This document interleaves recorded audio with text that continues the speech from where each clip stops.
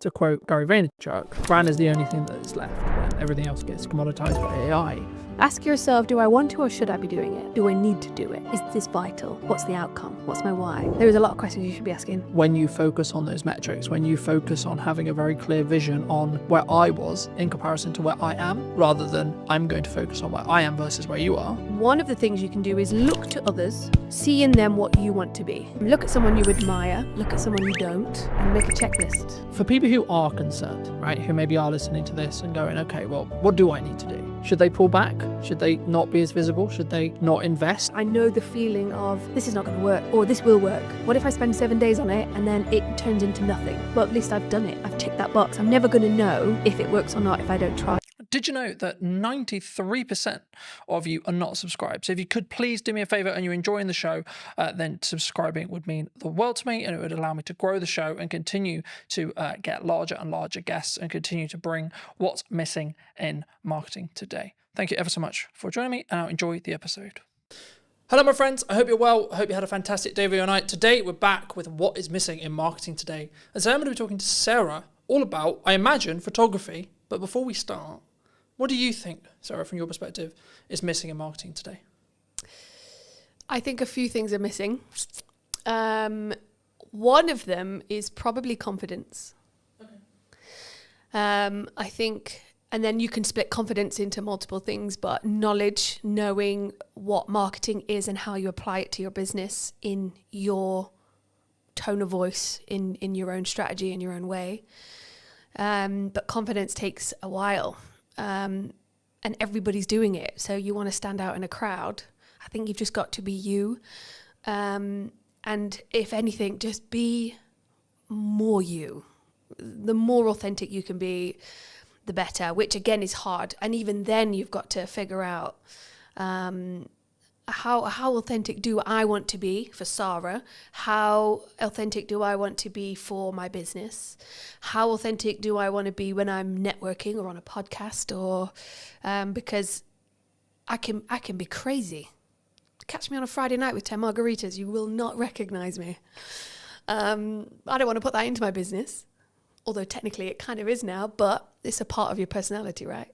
So yeah, confidence, authenticity, I think, are two things I really focus on. Do you think people struggle to be authentic? Like, obviously, I think everyone knows, like, I know what my, quote, authentic self is, right? But I think the challenge can come when it's actually putting yourself out there, right? I imagine a lot of the people who we work with and talk to are in the first stages of putting themselves out there, whether it's through photography or video or both. Is that a struggle, do you think? I think so. I think you've either naturally got the pizzazz or the no filter to just go out there and be yourself, and be truly yourself and not be what the world wants you to be. I can speak from a woman's point of view in a predominantly male industry, and other careers that I've had. You do have to stand taller and on your tiptoes, and you do have to shout louder, and you do have to talk about golf and boobs and whatever else it might be that some men like to talk about just to get their attention. Is that who I want to be? No. And so it takes a little bit more focus. A therapist said to me a few years ago when I was a bit lost and I felt like an open nerve just walking through the world. I asked her, how do I know who I want to be?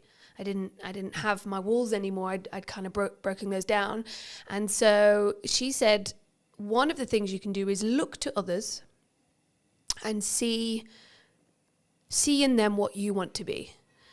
Look at someone you admire.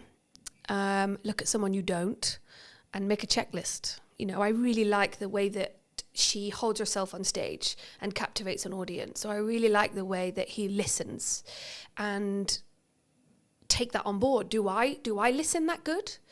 Do I have that kind of presence when I walk into a room because I want it? No, I don't. Okay, how do I incorporate that into not only myself, my confidence, my business, my world, my relationship, but equally when you are talking to someone and they're on the phone or they're looking around the room and they don't know, they're kind of not interested, or, you know, when you've been at a networking event and somebody just walks over with their business card.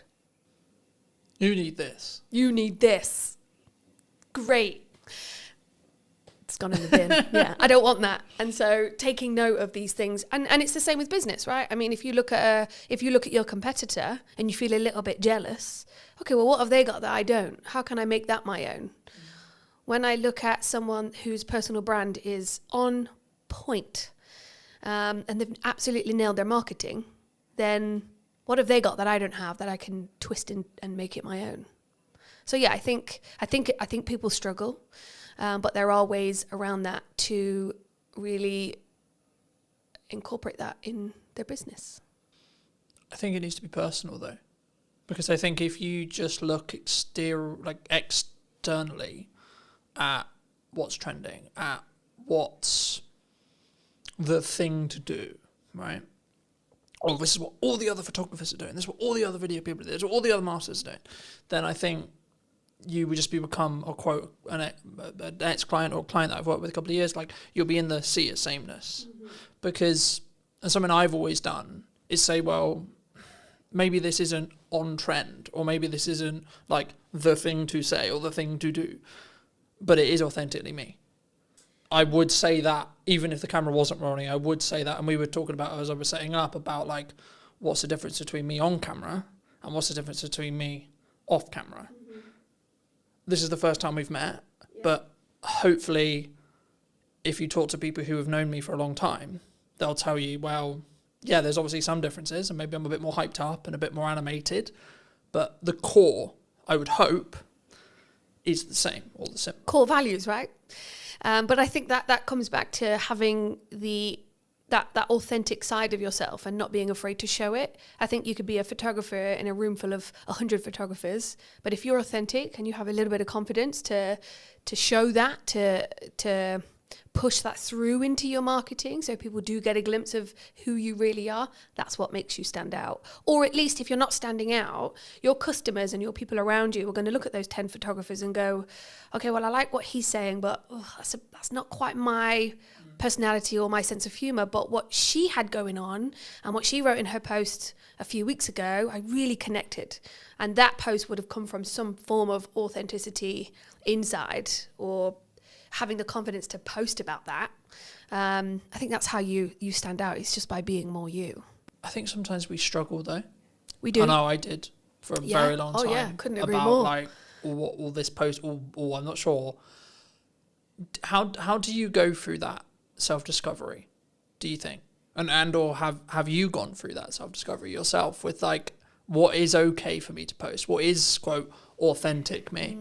Do you know what? That's a really good question. And I would say that I still struggle with that. And I think little tips like looking at others and seeing what they're doing can be a motivator. But one of the biggest things this last, I only relaunched 6 months ago. So the last 6 months, but also the last year and a half, I have gathered a group of women around me that are a reflection of what I'm doing or who I am. And I'll hear them say, I loved what you said. Or I might have something and I'll go, not quite sure about this. Does that sound like me? And so I think having the right people around you, there's a saying or a quote that you are a reflection of. You're the sum of the 5 people you spend the most time with. And I love that. And I couldn't agree more. I think having the right people around you helps you find your voice alongside ChatGPT. We'll get onto that. But also it reflects it back to you, right? I think test the lines as well. Don't be scared to put something out that you think is a little bit risque or I'm dyslexic. So for me to sit there and write 10 posts is almost, it's impossible for me. And so that's how I use ChatGPT. I will write the keywords, the kind of essence that I want to go into my post, and it will come back to me. And it will be too salesy and it will be too cheesy. And I'll tell it, no, I don't want it to be salesy. I don't want cheesy. I want more personality. I want it to be daring, a little bit more bold. And then I'll get it and I'll go, okay, cool. Then I'll change it and I'll add more of me into that. But I haven't yet pushed my boundaries of how far I can go with my own marketing and my own voice. I think that's on my to-do list for sure. Something that I found really interesting was the last couple of years, like since the rebrand of the show and since like really pushing the show again, a lot of people have been saying to me, AI is going to take our jobs, right? AI is going to, the world is over. We're all out of, especially in the creative industry, James, who in space we're sat in today, he said, we've been talking about it for ages, about it's kind of the creative industry that happens to be targeted by AI at the moment for whatever reason. But for me, to quote Gary Vaynerchuk, brand is the only thing that is left when everything else gets commoditized by AI. But the crux, and I'll use the analogy I've used in multiple shows, but you need to sharpen the knife and then use it. So you're still using it yourself. And that's kind of what you were describing there about not just getting it to write your post. Yes, technically it's writing your post, but actually what you're doing is you're nurturing the AI to know what your tone is, and then the tonality will be the same. I think sometimes people feel like that's cheating though. Do you especially as maybe a dyslexic, because we're both dyslexics, and I think it's not for me. I think if you've got some setbacks, some hold-ups, if everybody has a day where they're just blank, they've got brain fog, they've got a blank piece of paper in front of them and nothing's coming out, writer's block. I think if you had writer's block and you are an author and you go to chat and you say, I'm having writer's block, ask me 10 questions to get my juices flowing. Yeah, all right, I'm going to keep using it. I think use it to benefit you and your business, or your relationship, whatever it might be, but don't let it take over your brain. We don't want to dumb ourselves. I think if anything, it helps me find my voice, because when it does come back with something that I don't like, I'm not going to use it. But it does help me, especially being or having dyslexia. Or if I'm writing anything, words, that is why copywriters make such a good living. If you want more of a personalized experience and you want to actually sit with a human to really connect and get that story out of you, then go sit with a copywriter, go sit with an author. I think that human to human connection, that's never going to die. I think we're going to go for a phase of, yes, everything's AI, but there's never been a truer saying that people buy from people, right? I think that's also something that is filtered throughout my business for sure. No, I think that's really important. I've seen kind of a step up. It was always there, especially after COVID. In-person events, people want to come in person. If I just look statistically, the show up rate for in-person podcast filming is going to be infinitely higher than on Zoom, right? But I also think, even if you're not doing a high level of production, which is one of the reasons why I do it, I think you have a different energy. Yeah. And I think, for some interviews, it makes more sense to me to do Zoom, right? If I'm speaking to someone in America, Canada, Midlands, etc., it makes more sense. But wherever possible, if I can do in person, and the business can, at least for the short term or mid-term, pay for the podcast to exist, and it still gives me the marketing collateral, which means it's a justified, worthy spend, then actually it can be the bloodline or the flow or the pipeline filler or whatever you want to describe it as. You're obviously a strong photographer, I would say, from what I've seen and etc.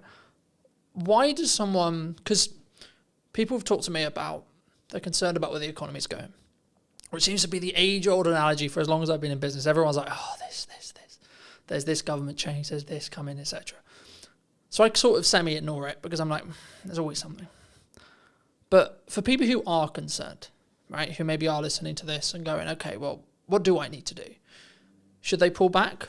Should they not be as visible? Should they not invest? And should they not, work with the photographer, work with the marketing team, work with etc.? What would your view be on it? I'm a big fan of adapting. I did grow up with 10 boy cousins, so I had no choice but to adapt, being the youngest. I have a huge family, and it taught me that whatever scenario you're put in, adapt. So if you're starting a business, if you're running a business, if you've been in business 10 years and things are changing and it's overwhelming, take a minute and adapt. I think look at what you're doing, look at where you want to go, what feels icky. Just change it or adapt slightly, make a little change. I think one of the things that I've found relaunching is I don't have endless pots of cash to reinvest into my business. I'm just trying to pay my mortgage right now. So things like ChatGPT, things like Canva, which some designers will hate me for saying, but these are the things that are stepping stones to adapting, to reinventing our voice, our image, our brand.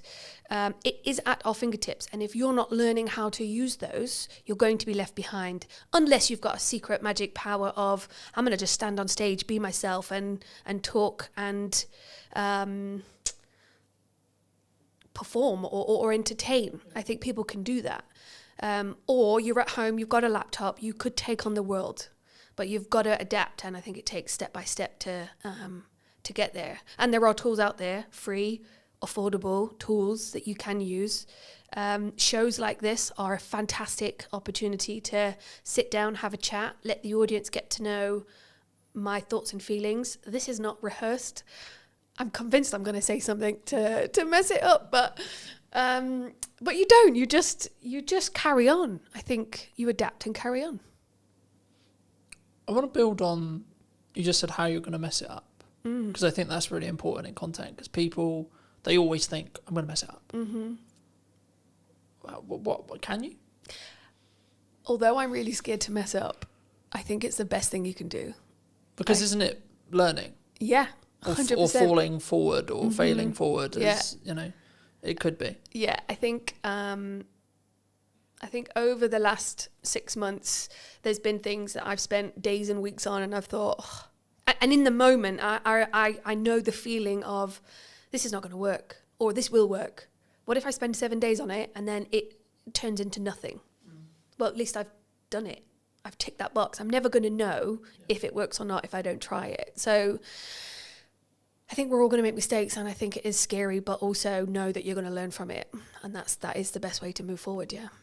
The best example that's very current in when we sit here today. Now, I'll keep in mind this episode will be a while before it comes out, but as we record it today, I'm a week out from my first in-person event that I've had to do on my own back. Now, that was a choice that I made about 3 months ago to say, I'm not going to partner with a networking group. I'm not going to fill the room magically. I'm going to do it. But what I'm also accepting is that it might be quite a small room for event one. And that's okay. And for me, I'm like, okay, that's actually a good thing. Like, I've gone through this interesting process the last couple of weeks going, yeah, but what if only 2 people show up? What if only 3 people show up? But actually, I'm like, hold on. That's actually a good thing, because I'm not really refined on what I want this in-person event element side of the business to actually be yet.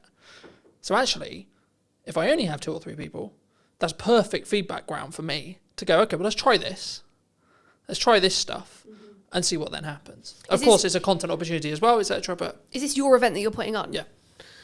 So a friend of mine is about to have an event tomorrow, actually, again, depending on when this podcast comes out. But she asked me she said the same thing. What if there's only a few of us? Or what if nobody turns up? If nobody turns up, but you're stood there with a glass of champagne waiting to welcome everybody, you now know the process of how to put on an event. You now know what you can do better.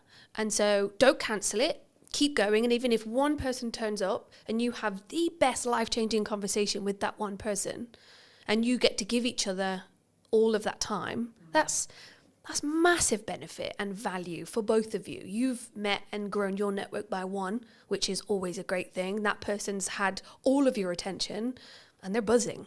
But equally, when you put on an event, which I'm also doing myself, you learn from it. What if is just the worst anxiety-inducing phrase.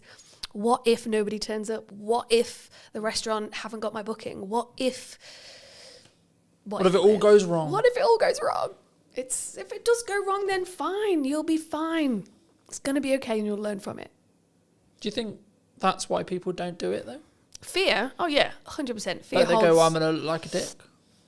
I'm not going to look great because, Colton only sold 4 tickets. But that comes back to confidence and being authentic. If it's fear holding you back of it's going to fail, then it's fear or failure.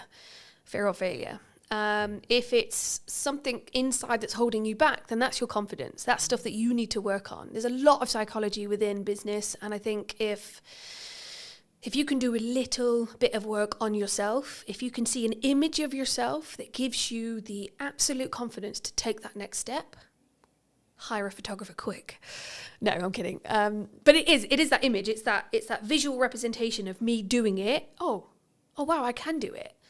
I also had my photography done 6 months ago, and I needed new images of me that represented me to help me move forward. But there was a tool that I needed to tap into, and it really did reinvigorate my shop front, and it gave me the confidence to move forward. Therefore, I'm not holding myself back. But I made a move to tap into something that would get me there. So yeah. Do you think that when we're in that scenario, right, in reality, I'm going to do my best to perform to the room, however big that room is. Do you think whenever we do, because I could use the podcast as an example, I could use the event as an example, but I use the podcast because it's the stats that are in my head. The number of podcasts that get beyond episode 10 is like 25% or so, right? But that, by proxy, means if you're episode 10, episode 11, episode 12, 14, 15, 16, so on, the odds of each episode after that puts you in higher and higher and higher and higher and higher percentage as a whole. And I think we don't look at the averages, right? Like if you look at money, right, the figures that show that if someone is hit by a £300 bill unexpectedly, the majority can't pay or have to go into debt to pay that bill.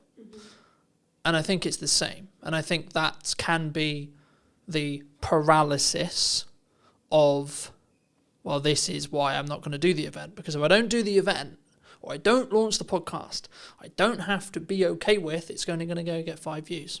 It's only going to be 2 people. It's only going to be in the same way. I don't have to be okay. I don't have to see myself on camera. Yeah, but then controversially, you just shouldn't be in business. I mean, if you're worried that only 2 people are going to turn up, or if you're worried that I am going to fail and you're going to let that hold you back, then you're not a business. You're not a person in business. You could be working for somebody, but you've got to have some form of gumption to just move forward and do it, no matter what the consequence or the you can't live in fear and you can't catastrophize what's going to happen. I would like to think of myself as quite an optimistic person. And so even if nobody turns up, fine. I've learned how to put on an event, what I needed, what my contacts were, how can I do better? And I think if you can switch your mindset, get a coach, talk to your 5 people around you, look in the mirror and have a conversation, read a book, look at YouTube, educate yourself. If you're running the tap and it's murky, keep running it until it's clear and educate yourself, update your knowledge. If you are holding back because of what if and fear, then you're not ready. I would say read a book, listen to a podcast, feed yourself with stuff that's going to help you make that next step, open the door and welcome your 2 guests. Equally, welcome your 500 guests, and now you're overwhelmed, but I did a good job. But do you think it's like, I think sometimes, especially for me anyway, and the more I think about it, I'm like, I can reframe it as a perspective of, but I'm going to give so much to those 2 people. And then they're going to be maybe advocates for my brand or potentially have work from it or etc. Or even just like do the nice thing of like, I gave them all this time and they took a lot of value from it. People are very value centric, right? We want value from it every minute, I would say, in the culture we live in, right? But when we create content, when we show up, when we look at marketing, would you say people sometimes underestimate the value that they can actually give themselves? I think people don't know what they can give. Okay. I've created a networking group called The Huddle, and I've done a lot of networking myself. And I've been to events that were well marketed, very well marketed. And then I've gone and it wasn't that good. Great marketing, but the execution of the event, not so good. Same with anything. That deodorant was very vibrantly marketed straight directly to me. I bought it. It's actually not that good. I think you've got to do your research. I think you've got to ask questions. I think you've got to put in systems and processes. Dare I say those two terms, but everybody needs a system and a process to put in place. Ask the question, what is the value? I mean, if it's a networking for the huddle, I asked a friend of mine, Chris, what would be the value? What would make this event worth shouting about? And not only did I ask questions before the event, but I also sent a questionnaire after the event.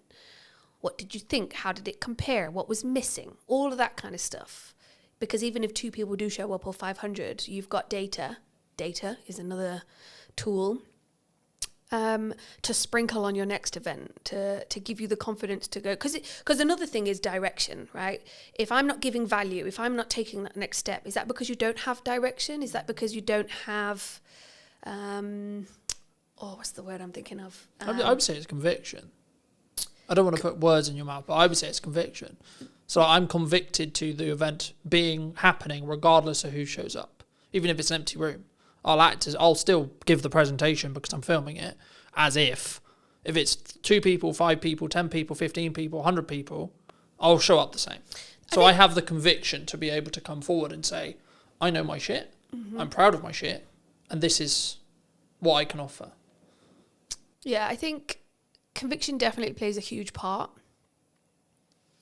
I think the word I was looking for is something to do with seeing where you want to go and what's your why. So at the end of this campaign, at the end of this event, at the end of your marketing XYZ, what does good look like?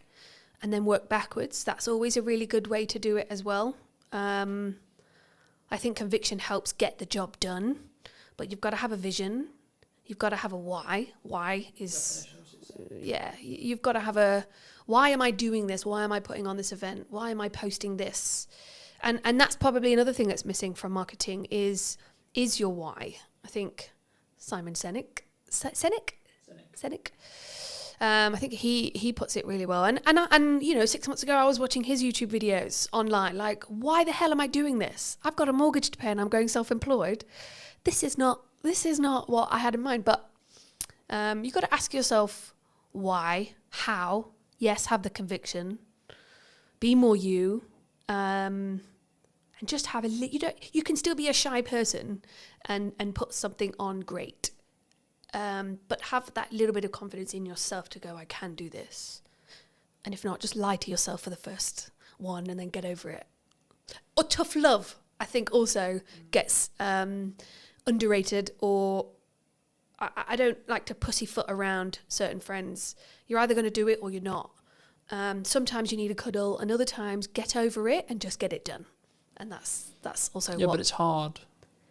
It's hard to do the jump. Yeah, but it's what if I get it wrong? What if I fail? What if I run out of money? What if I have to go back and get a job? Everyone will be a ridicule. So then get a job.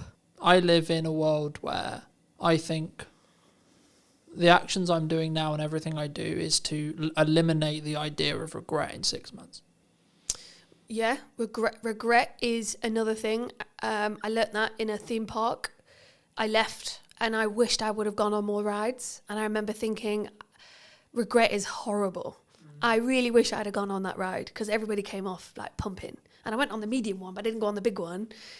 And I love that one. Why didn't I? What was it? What if I fall out? What if I die? What if I have a heart attack? Nah, it's just fear that's going to hold you back, isn't it? Well, you might have done, but actually. Okay. But see, I'm an optimist. I don't live like that. No, I'm not going to catastrophize what could happen.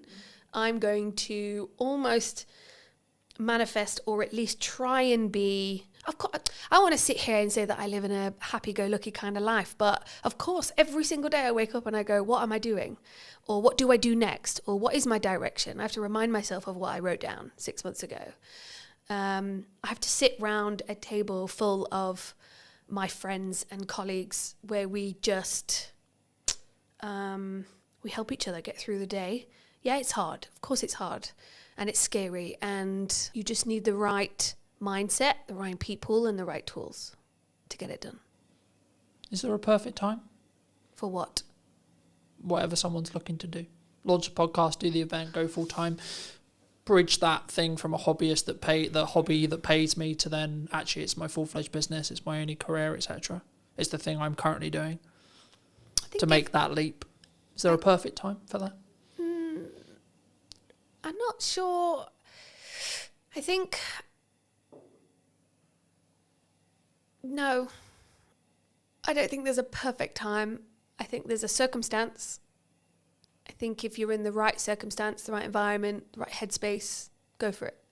If you're in the wrong headspace and you launch something, or if you're in the wrong headspace and you post that controversial thing that absolutely ruins your career, your circumstance and your headspace was not right. Therefore, you shouldn't have, because the evidence has just shown, or the consequence, you've now got no business and everybody hates you, right?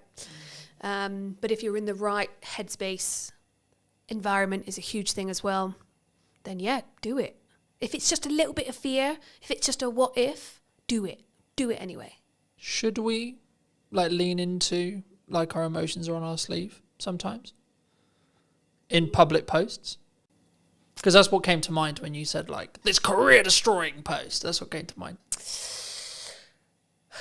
Emotions are interesting. I photograph emotions on a daily basis. If you're going to bitch and whine about how bad your life is, nobody wants to hear that. Equally, if that person is crying out for help and an ear, then maybe one or two people will lean into that and help that person. But we've all got our shit going on day to day. And I don't think we've always got the capacity to help mollycoddle that person. That person might need a hug. They might just need some tough love. Equally, I'm not reading that post, or I'm not clicking on that link, or whatever it might be. But I do think that another thing missing from marketing is emotion. Yes. But emotion is huge, right? I'm not saying... Because I think some people, they struggle to be vulnerable. And of course it's within context, right? Mm-hmm. It's, I've healed from this thing. Personally, my yardstick on it is if you're still healing from something, no, it should not be on social media. Not at all. Because you don't have the ability to rationalise it and contextualise the story properly yet. But if you have healed from it, and you're trying to tell it as a telling story that has a purpose, whether that's I want to show who I am, or this is a story and this is how I overcame it, then yes, I think you should. But also I think it should lean into the first of what we discussed, which is that authentic to you? So I've been doing some work with Serena Mann. She's a public speaking coach. She's really good at that. She's really good at sitting down with you and your story and going, well, that sounds a bit too personal. We can still touch on it. We can reword it. It's good to talk or touch on that, but let's not delve into that bit because that's crossing a line. But equally, you got to ask yourself, how much of my personal story do I want to put out there? I think sometimes it's good to touch on something, tweak it, to make it a story, to make it listenable. I think, again, it comes back to those people around you or having a coach. What is your story? What are you wanting to get out there? And soundboarding it, sound checking it with those people around you. Is it within my marketing brand guidelines, if anybody's even got those anymore? But do you think that can go too far, though? Because I think some people will maybe listen to that. Story. But I think in general, I think people will maybe say or listen to this and say, well, I had this really good post idea, had this really cool story, or I had this really cool thing I overcame last year, but it doesn't fit in the box of my brand guidelines. Who built those brand guidelines? Because if that was what you did in a moment of clarity and it doesn't fit, then assess it in that moment. I think if you're going way beyond what you're supposed to be talking about within your brand, yeah, that's when you should probably sound check it with someone you trust that also understands your brand. But equally, this is where the authenticity comes in, right? One day you're feeling like absolute crap, and the next day you're on top of the world. Which day do I talk about? I don't feel comfortable yet enough to talk about my low, down, dark days, but I have them. Equally, when I am feeling on top of the world, I kind of feel like I'm gloating a little bit. So I almost don't want to talk about those days either. So that's where you kind of balance out and go, well, what is my story? What do I want to talk about? And why do brand guidelines even exist? Or those 5 people around you? I think, again, it just comes back to your why. What are you trying to do? What do you want to get back? Are you doing it to just get a reaction or some attention? Or are you doing it to be authentic and stand out in a crowd? Then yeah, go for it. But something that jumped to mind, so I'll mention it. I, at the time of recording last week, recorded an episode with Ravi. He's a communication coach. Okay. And he talked about, in that episode, and with me privately afterwards and before, that you can have seasons, right? And you have seasons in your life. You have seasons where you have a specific focus. You have specific seasons where that's my North Star on success. Mm-hmm. And I think, building off what you were just discussing, I think that's the key. I think it's about understanding where you are and what season you're in, right? So does it involve, or the story you're trying to tell, does it add to that season, that objective of that season, or not? And if it's not, then maybe save it, or maybe don't use it in the context you were initially thinking, and say, okay, well, I may come back to that and contextualize it some other way when the timing feels right. But also don't use, in my view at least, don't use that as a crutch to say, well, that's why I'm not going to do it. No, and I think, if you're going to build yourself a box, I wouldn't necessarily stick within it. I think it's okay to push those boundaries. But equally, you've just mentioned something that I'd never thought about putting into my marketing plan of seasons.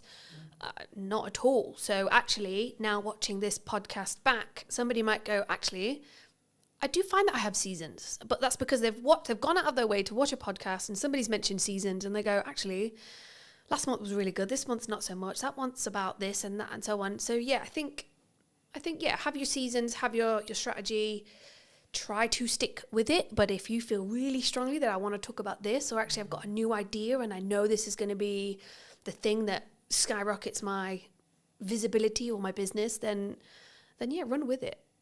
I don't think there should be, I think you need healthy boundaries, but when you put things in place that stop you taking that next step, yeah, that's something to be mindful of. For me, something which completely changed my marketing as a whole was actually limiting what I'm allowing myself to market, but also doing it in 3-month chunks. So 3-month chunks. So I talked about the event earlier. Mm-hmm. The event marketing stopped about a month ago at the time of recording. The event's next week. Okay. Now, some people would say, wow, your priorities changed.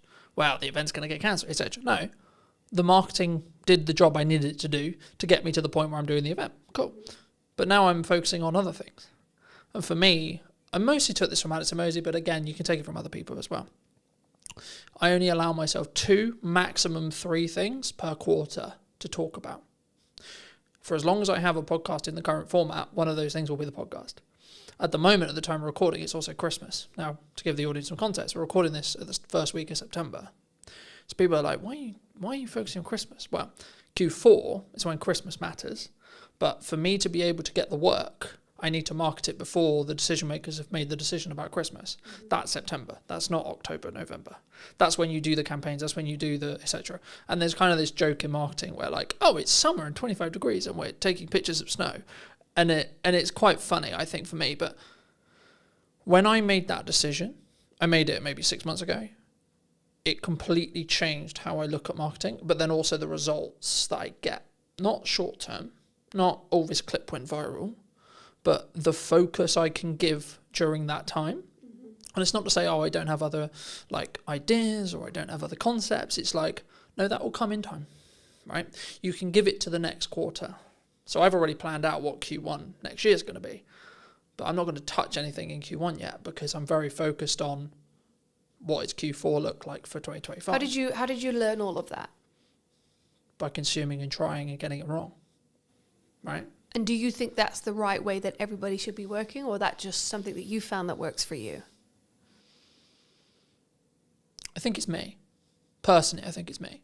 Because I think it would be very arrogant of me to sit here and say, this is what you need to do for your marketing and your vision and your success.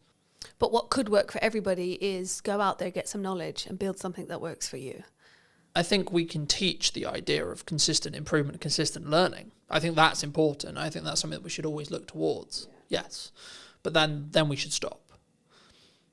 For people who are maybe on the fence about looking at visibility, looking at content, looking at photography, what would you say to them? And this can be more of a pitch for you in some ways.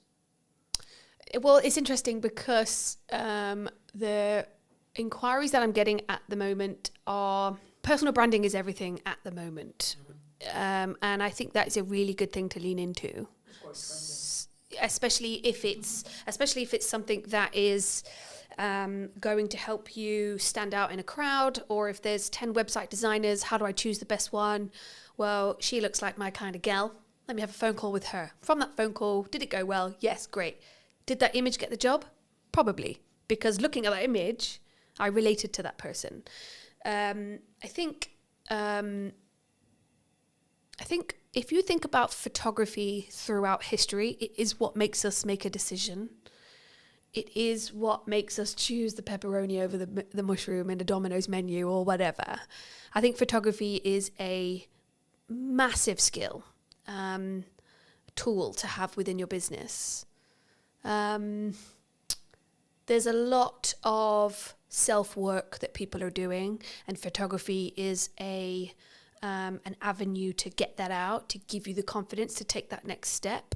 But also company culture is a huge thing. How do we know who we're talking to when we pick up the phone to the plumber or the cleaning company or the recruitment company? Who am I talking to? Because yes, AI is there, but it's still people to people.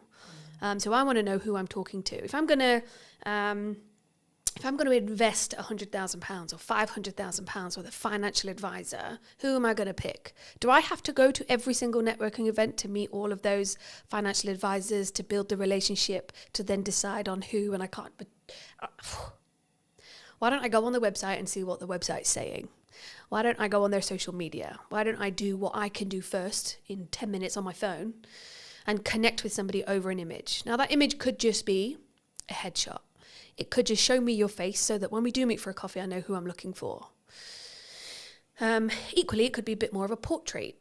It could be an image that says, I'm into rugby and I've got kids and I love a coffee in the sunshine. That's the kind of guy I want to invest my money with. Or equally, I am looking for someone who will understand me, and I've got this huge shopping addiction. And I know that she has too. So let's just, because you want to connect, you want to invest your money with someone who you can connect and bond and grow with, especially if it's a long time investment.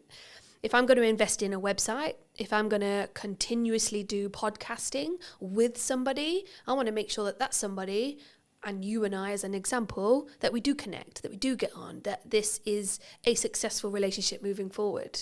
But how do I get there in the first place? And I think, imagery can do so many things.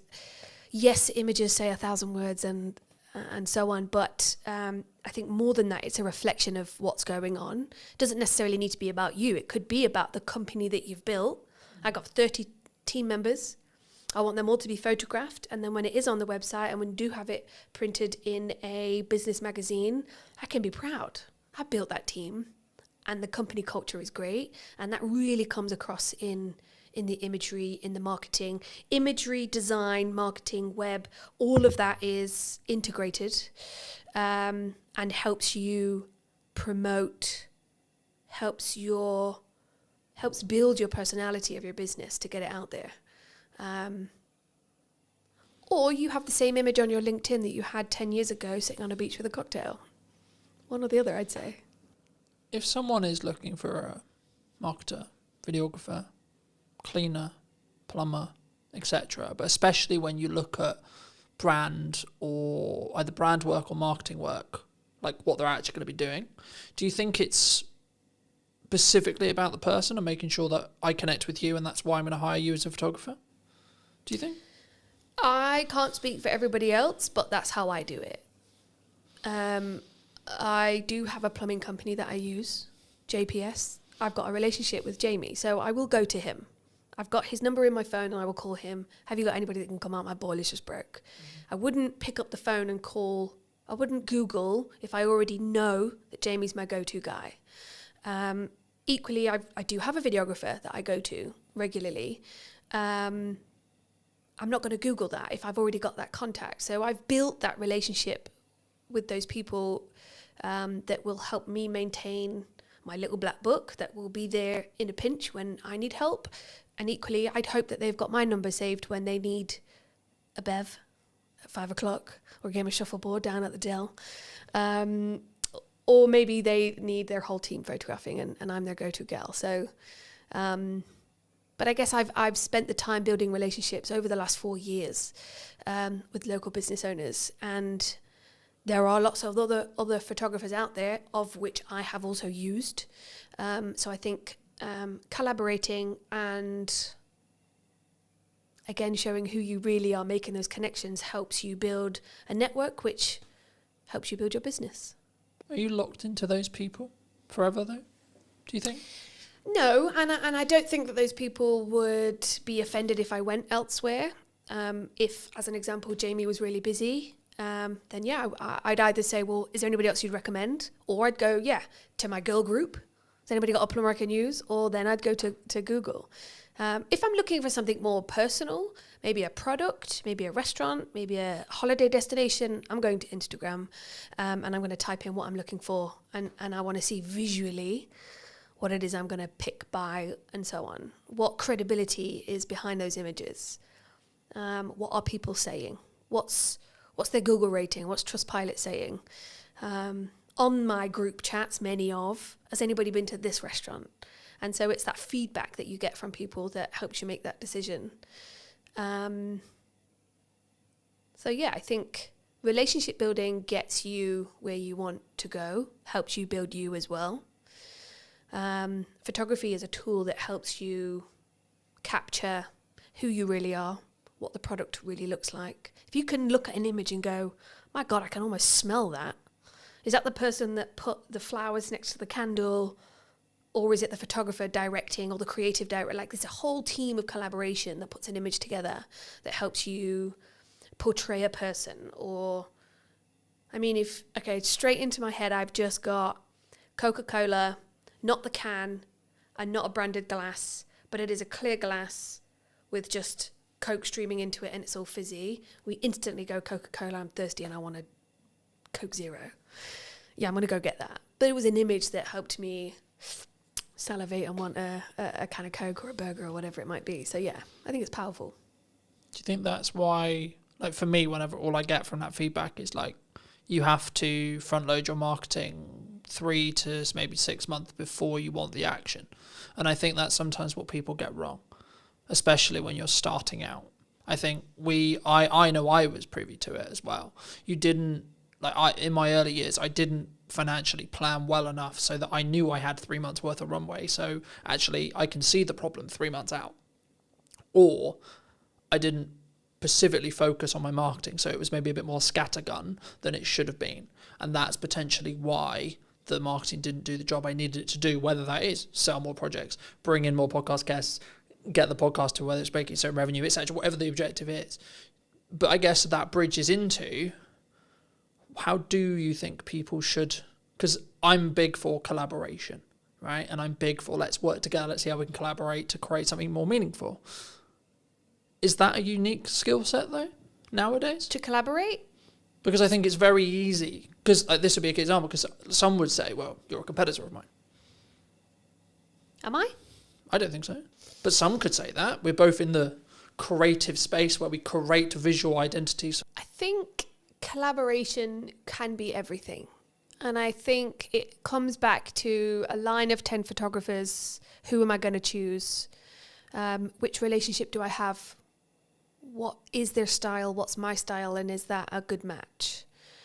I think to be competitive and decide not to build relationships with your competitor, or, I mean, I know 2 financial advisors who wouldn't, and I know she's referred customers to this other person when she could have taken it on herself. but it wasn't quite right. It just wasn't a fit. And that was a personality relationship thing. But if she didn't have that relationship, then she wouldn't have been able to collaborate. I think some of the best things come out of collaboration. Planning ahead. It's interesting because when I walked in, I think you and James had said, it looks like everything's going really well. Because I don't know what people think looking outside in. But sometimes I'm lying in bed at 11 o'clock at night writing my morning post, and I'm going to schedule it for 7 a.m. or 8 a.m. And I might do that consistently for a few weeks. Do I wish I could be the kind of person that would plan 3 months ahead? Yes. But equally, what if something changes? And so I like to have a little bit of control over that. And that's something I'm still learning. Do I want to hire someone to do all that for me? Absolutely. But I think everybody should learn how to do it themselves first before you move on. Equally, can't afford that yet. And so, I think for now, I'm just going to be in bed, scheduling, 11 o'clock at night, lights off, tapping away, trying to get something out in the morning. I think it's important to be consistent, however you show up to be consistent. That's just who you are. And I guess one of the things I have struggled with is, well, she's doing it that way, so I should do it that way. And that puts that pressure on. But I'm just not built that way. I'm built last minute, and it makes it more exciting. And the more pressure. I used to work on cruise ships for 6 years. You don't have time. Time is not a thing. Location is not a thing. You show up and you get the job done. You live, you work, you play in the same place. And those things just need doing there and then. So I guess that's the way that I've learned. How did you learn? How did that person learn to... I've got a friend, Rel. A lot of people watching this might know Rel. She is organised. She plans. It's just built within her, you know? I'm not that person. I'm not at all, but I can walk into a room of 500 people and introduce myself. But I can't plan. It's just not my thing. And consistency, I hate that word, but it is probably one of the key elements of success within marketing, because your customers want to see consistency. Coca-Cola don't sell those cans if they aren't consistently putting on billboards, right? So there's such an array of things that we should be doing. What do you actually want to do? Because if you're shoulding yourself, then I don't think it's real. I think you need to do things to be consistent within business, within marketing, within your products and services, sure. But when you're showing up for yourself, are you shoulding yourself, or are you doing it because you want to? Because there are days when there's no post going out, and that's because I'm having a crap day and I can't think and I don't want to do it, or I'm editing and I'm just burying my head in that. But equally, do I want to do it? Today, I want to do it. Today, I wanted to do this podcast. So I showered, I straightened my hair, I put my best blazer on, and I came and I'm doing my thing. So ask yourself, do I want to, or should I be doing it? Do I need to do it? Is this vital? What's the outcome? What's my why? There is a lot of questions you should be asking. Or should yourself? There is a lot of questions you could be asking yourself to get to that next step and be consistent, or just show up for you. Be online. I think the important point for maybe someone to leave with as we finish this episode is to do you v you, right? Because I think so many times, and something I've always focused on is, where was I a year ago, and am I better in my subjective terminology of that than where I was a year ago? That could be how much I've turned over this year. That could be how many podcast episodes I've done, how many views I've got, etc., etc., etc., etc. Right? And I think when you focus on those metrics, when you focus on having a very clear vision on where I was in comparison to where I am, rather than I'm going to focus on where I am versus where you are, it allows you to be more open to open collaboration with other colleagues, other people in your industry, or other clients that are correct for you, but also potentially having the right attitude or point of view to say, actually, no, this person isn't for me. But you know who it would be you would be really a good fit for? This person over here. Mm-hmm. Because I have that relationship. I know who their best fit is. And I've passed on work to other people because I think they're a better fit. Yeah, I could have quoted the work. Yeah, I could have done the work. But would I have served that person better or as good as the person over here? Maybe not. For those people who have maybe enjoyed this conversation and want to connect with you, see some of your work, see some of your consistent content, where's best for people to reach out for you? LinkedIn is a good platform. That's my most used platform. So yeah, definitely come connect, comment, see what I'm up to on there. And I'm always happy to have a chat, a coffee, or you will catch me at the Dell on the shuffleboard. So yeah, come down and say hi. Thanks so much for the time. And if you were going to speak to you 10 years ago, what advice would you give that person? Ooh, 10 years ago, I just left ships and I thought I could do business and I couldn't. Educate myself.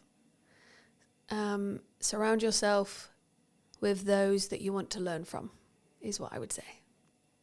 Thank you so much for the time. Thank you very much. And if you did enjoy this episode and you would like to see more like it, I'd love to hear what you think in the comment section down below. And why not be subscribed so you do not miss next week, where I'll be back with what is missing in marketing today. Thank you ever so much for coming back and joining me, and I'll see you very, very soon.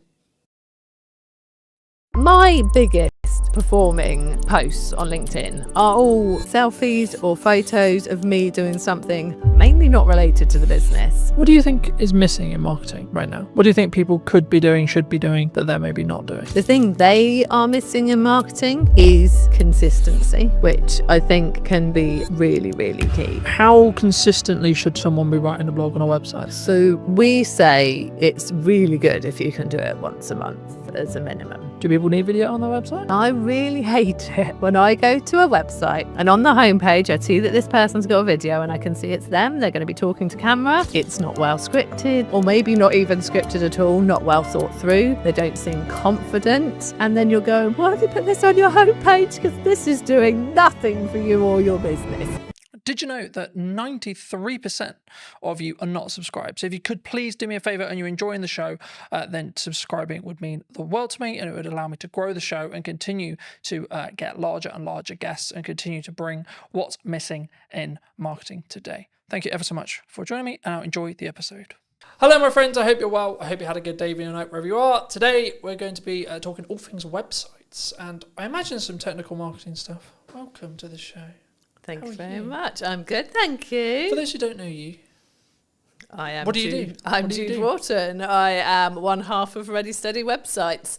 And yeah, I run a web design and branding company. That is what I do.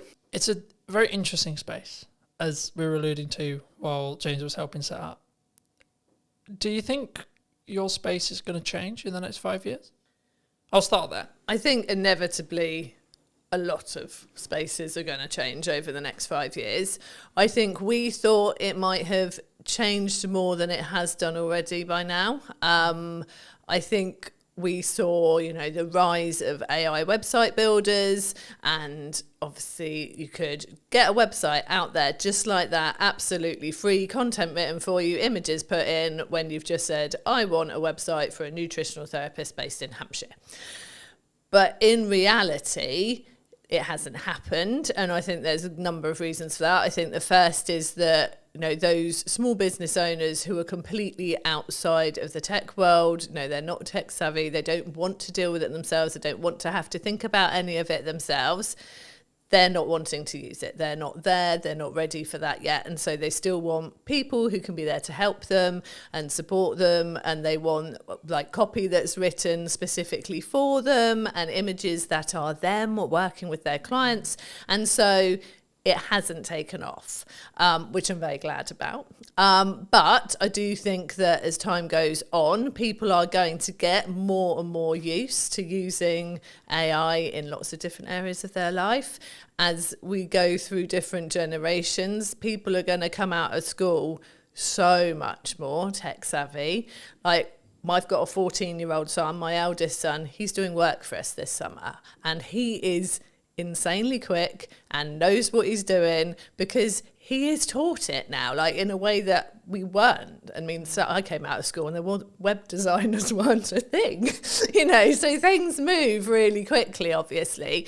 So I think as time goes on, yeah, people will just be doing this stuff themselves because it will be so easy for them. But right now, not seeing it affecting us at the moment. How are you looking at that from a business point of view then? I think we are using AI, like it's great for speeding up coding most of the time. Sometimes, you know, it goes off in its own little world and you're like, I did not ask you to do that. Why have you thrown that in?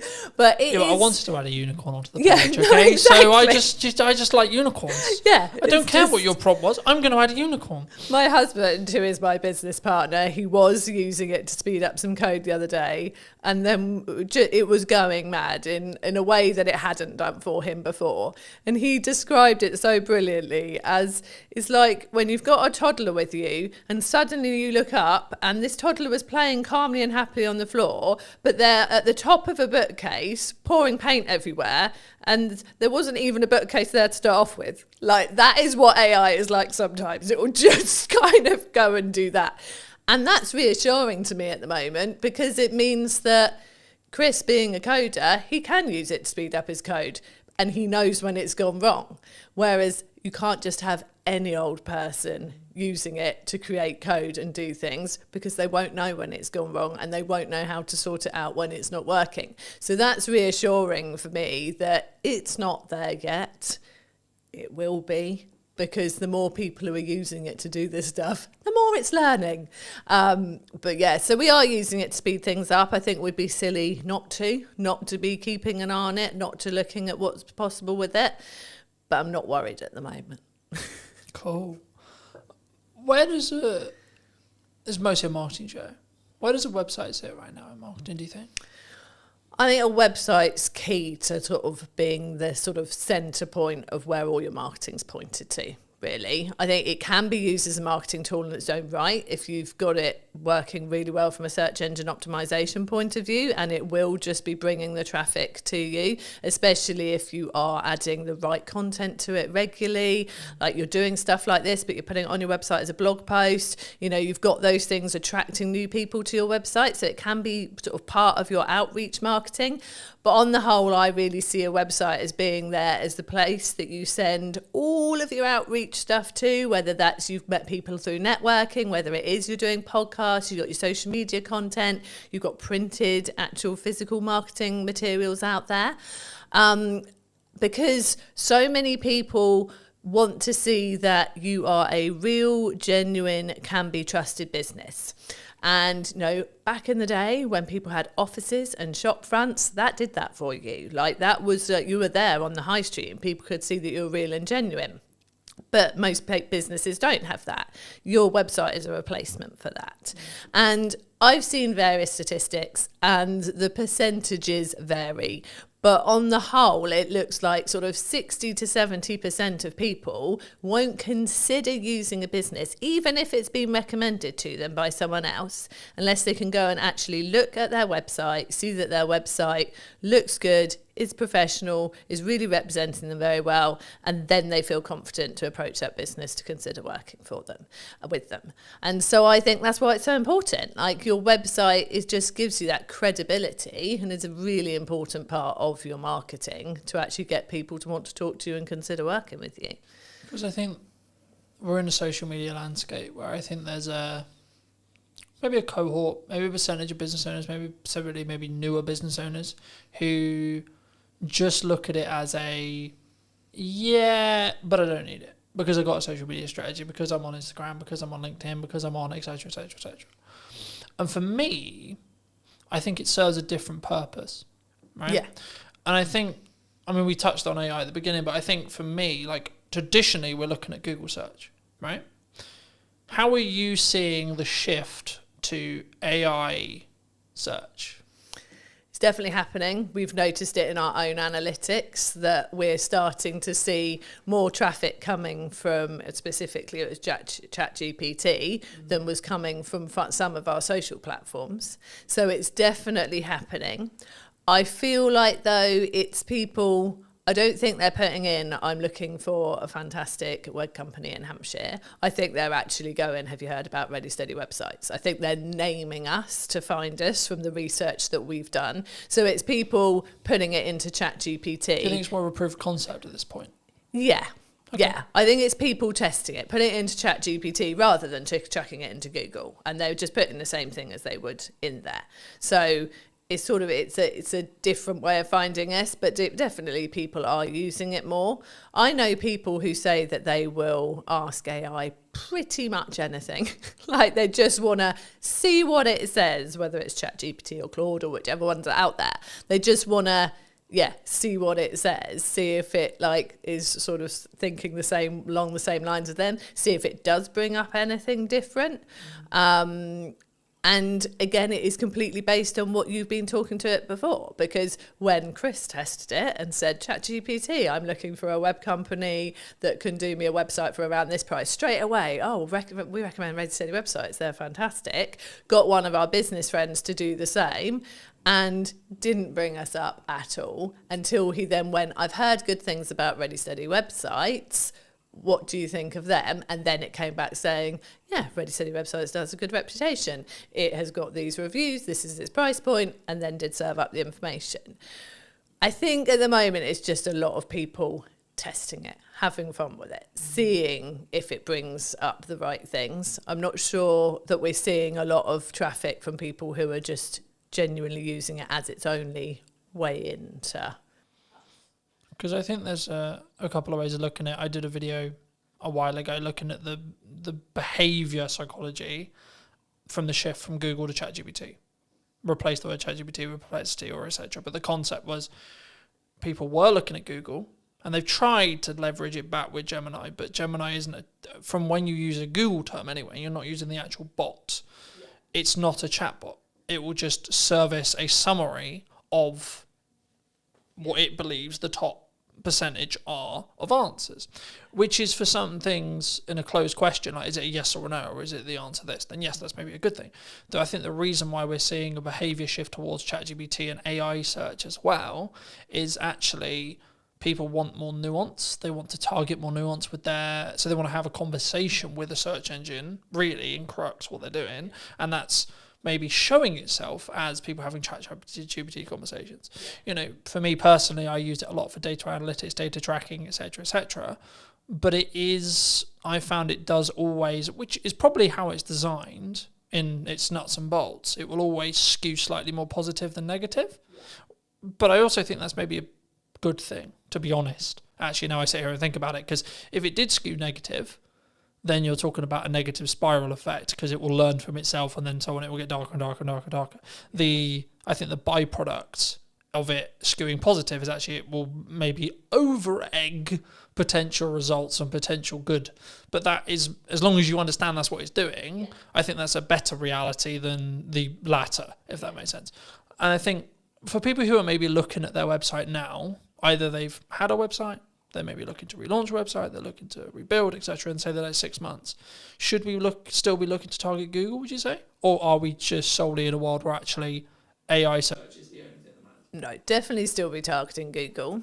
Also, I think I always say this, like, have your website, obviously, have it written in a way that you're going to be attracting the right people, that the copy is written for the website visitor that's coming to you.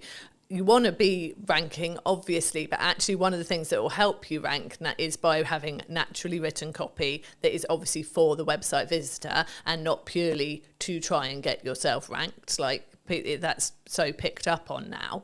But also, I have heard from search engine, like Chris is a search engine SEO expert, but from another guy that I do quite a lot of work with and chat to quite a lot, he has said that a lot of AI results, ChatGPT results, come from seeing people's Google business profiles. And so making sure that you've got that there, that is up to date with the right stuff on there, that you're using that frequently, putting new stuff on there as well, will help you come up in the AI results as well. So getting your website solid and obviously linking to that from your Google business profile, But having that profile up to date is really key as well. And I think this is the thing with all areas of marketing. You've got to cover all bases. You don't know where someone is out looking for what you do, whether they are the type of person who is just on socials, chucking something onto Facebook groups and things like that and asking people for recommendations, whether they're going to Google, whether they are going to ChatGPT. You've just got to do it all well to be better than your next competitor, really. Do you think it's a constant update 1%, update 1%, update 1% to be like, because I think sometimes we get into the like I personally never struggle with this because I've always focused on me v me, but I know that a lot of people have, which is I'm constantly looking at what my competitors are doing. I'm constantly adapting and looking at what if Sally's done this? Oh my God, Nigel's just done this. And I think that's can be quite a dangerous road to walk down. Yeah, I think you've got to do what you're doing, focus on what you're doing, do it well, and tell people what you're doing well as well. And yeah, I mean, the space that we sit in with Ready Steady websites, with having our templates out there and a do-it-yourself offer out there, obviously that puts us in a similar space to the Wixes and the Squarespaces and the like. We're never competing with them on search engine ranking. We're not putting the money into the ads. We're not on telly. So there's no point in us looking at them and trying to compete. But what they don't have is me and Chris. They don't have those consistent people who are there to support you. And so I feel like we've got to focus on what we do well. And we use the fact that we are the people you will meet, we are the people you work with, that we get out there and we get to know people. And that's the way we choose to do it. We do obviously work hard on our search engine results for the things we know we can rank for. You know, we have specific templates for specific types of businesses. And so if you go and type in speaker website template, we do well for that. If you go and type in membership site website templates, we do well for that, because they're the things that we know there aren't as many people focusing in on that for their search terms, but we also know there are people looking for those things. So I think you've got to keep an eye on what's going on. You've got to look at those keywords. You've got to make sure you're putting the right content out there to rank for those.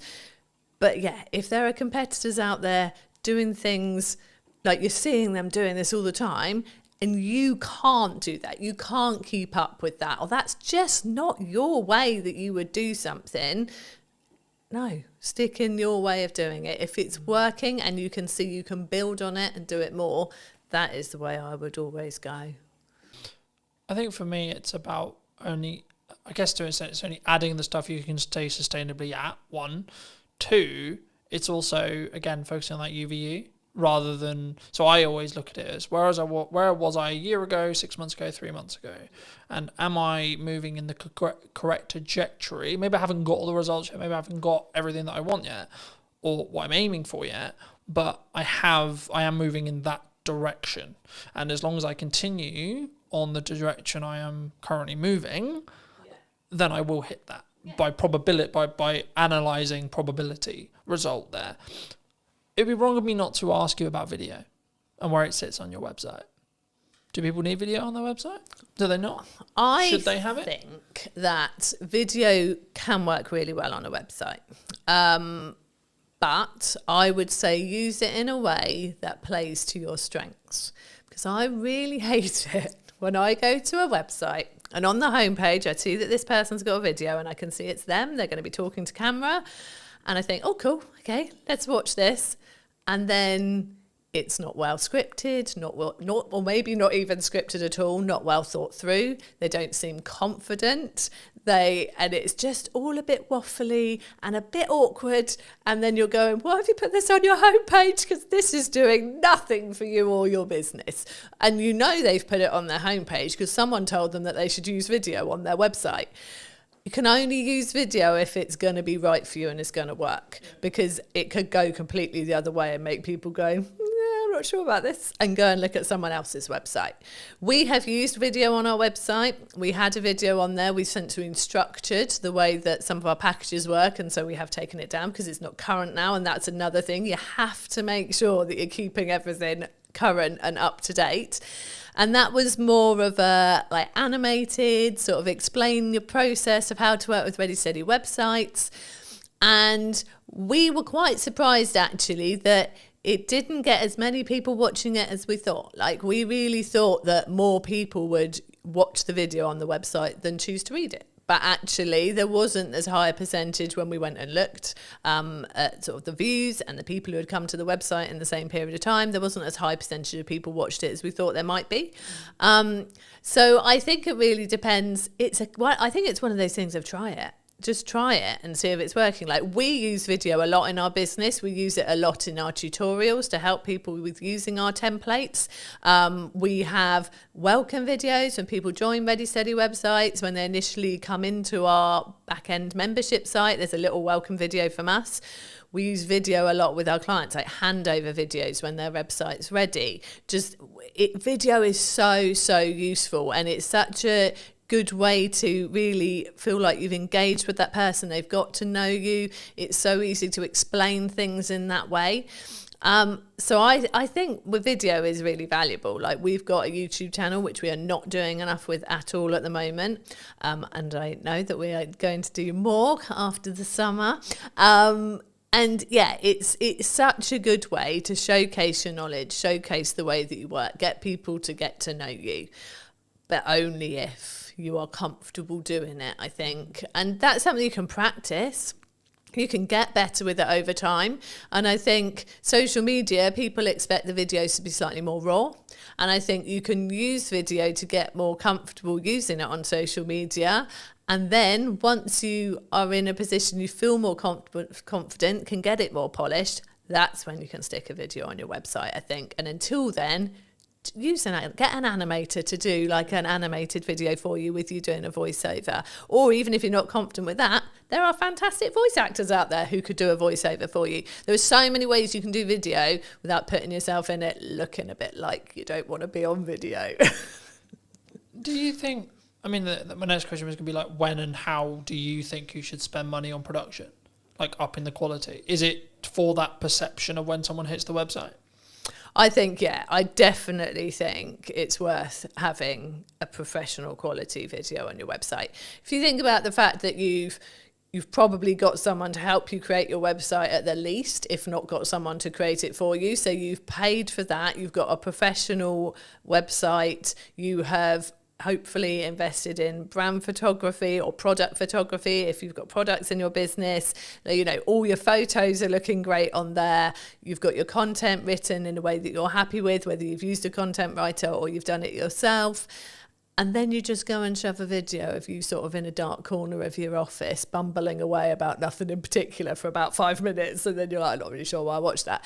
That just takes away from everything else that you've invested in and that you've done. So yeah, I definitely, and especially as, I don't know if people have a perception that to get a professional looking video, they are going to have to pay thousands and thousands. There are so many places now, we are sitting in one of them, where you can go and get a video created that, you know, is filmed using good quality cameras, good quality mics, proper lighting, in a nice background. Go and just pay for an hour in a room like that and get someone who knows what they're doing to help you. And it's not a lot of money. Like, I'm sure business owners would drop the same amount of money on belonging to a networking group or something like that without even thinking about it more in a year of belonging to a networking group. And once you've got all those fantastic people you've met on networking coming to your website, it'd be good to have something decent there to make them realise you're definitely the person to work with. I think for me, it's understanding what stage you're in.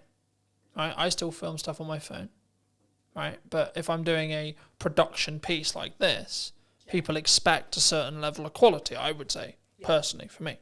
And also, I want a level of a certain quality for this kind of thing. But if I've got a thought, pick up my phone and film. Oh, definitely. I'm not against doing it. I think that's where sometimes people get it wrong. They think, I can't do video because I don't have X camera, I don't have XY lighting, I don't, etc. But I think action is always better than perfect in that respect. I think for me, because then you can gain the understanding of what your audience wants. But I think where it changes is that heading video that we're talking about here.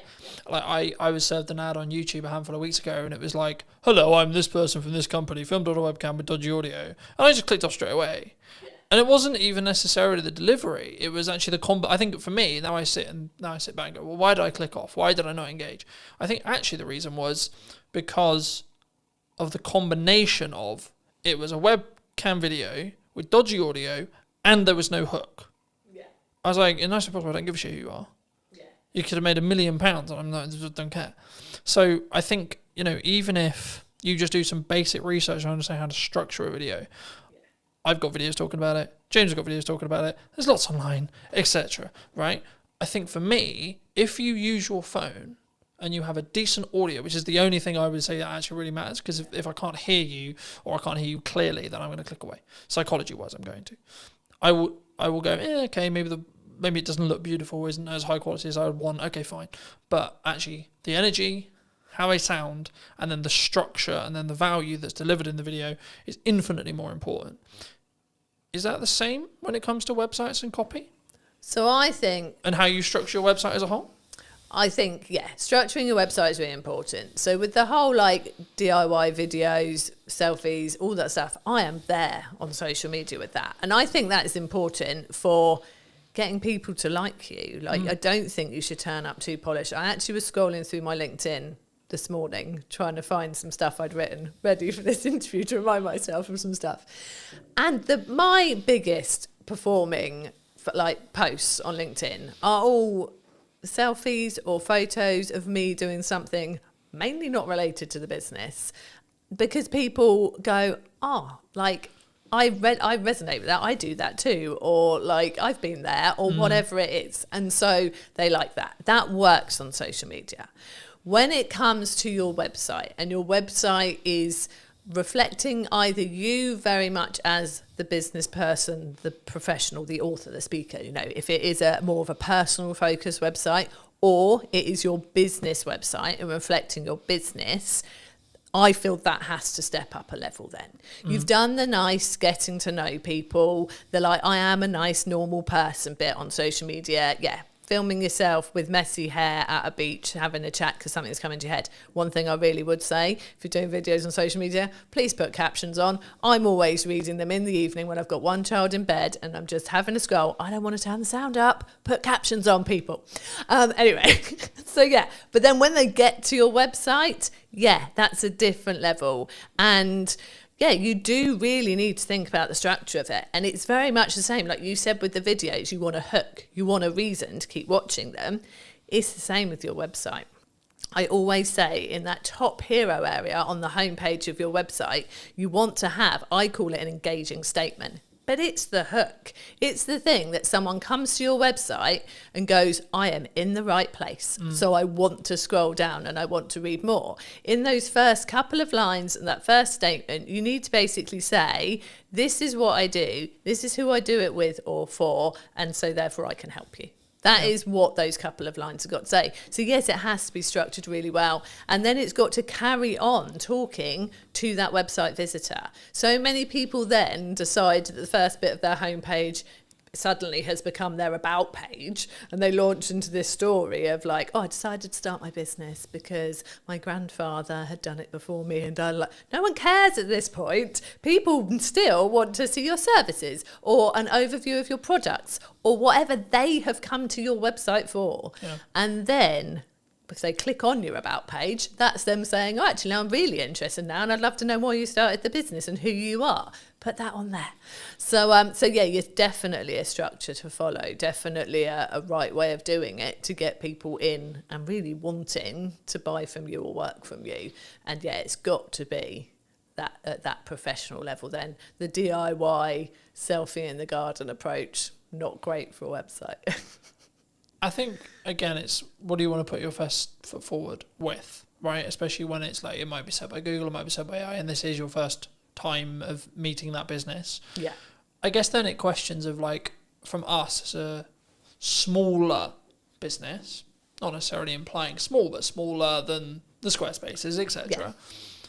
Do we lean into personal brand, do you think? I think, there's so many factors there. I think if you are a smaller business, it's really good to have a personal presence out there, definitely, because I'd say quite often you're out networking, so people are going to meet you in person. You are probably on LinkedIn talking about all of like the stuff that you're going about and doing and what your business is doing. So I think you're naturally going to have a personal presence.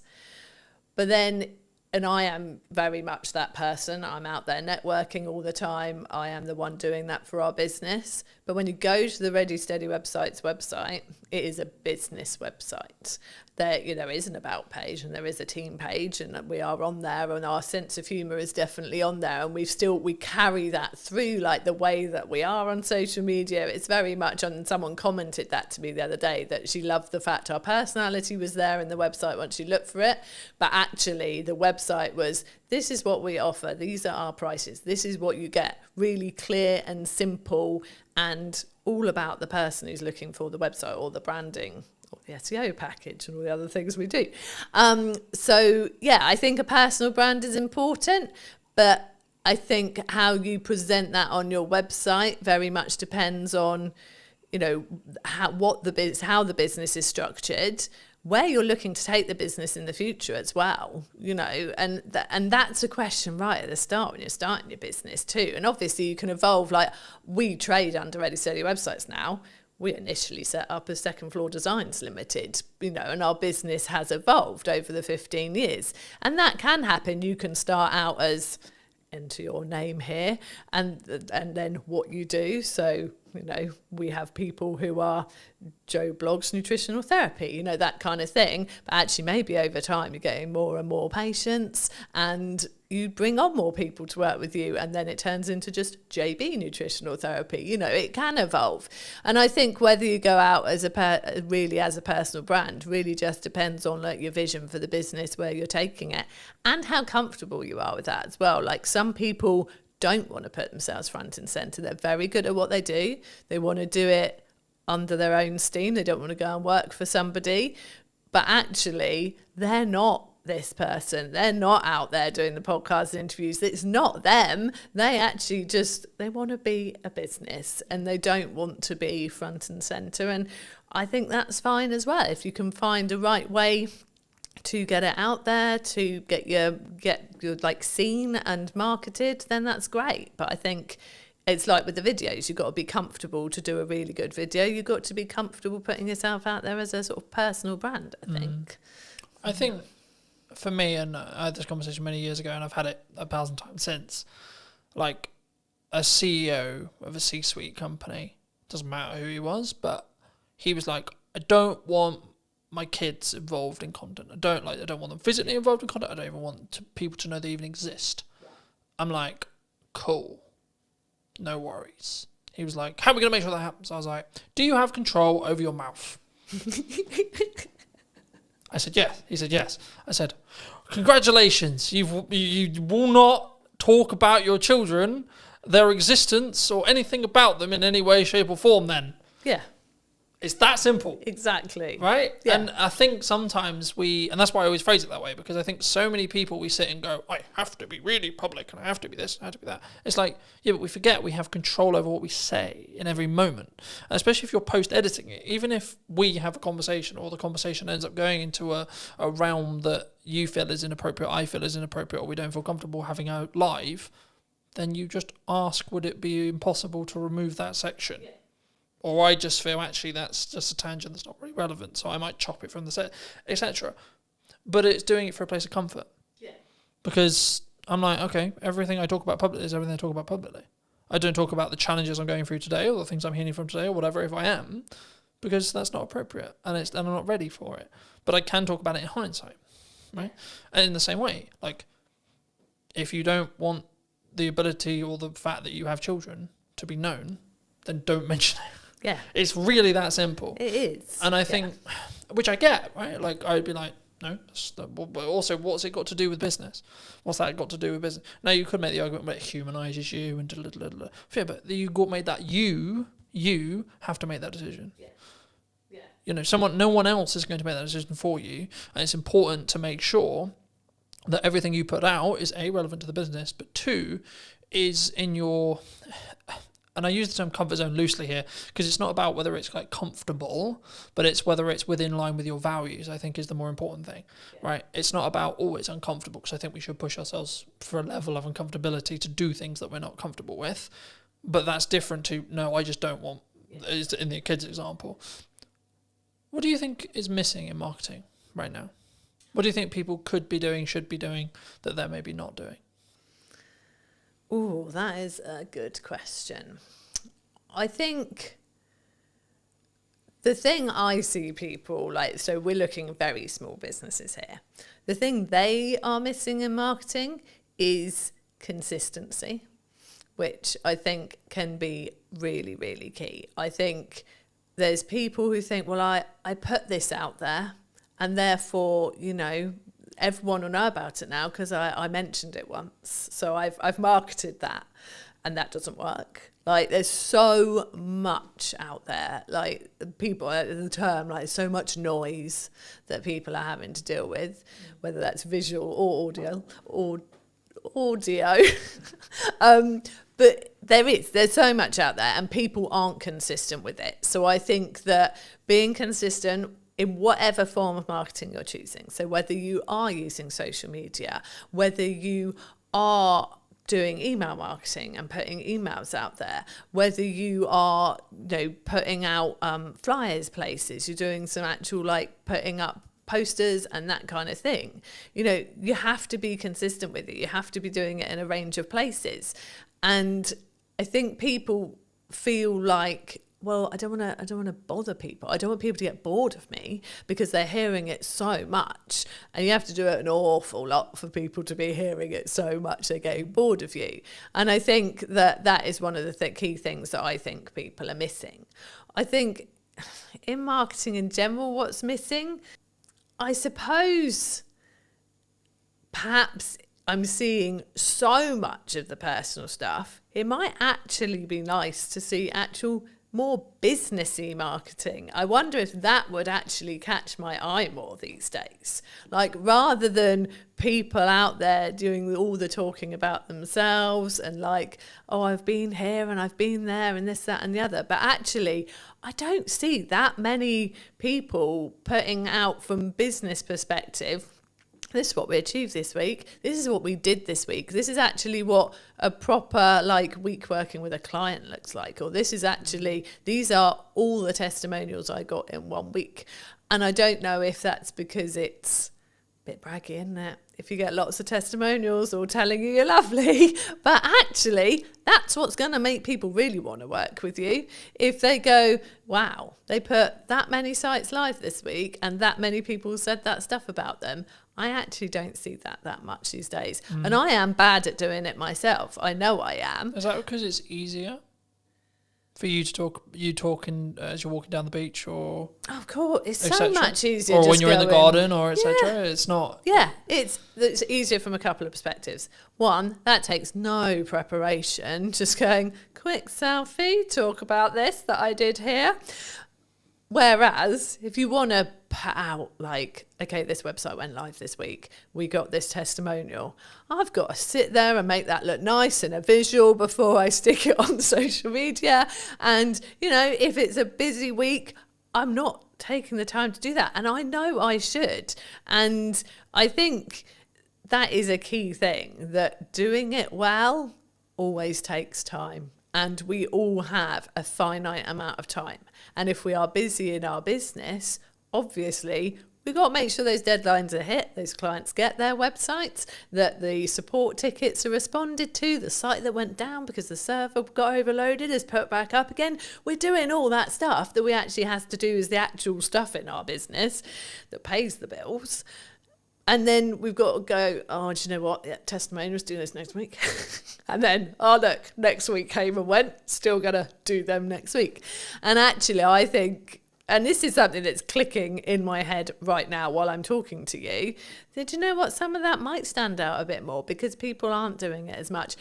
It won't be the stuff that gets the likes and the shares and the comments on social media. There'll be those 5 nice people who are always lovely on every post and go, oh, that's so nice that you've got such a lovely testimonial. Well done, Jude. And I love those people for taking the time to do that. But it won't start the discussion. It won't be those posts that go mad. But actually, they're the posts that when people are scrolling through your posts, that really solidify what it is you actually do, that actually she doesn't just work out in the garage and try and grow vegetables in her garden. She does actually do websites. Do you think, like I've just filmed Gemma's one, and we talked about the fact that some marketing agencies that I've seen in my lifetime are what I would call fall into the classic trap, in my view, that when they're busy with work, their marketing kind of shuts off, or they stop as much as they maybe should, either completely or as much as they should, or then they only turn it back on when they need work again. Yeah. Something that I've always done for as long as the business has existed is Brunton Media is the highest paying client, period. It's not the most priority, but the reason why I always frame it as the highest paying client is it means it's the amount of resource, energy and time that it consistently gets. Yeah. Because regardless of how well I do my job for clients, if I'm growing, there will be a point where we don't work together anymore. Yeah. And I need a strong pipeline to stay in business. Absolutely. Right? So I need to constantly be going. If you're just looking at project work, I've pivoted the business slightly so it's retainer-based and project work. But if you're just looking at project work, you need project. And it might feel overwhelming as you're starting to put them in. But then I'm just like, just be honest with your client and say, well, what's your delivery timeline on this? Yeah. Because if you don't have the availability to film, edit and produce it, for example, in my case, then don't commit to doing that in the month you can do it. Say, that's a really cool idea. Is it time sensitive right now? Because if not, I can do it in September. At the time of filming. This will probably be out in October, but like the same is true. I could do it the following month in November, for example.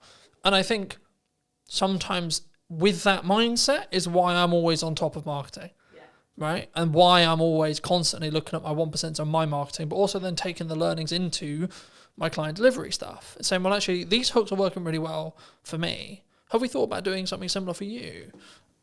Is that common? Oh, it's so common. And I think... And if so, how do we fix it? How does a business... Is it just, you just got to work the hours? You just sometimes. Yeah, and you've got to prioritise it. So I think, like you said, people will get a project in and they'll be so desperate to please that client and go, oh yeah, well, I can deliver that in 5 weeks. But to deliver that in 5 weeks... They will no longer rock up to any networking and they will no longer post consistently on social media. And yeah, absolutely, there's no way they're creating any nice social graphics to put out any testimonials or anything like that. It's all going to go because they've promised the client it'll be delivered in 5 weeks. Well, actually, if they said to the client, is 7 weeks all right? Then realistically, they could still fit in their 3 networking meetings in that time. And they could still have prioritised their marketing posts and whatever else they do for their marketing. And the client would probably still have said yes. And let's not forget that actually, clients will probably respect you more if you can't just go like that and deliver a project, because then they go, oh, well, they're busy, they must be good, rather than they can turn that around very quickly, probably haven't got anything else on, is that a concern? So it's definitely, and I think if you have been in the feast and famine cycle of project, nothing, project, you are more panicked to definitely make sure that you get that client, and then you probably do overpromise, and actually you would have been fine. Because if you start saying, well, 7 weeks all right, and they go, well, really, can we do 6? Then, okay, you can do 6, and maybe one of the networking meetings goes or whatever. But it's just, I see it a lot. I do see people... oh, sorry, I'm not going to be coming to the networking meeting this week because I'm so busy, I've got to fit this in before a deadline. And then you're like, well, if the deadline's approaching, have you got stuff coming after that? Or would actually have going to this networking meeting being a good idea, because maybe there was someone there thinking about chatting to you this time because they've got to know you a bit. And so, we do see it a lot. And it's one of the things that we are very careful not to do. And it's easier for us, there's 2 of us running the business. We have freelancers and things when we need as well. And so I am always focused. It's me mainly. Chris does do some of the networking, but I am very much focused. And like for me, it's the school summer holidays now. And like my focus very much is on the children in this time. But I think I was very much, you offered me to do this. And I was like, yeah, I'll make time to do that. Because again, that's something, it's very easy to drop the things you don't have to do at this period of time. But then in November, when there's not as many new people coming in, it's like, well, do you know what? If I'd have done that and gone to all of this in August, probably wouldn't have had this sort of drier patch now. So I'm here, and I've made sure I've prioritised a couple of networking meetings next week. And, I make sure it keeps going, and because it has to, because we are small business owners, and that is how we get our business. I think for me it's key, and I've always been in the world of I'm going to bank content for as long as I can, especially I call it my bloodline of my business now, because we met through networking originally, but I since then have pulled back on networking. That's not because networking doesn't work. It's because I found I was trying to do content, do that really well, trying to do ads, trying to do that really well, trying to do client delivery, trying to do that really well, trying to do networking, trying to do that really well. And what I was finding was I was doing all of them unoptimally or badly. Yeah. So I said, right, scrap everything.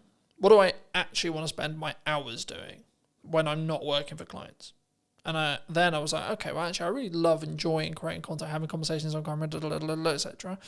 Cool. Okay, what's the byproduct of that? The byproduct of that is I become better at my craft. I become better as an interviewer, which in turn means when I'm doing interview content for clients, I'm even better. So it's a compounding effect across that board. But also I can then make sure that I'm consistent. So as we're discussing now, it's the middle of the summer holidays, but this won't be out until probably closer to October. And it's like, actually, I can have a really busy, I'm expecting September to be really busy because of the natural progression where you have a month where people are really focused on family and but then they're like, shit, I've actually got business stuff to do. And in September, that's normally what happens. So I'm actually prepping it as a perspective. I probably won't be filming much in regards to podcast my own content in September, but that won't matter because of how much content ahead I am. So then when it comes back round to it come October, I can then go back to filming, say, 5-6 episodes a month, or maybe 8 episodes a month, and then I'm good till December again, and etc. And I think once you understand that principle, and once you can kind of get there with either your blog writing or etc., then you can be in a position where you don't need to worry about consistency. Like, I'm not worried, oh my God, what am I going to post? Then the question becomes, what could I post or what should I post? And it removes all the pressure. Do you, how consistently should someone be writing a blog on a website then? Let's focus back in on websites. So we say it's really good if you can do it once a month as a minimum. Like to have that new content going on your website less once is more a month. in that respect?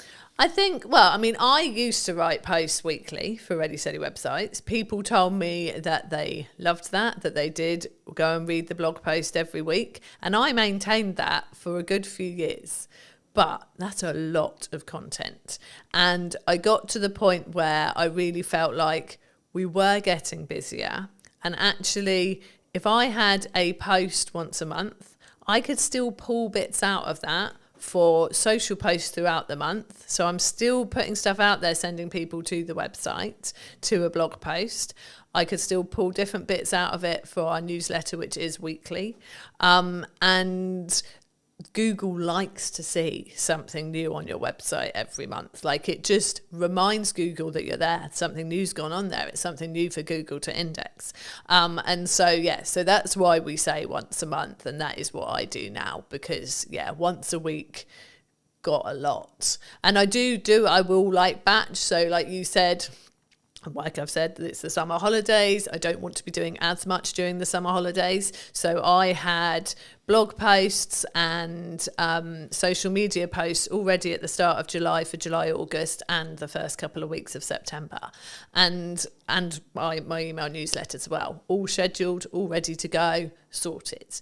And I think it feels like that's a lot, but actually that took me not even 2 days to write the emails for every week, 3 blog posts, and I haven't written the social posts fully because I do like to be more reactive on social media, but I've written probably 2 for each week, like full solid good posts that are more business related, and then I can put in my fluff of like, you know, sat in Schoolfield today and did this type thing. And yeah, so it can be kind of a mixture, but it doesn't take long to do it, to schedule it. Like you said, like I know you've obviously booked this room today, you're blocking your podcasts, and that's months worth of content. And it's easy to do if you organise your time right to do it.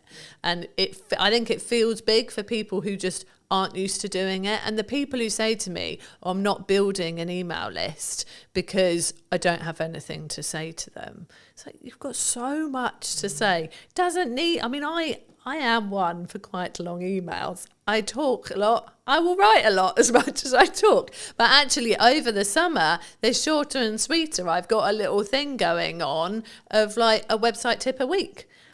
It's like, it's a short paragraph, but it's something actionable, useful for those people on our email list, relevant to them because they're all there, because they've come to us for some website reason, whether they've got a website with us already and should be reminded to just go and check that everything's still current and up to date and maybe make a tweak, or whether they're planning a new one and thinking of coming to us. Those tips are relevant to both. Happy days, email sorted. It's not hard. I mean, we have blog posts on ideas for your website, for your email newsletter, obviously. Got a blog post and everything pretty much on our website. So, yeah, but I think, once a month is a good one. Is there a pros and cons if you're, let's say, for example, you're in my position where you have a huge amount of video content and that's your feeder? Because I'm throwing around the idea for the new website that is going to be built by the time this episode comes out. There we go. Said it now. It's it got will to have to be out now. Have to happen. I'm throwing around the idea, because it's a time investment and it's also how I come across. I think I come across better on like this video, right? But for me, I'm aware that for AI search and SEO, I need to be writing stuff. Yeah. Now, do I need to be writing stuff? Do I need to hire a copywriter if the business can afford to do so? Or can I potentially leverage automation and or ChatGPT, etc., to write in my style, and or what are the pros and cons for all the above? So I think, would you say? So for you, and this is a dirtily selfish fucking answer. So for you, as someone who has got video content, that is your content. I'd use that for your website. So I would have, like, whether you want to embed it from YouTube or wherever you're going to have it onto your website, and then I would have like notes of what's discussed, key points, which there are so many tools that will do that for you, that will draw it out. But I would say that if you're using a tool like that, you need to then go and sense check it, look through it yourself, make sure it does sound like you, tweak it, make it your own. Don't just use it verbatim from the tools that have pulled it out. So from that kind of content where you're repurposing a video and turning it into a vlog essentially on your website with notes, I think that's absolutely fine. If you then wanted actually to do some actual blog posts as well, I personally think I like the approach of giving it a go yourself, so that it is really what you would be saying and like the points you want to make. If you then read it and think, this isn't good enough, this isn't my forte, this isn't like my strength, then I personally would get a copywriter involved to help you. Like, there are people out there who will help you to craft kind of what you've already started, improve it, write it in a way that they know is going to be nice and readable, but also is going to be great for getting some key terms in there that people are going to be searching for what you do. I don't like it when I see blog posts that I can tell have been written by AI, you know, and people have written guest blog posts for me and sent them to me, and I've gone, this is obviously, they've used AI to help them write this.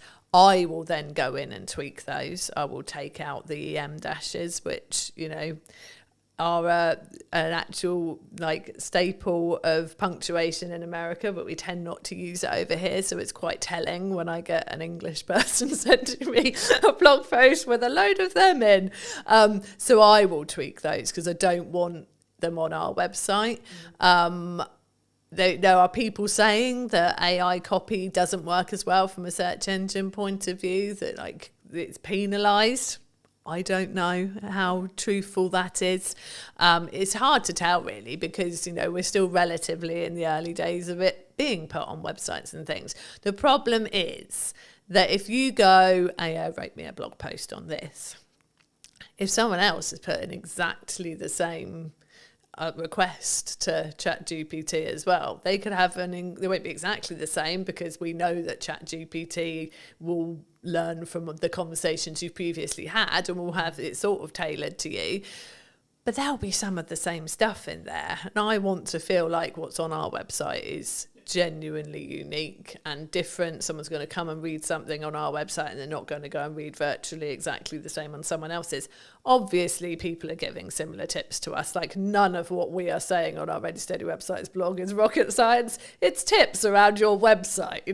There are many people out there doing that, and a lot of us will be preaching the same best practice. But I write all our blog posts that are not guest blog posts, and I very much do it as me. And I know there's a copywriter I know well who says, it's me. He says, from your emails to your blog to your LinkedIn posts, it's so you. And I think that's important, personally. So I wouldn't, apart from, like I said, drawing out some show notes from a podcast, use a tool to help you do that. It'd be silly to sit there listening to the whole thing, making notes. That's ridiculous. But if you're going for something that is sort of separate content in its own right, I still would prefer it that people really put themselves into it than the robots. Is there a world where you can do both? Yeah, there is. I know that I've got a lot of business friends who are dyslexic, and for them, even sitting there and trying to start something is hard. Like I said, it's good to start from your own point of view and get someone to help you with it. So using it as a tool to kick you off, I think is all right. Again, as long as it is very much, then it becomes yours. I think I really don't like the idea of creativity being lost. And I don't like the idea of people getting lazy from a creative point of view. I think AI is great if it can help you with the really practical things. Like I said, Chris uses it for coding, which you could say is a creative thing in its own right, and it is in many ways, but it's functional, isn't it? Yeah. I think it's whether it's grunt work or not, in my view, right? Yeah. And I think the key of what we're talking about here is in crux is the cognitive ability of being able to critically think. Yeah. So for me, I'll give you an example that I've probably used on other podcasts. Apologies if I have, but for me, I'm now basically solely only reading a physical book out of principle, because I'm aware that I'm utilizing AI in tech, and I want to balance the cognitive ability that I'm losing for using AI, but I'm gaining efficiency, but I still want the cognitive ability to be able to think and get creative ideas, etc. But I'm also leaning into let's do more stuff in person, because I think the energy is better where possible, etc., etc., etc. And I think there's the conversation will flow better, so on, in that respect. And I think it's actually, to an extent, you can utilize both sides of the world as long as you're aware of the caveats. Yeah. Is obviously, I think, what we're touching on here. Yeah, definitely. And I think I had a brief conversation in comments on LinkedIn the other day with somebody who said, do you use AI for writing blog posts? Do you ask it its opinion for things? Do you get it to do it? And I said, to a certain extent, but I'm really concerned that people will stop using their brains. But like you said, if you're aware of the fact that you're using AI for certain things and you go, do you know what? I do need this to keep working. I can't just let this computer think for me the whole time. Then that's great. And I think there is that balance there, and that's good. But I'm letting AI do the day-to-day stuff I wouldn't really find that hard or challenging to think for me. So I have freed up capacity and then the ability to think longer term problem solving, larger scope problem solving, longer term business challenge, growth challenge, and so on, for clients and me. And I think for me, that's potentially where the people who are utilizing AI correct will rise to the top. Yes. Because I think and there was this kind of AI is going to take our jobs-esque, the world's over kind of principle, I guess. I've been of the view that it's a tool, right? And that's why I use the analogy of sharpen the knife and then use the knife yourself. So you're using AI to sharpen your knife, and then you're using it to cut up whatever you're cutting up, etc. And that allows you to then move forward. Yeah. That allows you to be more efficient. And that's kind of the, I'm going to work smart and hard simultaneously thing, because it's not just about, it is a level of, because I was like, in my head, whenever I look at content, I'm going quality or quantity. But actually, you need both to be able to understand data, to be able to then work out what the market thinks is valuable. Because I suppose it doesn't matter what you think is valuable. Yeah. It's what the market thinks is valuable. And the only way you're going to get there is through a level of quality at volume, in my view, at least. Because then you have, like, this video got 300 views, this video got 1,000. What's the difference, for example? You know, in that respect. But for those who've maybe really connected with this conversation, you know, really enjoyed it, or maybe they just want to check out what you guys are doing, where's best for people to reach out? Where's people to connect with you? Well, our website. It's got to be the answer I give, really. So our website, readysteadywebsites.com. If they want to have a chat, they can book a call there.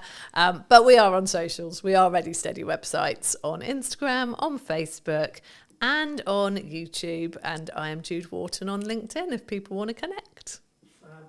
And I'd like to end the episode by asking you to give advice to your younger self.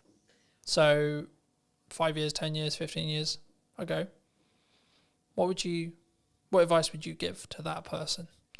I'm going to keep it on a marketing theme. Like, we started our business 15 years ago, and I wish right then we'd started to build an email list. We didn't start doing it for about 5 years. And once we built our email list, that was when the consistency of work coming in massively picked up, because those people were there and we were talking to them every week, and they were getting to know us, like us, really understand what we could do for them. And then they started coming to us consistently. So yeah, absolutely, I'd have built an email list much sooner. So that's my marketing, if I could go back and tell myself. Yeah, thank you so much for coming on. Thank you so much for the time. And if you did enjoy this video and would like to see more like it, then I'll be back next week with a brand new interview talking about all things marketing, what you can be doing, and where and what we're potentially missing as well, which I think is a really important part of what I'm doing here. So thank you ever so much for coming back and joining me once again. And if you would love to hear what you think in the comment section down below, and I'll see you very, very soon.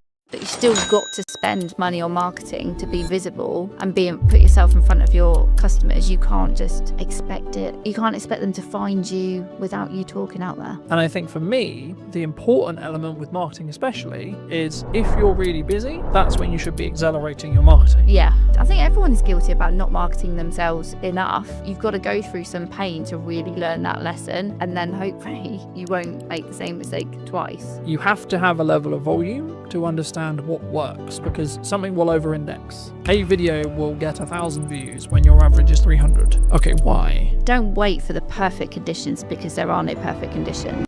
Did you know that 93% of you are not subscribed? So if you could please do me a favor and you're enjoying the show, then subscribing would mean the world to me, and it would allow me to grow the show and continue to get larger and larger guests and continue to bring what's missing in marketing today. Thank you ever so much for joining me, and I'll enjoy the episode. Hello, my friends. I hope you're well. I hope you had a good day, evening, or night. Today, we're back from a brand new episode of the podcast, and today I'm here with Gemma. Hi, Gemma. How are you? Hello. How's it going? Yeah, I'm really good, thank you. Yeah. I think marketing's an interesting space at the moment. I wasn't necessarily going to start here, but I think, is it an economic thing? Are people struggling to think, well, I've got to cut some corners, or I've got to maybe look at the ROI, or I've got to... I think to keep things afloat? Is that what you're feeling at the moment? I think it's definitely part of the influence. You know, people have to think about where their budget's going and be smarter with it. I think if businesses are still constantly searching for the hack or the quick wins, then that's where it gets really difficult, I think, for me as a marketer selling to clients. Because, yeah, if they think there is a shortcut or there is a quicker way, and especially the space that I work with being B2B, and it is that longer buyer journey. It isn't, there are no hacks or quick wins. It's not about being in a consumer space where you can use sales tactics to get the sales quicker. So yes, partly the economy is having an influence, like especially businesses where they've got lots of employees. They've had the impact of the national insurance contributions in April, so that has hit their bottom line. But it can't always be the excuse, I'd say. You know, the economy is going to go up and down. Look at all the things that have happened in the last 5 years that people did not see coming. So it can't be used as an excuse. You still got to spend money on marketing to be visible and put yourself in front of your customers. You can't just expect it. You can't expect them to find you without you talking out there. Do you think that a lot of businesses, especially the conversations I'm having with some clients, retainer clients, etc., like they want really strong ROI, right? Return on investment. They want that strong return on investment. Do you think, though, when it comes to marketing, that people, because I'm seeing a world in the larger space for larger business. Now, of course, they've got more capital, they can burn it for maybe a bit longer, etc. But they're actually focusing on brand building, right? The larger space. But do you think the small business space is more driven towards strong ROI, like trackable ROI in marketing? Yes, I think ROI marketing it's people sometimes feel it's a bit of a dark art, you know, and it's difficult to be able to go, yes, I did this particular piece of marketing and it resulted in X. That it doesn't always work like that.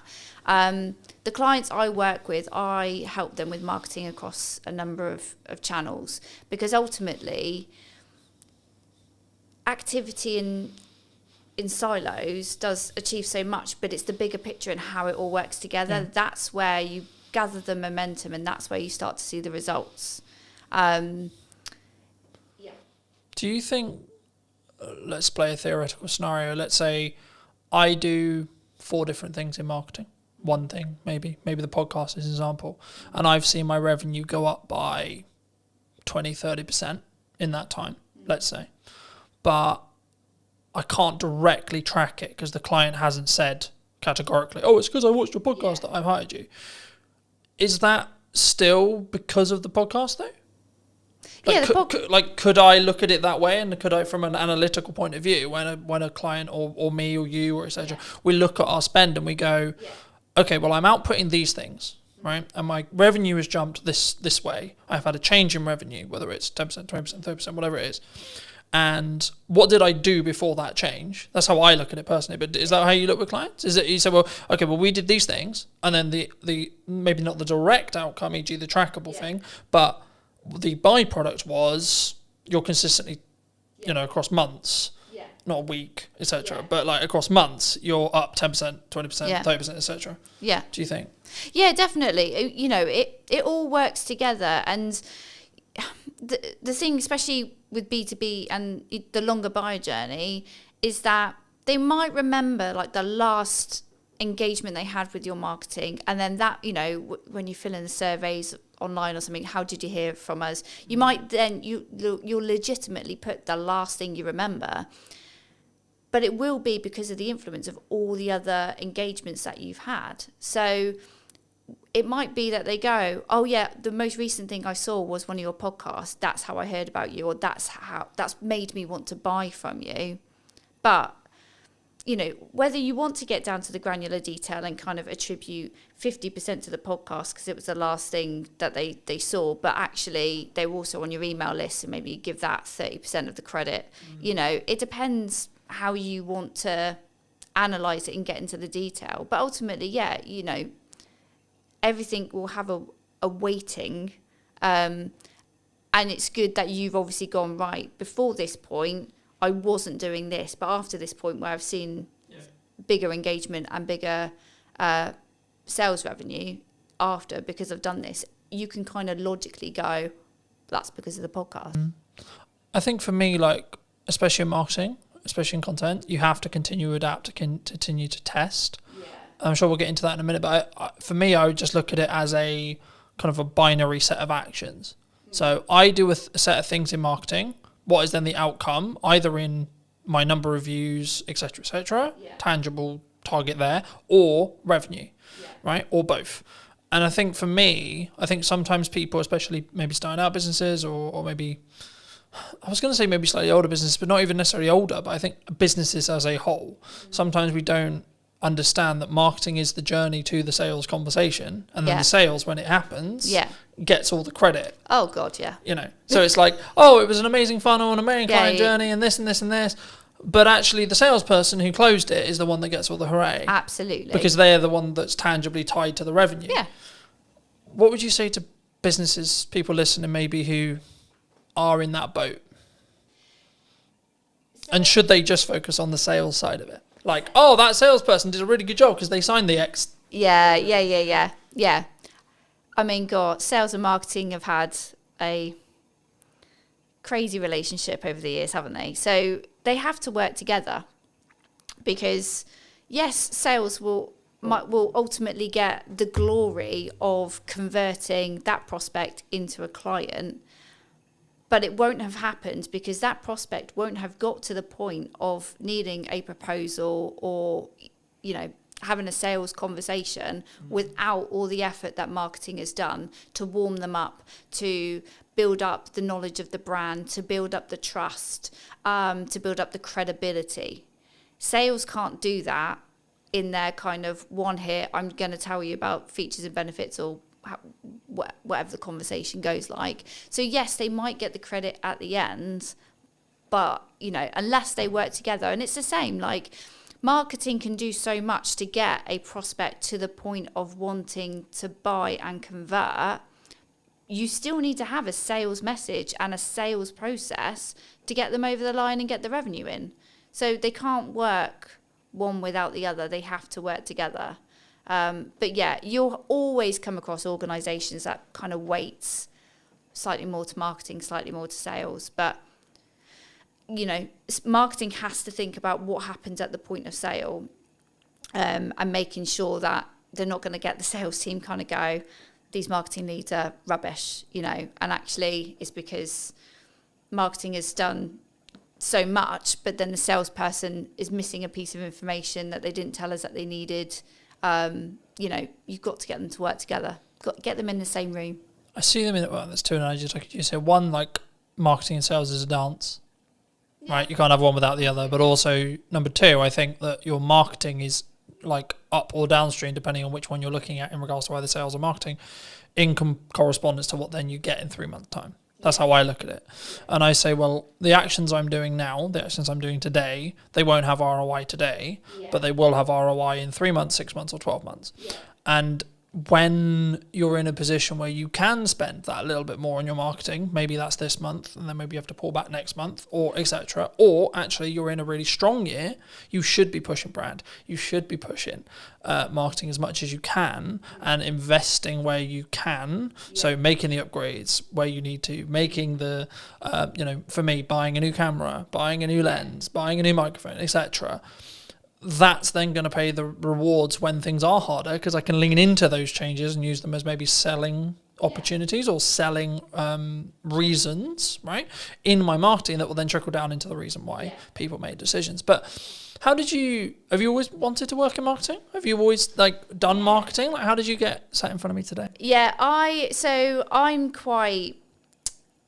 knew exactly the career I wanted to take. I knew I wanted to work in business. I knew I wanted to work in communications. So I've kind of been your standard student who did GCSEs, A-levels, did a marketing degree, and went into a marketing agency. Just because that's the path I knew I've wanted to take.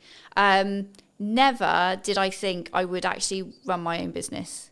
That kind of came over the last few years. I was always happy working for somebody else, working part of a marketing team. But yeah, I was always, I didn't foresee the kind of the change. Why did you go freelance? Because some people are forced into it. Right? Yeah, no, They're I like, wasn't. oh, I'm good. Yeah. I'm in an agency, and then suddenly like the dreaded redundancy call comes. Yeah.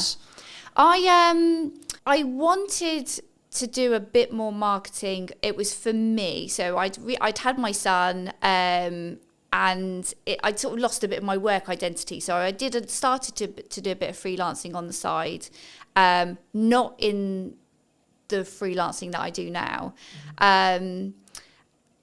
But then COVID actually gave me a really good opportunity because I was at home. I could do loads of online networking. I could meet loads more people. And that just gave me the opportunity to pick up a few new clients, work with some other marketeers. I had an employer that was absolutely fine with me doing my little side hustle, no problem. And then I got to the point where actually I think I wanted to work with more different people, feel a bit more valued. So I sort of crunched the numbers, picked up a little bit more work, and then it was like, right, this is the moment. Let's go. Let's switch it over. My employer actually did become a client, so I was rather sensible with my sort of dip into freelancing. So I had a plan.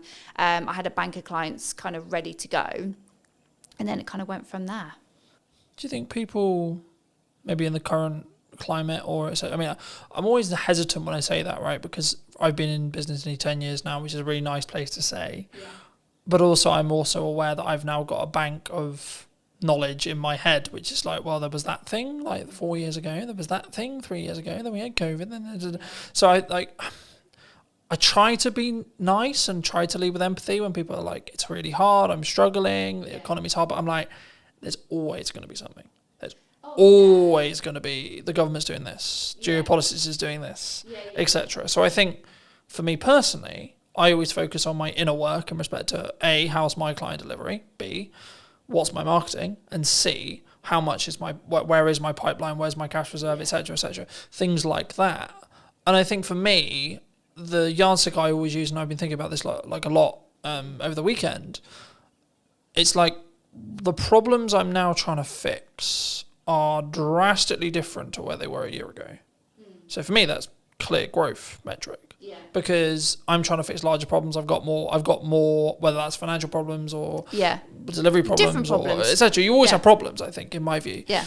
To I guess to phrase it into a question, people who are maybe looking at the economy as, should I maybe pack in what I'm doing and then go get a job? Or the other way and saying, actually, well, maybe I'm a little bit concerned about my job security. Maybe I'm seeing redundancy in the next 6 months, like either because their company's actually said that's going to happen, or they just have kind of a gut feeling that's like, I would feel more secure if I had something else. Yeah. What would you, is now a good time? Would you say? Any time is a good, any time. Like, don't wait for the perfect conditions, because there are no perfect conditions. Employment, some people do look at it a bit more securely. There's more, law behind, to protect employees. I don't sit there and think, I don't think either or is more safer, freelancing or employment. I saw somebody post something the other day about, maybe I think they must have gone through a redundancy, and I just sort of commented to say, like, look, don't overlook freelancing, but also don't look at freelancing if you want to get some income in your pocket quickly, because it's not the quick result, unless you've got somebody that has got a project lined up, that they're going to be good payers. But I think that happens because you did the work 3 months ago. Yeah, no, that does. But that's what I'm saying. I'm saying, like, somebody that was like literally, okay, I've just been made redundant, I'm going to jump into freelancing, and it's like, that's fine, but brace yourself. You are going to financially, you're going to just. You need to live humbly. Yeah, and I think for me, the key for me, and the thing I've learned the last couple of years is you have to live below your means within reason, regardless of whether you want to grow or not, because. Yeah. If you're growing, that requires money, but also it's in a scalable fashion where actually if money starts to get tighter and you have to make cuts, then I'd rather be cutting the stuff I'm using to push forward rather than, I can't eat today. Yeah. I can't turn the heating on. so It's on, interesting you you know? say that, because at the end of last year, I had a couple of clients, they kind of fell out one after the other, and it was a little bit like, oh, this is getting uncomfortable. But it was a bit of a wake-up call for me, because I'd had lots of work come to me via referral, via other clients, but I could honestly say I wasn't doing enough marketing outbound to reach new audiences. So as sad as I was and I was panicking, you know, I knew I had enough money to pay the bills. That was fine. But I decided to invest in myself a lot more. So I invested in a bit more coaching. I invested in some other kind of support marketing communities where I was going to meet other marketeers, learn from them, possibly grow my network and find other people to work with. And it was absolutely the best thing I've done. So it's scary to spend money when you know your income is reducing, but sometimes you have got to do that. You've got to invest in new systems and technologies and new ways of doing things. Yeah, I was going to say, I mean, I think it's like, what's your response? And I'm having this like constant concern, right? When things are going well, you should make okay, cool. But then actually, maybe I've got runway of, let's say, 3 months or maybe 2 months, right? Or maybe a month and a half. Cool, right. Do I continue to move forward, continue to say, well, this is working, this is growing, and trust in that by the time I hit my end of my runway, I'll be fine, the work will be there. Yeah. Or I'll make the money, or I'll found a way through. In that scenario where you are, like, unfortunately losing clients, the project work isn't there. You know, we're recording this will be going out probably nearly October, but we're recording this in the middle of the summer holidays, where I naturally know there's going to be a lower demand for stuff happening, which is understandable to an extent, because kids are home, things are harder, people are working less, people are enjoying either holidays or time with their kids, etc., which is completely understandable. But also I'm like, okay, when I looked at my financial plan, I was like, okay, I need to kind of plan as if there's not going to be any project work for the next 6 weeks-ish. Yeah. I guess to phrase it into a question, I mean, what's your response? It sounds like it's like lean into growth and lean into investing. Or have you always been that way? Or do you sometimes feel like maybe you should have pulled back on costs and gone, actually, I can live on this for 3 months now? The interesting thing is, if you ask my husband, I am Captain Cautious. So I am not necessarily a risk taker. Like you mentioned earlier about sort of like living within your means. So I think you've got to be sensible, and it is. I guess it's a personality type, isn't it? So if you're somebody that really likes to live on the edge, and you're quite comfortable, kind of going, it'll work itself out, then you might take more risk. You might spend more initially and kind of hope for the best. Know that it's going in the right direction. You're investing in the right areas.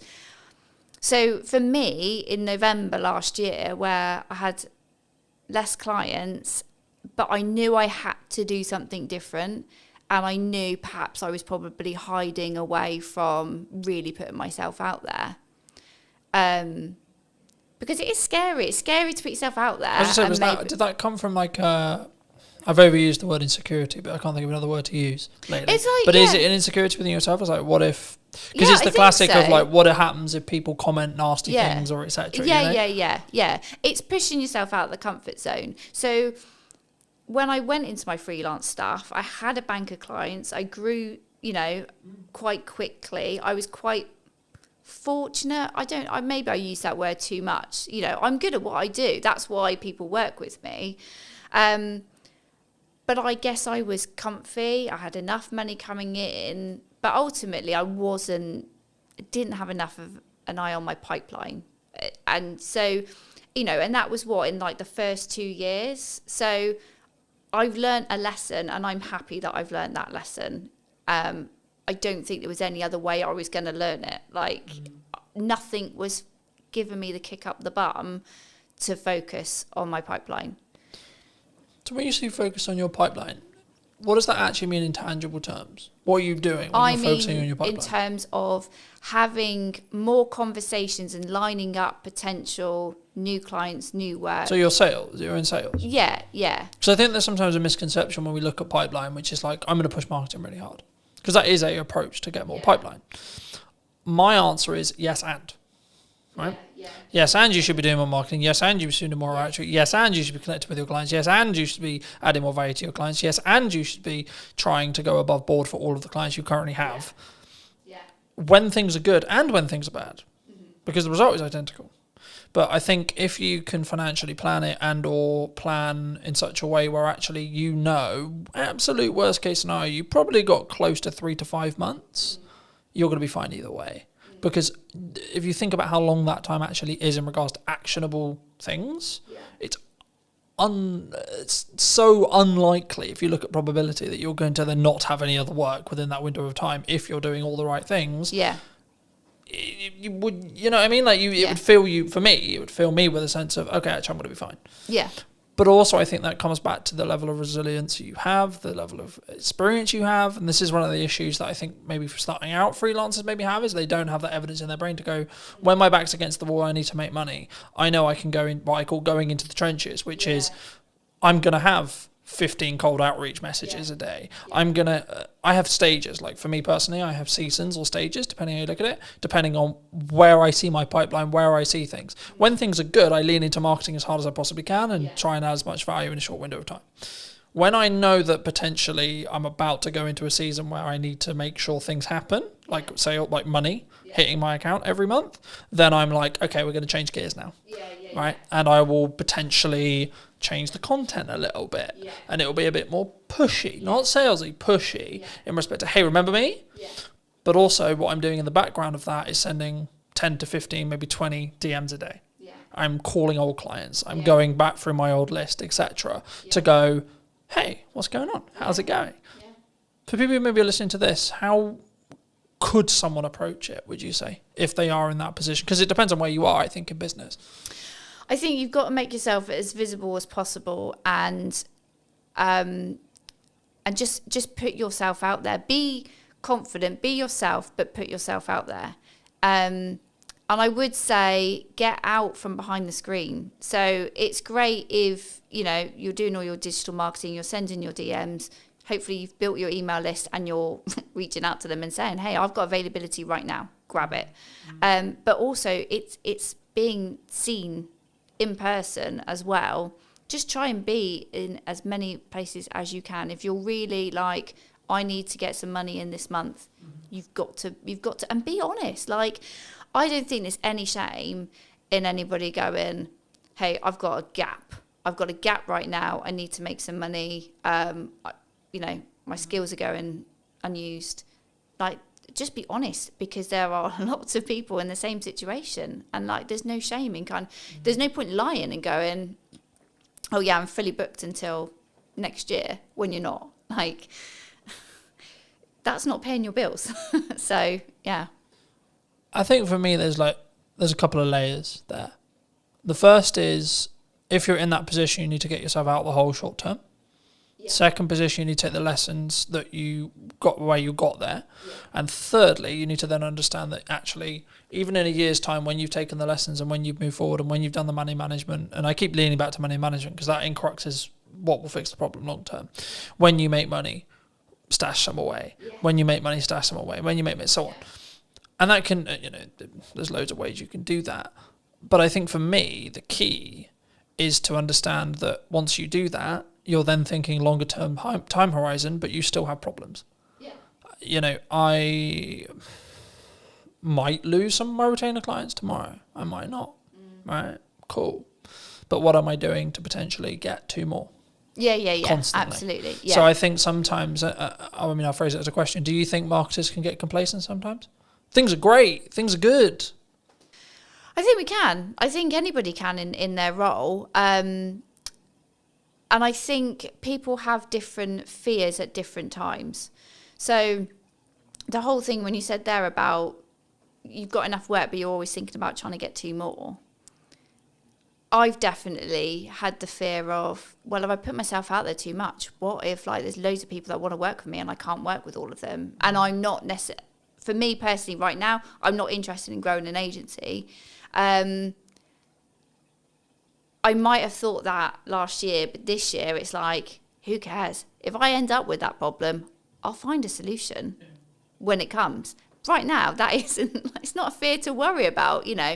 Right now, it's all about having those conversations and keeping visible and reminding people. Like, I mean, I had a client that I now work with this year. We had a conversation 12 months before, and it wasn't the right time for her to work with me. And then, as soon as she was ready, she comes and has a chat, and that's it. And then we're working together, and we started working together on one particular project, and that project has grown, you know, as a result of continuing to have these conversations. Do you think, I mean, I've always looked at it from more, in some ways, I've seen myself as very unique in the respect of how I market and what I do, but also I've seen it on the other side, which is what I would call more traditional marketing agencies, where they sell marketing service, but they only market their own business when they need work. Yeah. And I think that's backwards, personally. Yeah. I think regardless of whether you're busy, regardless of whether you're not, you should be leading with your best foot forward as a marketing agency, if it's what you sell, right? Or a videographer, you should be posting your best content for you. You should be having the podcast, and you should, and look, I always focus on, for me personally, everything I do is 1% improvement, right? Little thing, how can I tweak the lighting? How can I make it look a bit better? How can I make it sound a little bit better, etc.? And sometimes that has a cost implication, and sometimes that's an uncomfortable cost implication. But I'm always like, is it going to make 1% improvement? Because if I plan it in respect to I've got 2 months, let's just say, for example, 3 months worth of runway, by the time that 1% compounds, I'm going to be fine anyway. Regardless of what happens with it, I could lose, touch wood, that won't happen, but I could lose all of my clients as today, and actually I'll still be fine in 3 months because of the compounding effect. Because as long as I've got enough cash to live that runway, then I'll be fine on the other side. Do you think, is that common in marketing? Do people take their foot off the gas for their own stuff because it's just a application of resources kind of question? Yeah, and this is the reason why I'm a freelancer and people work with me, is because they might give marketing their best effort when they're really motivated. Like I say, they need the sales, they need the income. They win all that work, and then as soon as client delivery needs to focus, marketing, then they take their foot off the gas, and they're like, oh, we're fine. And then as soon as they are then at that next stage of growth, or clients have left them, they then go, all right, well, we'll just switch marketing back on. But that's not how it works. So everyone is guilty. I think everyone is guilty about not marketing themselves enough. And I think you've got to go through some pain to really learn that lesson, and then hopefully you won't make the same mistake twice. But yeah, it's not uncommon for people to ease the pressure on marketing, to kind of, just let inconsistency just kind of bleed in. And that's when you then got to make a decision. Either are you doing your own marketing, or you need to really sharpen the tools and focus, or you need to outsource that to somebody who can do that for you, so that you can put your attention on the other areas that are needing your attention. From a tactics side of marketing, we talked a lot of psychology, we talked about like, should you do it, should you not do it? But from a tactics point of view, what do you think's missing right now? What do you think people are maybe not doing that they should be? That's a good question. I think they're still looking for like the hack, the shortcut. I think they're still kind of thinking, do I really have to do all this? Do I really have to put this effort in? And the answer is yes. So if the business owner, the director, doesn't want to, if you're not interested in marketing, if you're not good at marketing, don't do it. Give it to somebody who can. And I will always say to anybody, if they're not in the financial place to outsource, when you are marketing, think about something that you enjoy and that you're going to be able to be consistent with. Don't sit there and go, right, I'm going to post on social media every day. If one, you don't like it, two, you're not going to be there to engage afterwards, and three, you're not actually going to be able to commit to that, because it's just that you make yourself feel like crap. As soon as you like don't post that one day, you beat yourself up over it. This, like, find the joy in the work that you do, and if marketing isn't where you find the joy, don't do it. I think it's also a context thing. Like, some days I'll post 6 times, other days I'll only post once, right? And it's tangibly, am I in my office or on my office or on my computer? 1. Okay. 2, where am I with client delivery? Do I need to focus for a third of the day on client delivery? Yeah. And I can only put out 1 clip of the podcast, etc. But for me, the key is being consistent, so that if you averaged it, it would be 3 a day. Okay. Yeah. Let's say, for me. And I say that and people go, 3 a day, that's insane. Yeah, but I have a system. Oh, but you've got different channels as well. Like, this isn't like... Well, no, that's on 1 channel. Oh, okay. Fine. Right, so if you times that across 5, then we're talking 15 a day. Oh, okay. But the key is I've built a system. We're recording, to give you a very key example, I don't need to, at the end of like the summer, record probably for most, like I could probably not record until November and still have a weekly podcast. Yeah. Because I'm so far ahead. Yeah. Now, the issue with that, of course, is if we're talking about current event stuff. Yeah. If we're not, which 95% of my podcast isn't current events, I've got other content to talk about current events, but most of the stuff I have in podcast conversations is workable and will be workable in 6 months to 12 months. So actually, by me batch recording, I'm just banking as much as humanly possible. Yeah.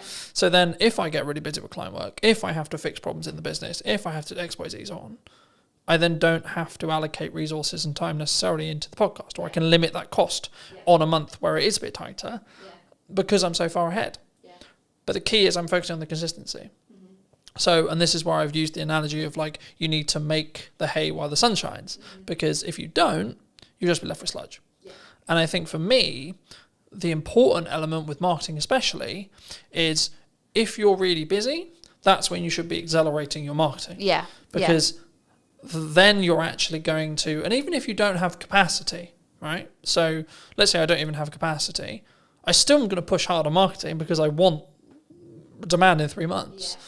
And actually, I trust that by the time I finish those projects, if I've pushed with marketing, I'll have some stuff left. I'll have some people who are ready.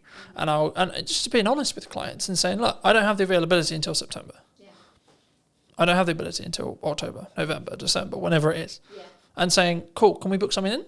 Can we get a pre-production call? Can we get a discovery call in? Yeah. Cool. But also understand that actually a project that you quoted and you alluded to earlier, where you had a conversation a year ago, I've just finished a project started a project last week.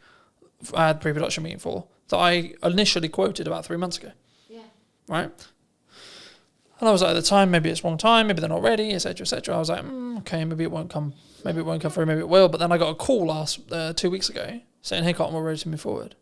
Fabulous, wonderful. Right. And I think for me, if I had, perhaps, I haven't asked them yet, but perhaps if I had stopped marketing, they wouldn't have been constantly reminded that I existed. That you're around. That we've got that project there. Yeah. And the same with a handful of other clients who are like, yeah, we really want to do something, but we're not quite sure what we want to do yet.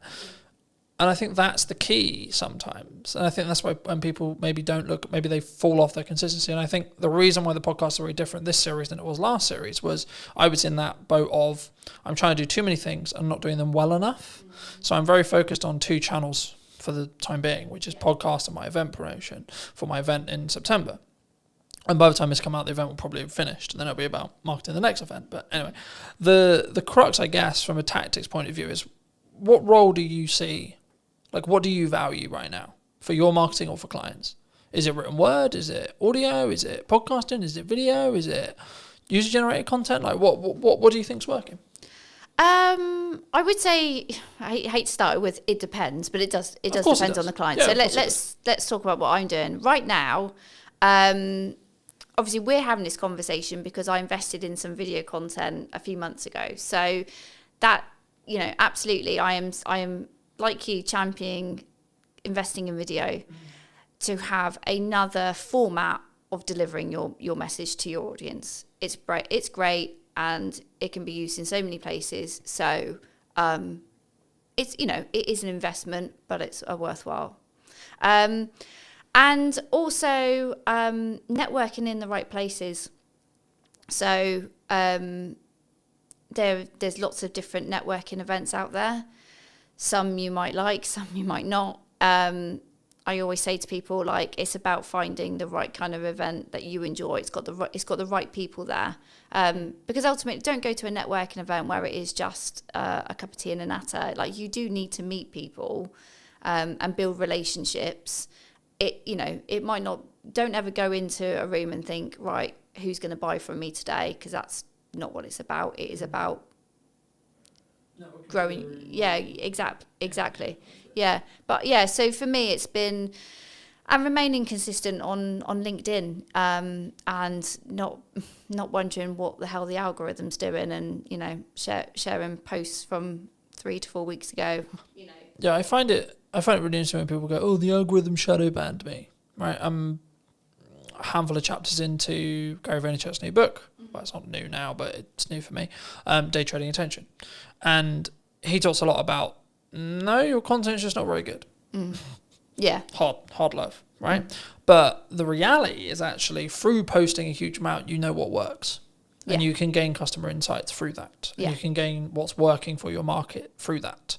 And I think that's the key there. I think it's, my next question was going to be about volume, but like the simple takeaway I have is you have to have a level of volume to understand what works, because something will over-index. A video will get 1,000 views when your average is 300. Okay, why? But then if you do that consistently and you keep learning, then your average will become 700. Okay, cool. But then what happens when something gets 1,600 views? Then what is it about? Then when you analyze, what was that hook? What was that this, etc. Do you think people struggle with the volume? Maybe they see someone like me who posts a lot, right? And they go, I can't possibly do that, so I'm not going to bother. I think people are overwhelmed. And I think when you're feeling overwhelmed, you then procrastinate and then you just don't do anything. Yeah. So I think that's when you've got to have a strategy. You've got to bring it back to what your goals are, what you're looking to achieve. And then utilize someone like me who can kind of say, like, look, if we can do this one thing, so let's say invest in video, these are all the things that we can do with the content from that video, not just the physical video itself. And these are all the places we can put it. And it's not about constantly thinking about new ideas and new things to say. It's taking one piece of content and repurposing it and making it relevant for the different channels.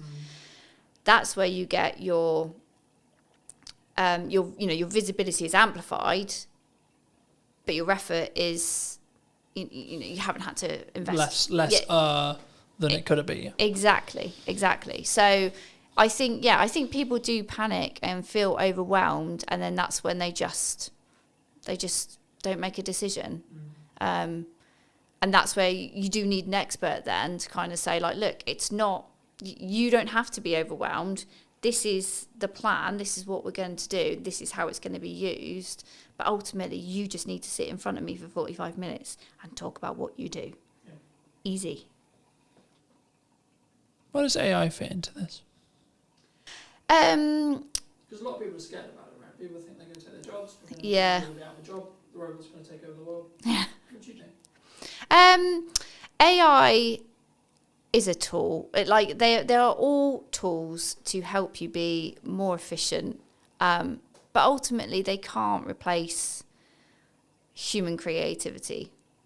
I've heard some people talk about, AI is for lazy people. It's like, it's not. If you want to use AI correctly, you've got to invest the time.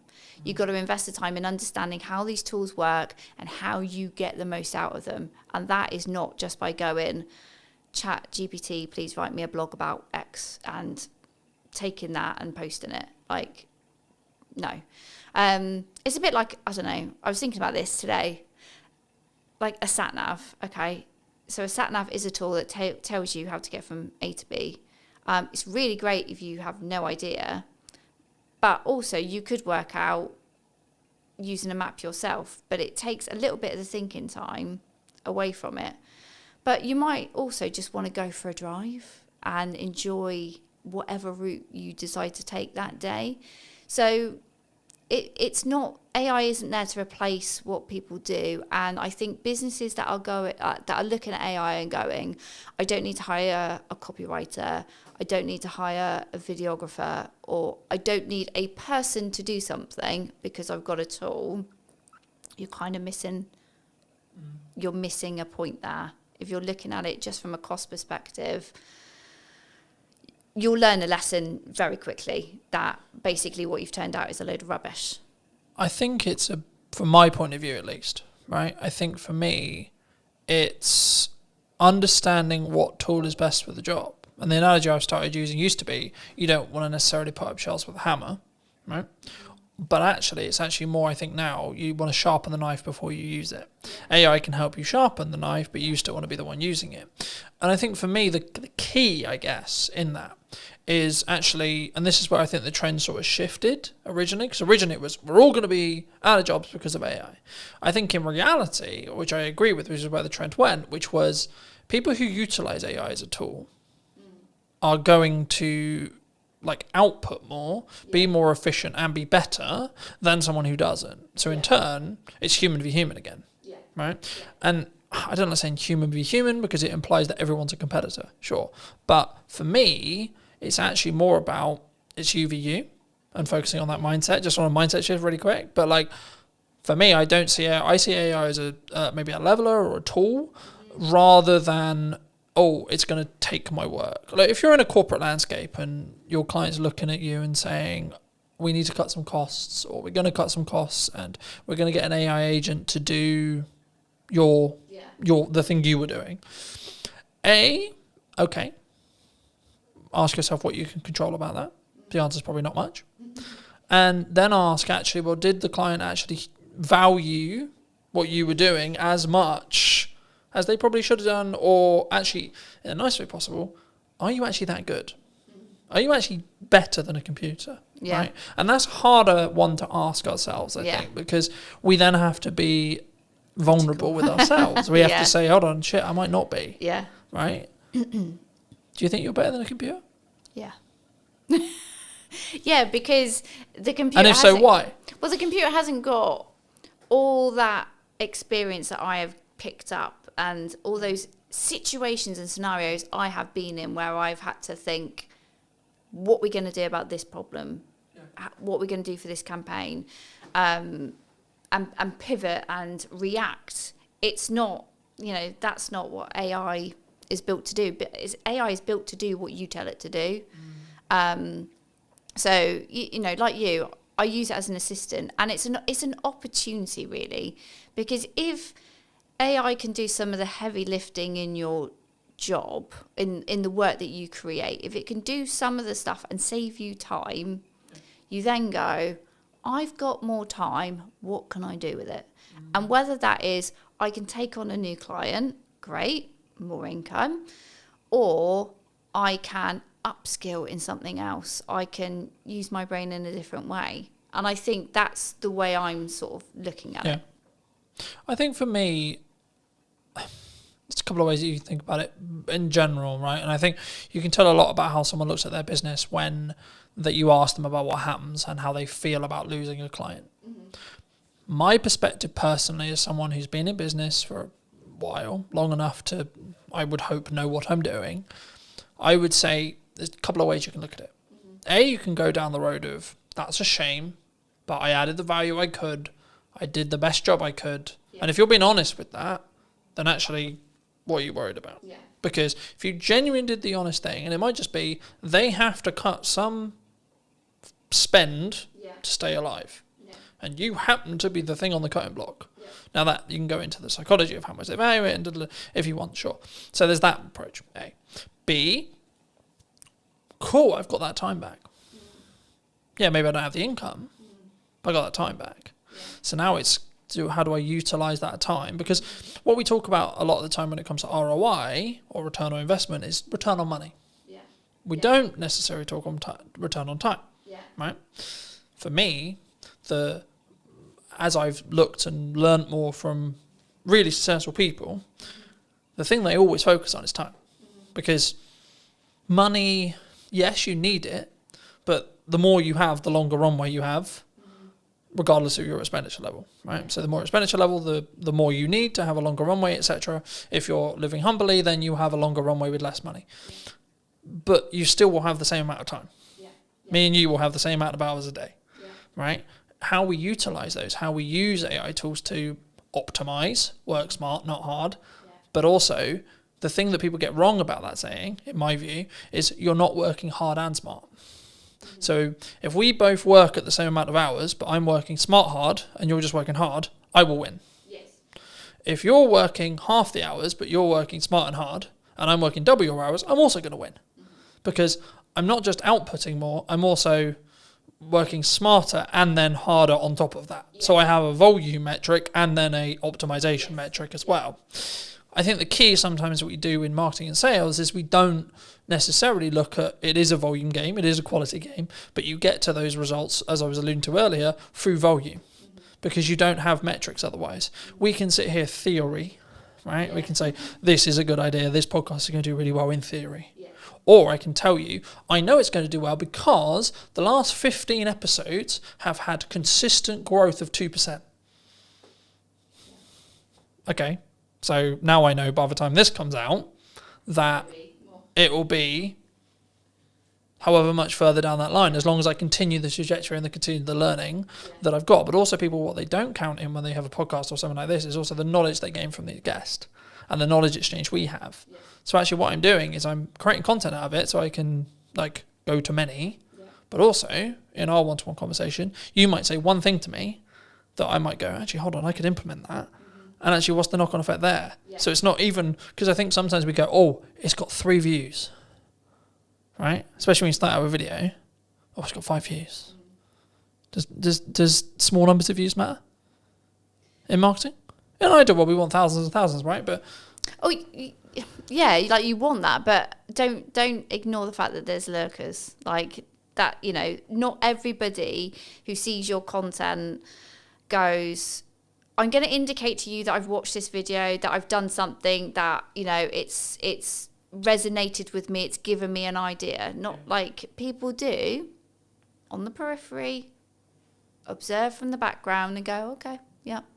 And they don't show up in the engagement, you know, and if you just only focused on, you know, analysing your engagements, comments, likes, all that kind of stuff, you go insane. You know, you need to be having the conversations outside of it. So yeah, okay, people might have looked at it, but what else are they doing? How else are you engaging with them? And that's where it's like, you can't focus on one channel. You can't focus on posting one video. Like, you know, those 3 people might have seen it, but what else have they seen? What else have they digested? What else have they taken on board? And are you going to talk to them? Because that's the other thing, is like, this is not one way. Marketing is not one way. You have to create that dialogue, find out, dig deeper, get them to know you, you know. It's like, you know, today we're here, but we had a conversation before. So it was great to, you know, understand what we were both thinking, have a, you know, chat around a conversation, so that you obviously felt like, oh yeah, I think Gemma would be interested on the podcast, and I obviously feel comfortable being interviewed by you.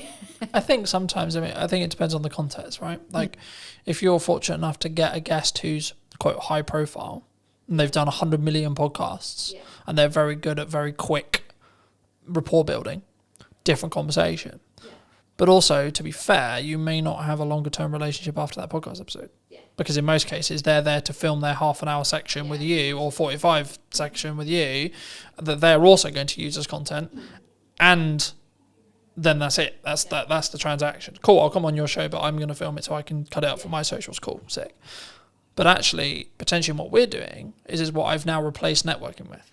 Because in the nicest way possible, networking is incredibly good when you're not time poor. When you're incredibly time poor, it's not overly efficient unless you're in the very targeted specific room, and that's specifically what you really enjoy doing. Everyone thinks, well, some percentage of people think I mock networking. I did networking for nearly all of my business, and I still do now. I do it slightly differently now because I'm very focused on content delivery. But the reason why is because I sell content delivery service. So for me, the highest return on time, energy, and resources is content delivery, because it it allows me to hit every single bucket I want to hit. But also, something which I was doing when I was networking and doing content and this was I was doing them all poorly. Instead of doing one incredibly well and getting reap the rewards of doing those things well, I was actually trying to do all of the things really badly. So I think maybe as a takeaway, do you think people should do lots of things? Or do you think people should just focus in on, actually, I really enjoy talking to people, so I'm just going to go to networking and talk to people? I think the joy, doing something you enjoy is one part of it. So don't, if you're doing something in marketing that you really feel uncomfortable and it's not your bag, find another way of doing it. And if that's outsourcing, or like if you've got a firm of people and somebody else really enjoys networking, make them the person that represents the firm out in public. Oh, just lost my thought then. So you were asking me about should they do lots should of you things? do lots of things? Yeah. Or should you just narrowly focus on? So I'll give you. So Alison Mosey would say you just do content. Yeah. You just do ads. You just do networking. You pick one, and because you have either decision fatigue or optimization fatigue or etc. or performance fatigue in when you're trying to pivot from I'm going to do content, then go do networking, then go do this, then. So yeah, my answer would be no. Don't just put all your eggs in one basket, because I don't think that's efficient. And again, with my B2B buyer's hat on, they won't make a decision. They won't get to know you just through one channel. So you need to be in other places of where your prospects are going to be. You need to, because they need to hear from you directly, but also they need to hear from other people that have worked with you to kind of, you get that stronger credibility, and it's built up quicker when they can hear from a third party who might be a client or might be an advocate, to hear what it's like to work with you. And then to really kind of think, okay, this is a company I think I want to engage with a bit further. So I would always say, like, no, you can't just focus on one area and ignore everything else. But if you've got limited time, budget, resources, you've really got to go back to, well, why are you doing this? What are your goals? What are you looking to achieve? And you've got to be really critical and say, okay, I want to grow the brand. Okay, I'm going to focus on these activities. But if it comes back down to a goal, then you've got to focus, and then you've got a reason to help you make a decision. Like, decision fatigue happens when you probably don't really know what you're trying to achieve. I also think we don't give ourselves the time window. So I was alluding to it earlier. For the next 3-ish months, but just under 3 months, I've got 2 focuses. Podcast, event. That's it. Yeah. Nothing else. Everything I do is in one of those 2 buckets. Yeah. The byproduct of me doing that is I'll probably win more production work, I'll probably win more marketing work. Cool. But the main 2 content focuses is those 2 areas. Yeah. Now, after the event, when there's a bit of downtime between the event, I might add another one for 3 months. Yeah. But the thing I did potentially poorly in the past, and why my marketing didn't reap the rewards I wanted it to, was because I was constantly pivoting and adapting and changing what I was doing all the time, so I didn't commit to anything, which showed a sign to the market, if I'm really looking into it, that I didn't necessarily believe in what I was doing necessarily, but also I wasn't getting good enough at it through that 1% improvement consistently, right? So I think, to be honest, if we have another conversation in a year, I would hope that one of the channels I'm still consistently focusing on is podcast, because it's something I've committed to doing for the long term, not for the short term, because of the way I'm investing in it, because of the way I'm utilizing it, because of the way I'm testing it. It will reap the rewards in a window of time, either 6 months or 12, but I don't need it to reap the rewards now either, all right? But for those who maybe enjoyed this conversation, who want to connect with you, see some of your content, see some of the video content you alluded to, etc., where's best for people to connect with you? Find me on LinkedIn. That's where I am in my professional self. That's my main channel. And you can also obviously go onto my website. I do have a newsletter, so I don't bombard people. I send a semi-frequent newsletter, sharing tips and advice. And explaining to people how they can work with me. Fab. And I always like to end the show by asking, if you were going to talk to yourself 10 years ago, Oh, 5 years ago or 15 years ago, yeah. what advice would you give to that, Gemma? Oh God, if we went 10 years ago, my life was totally different, and I would tell myself, be more confident and value yourself more, because I think it was like one of the other questions you sort of mentioned before about like what have I sort of like learned, and it's like I've learned that initially at the start of my freelancing journey I was massively undervaluing what I do. So it is definitely, confidence, and just fucking go for it. Thank you so much for the time, Gemma. Thank you. It's been good. And if you did enjoy this episode and would like to see more like it, then I'll be back next week with a brand new episode. So why not be subscribed and let me know what your thoughts are in the comment section down below. And I'll see you very, very soon. Hook.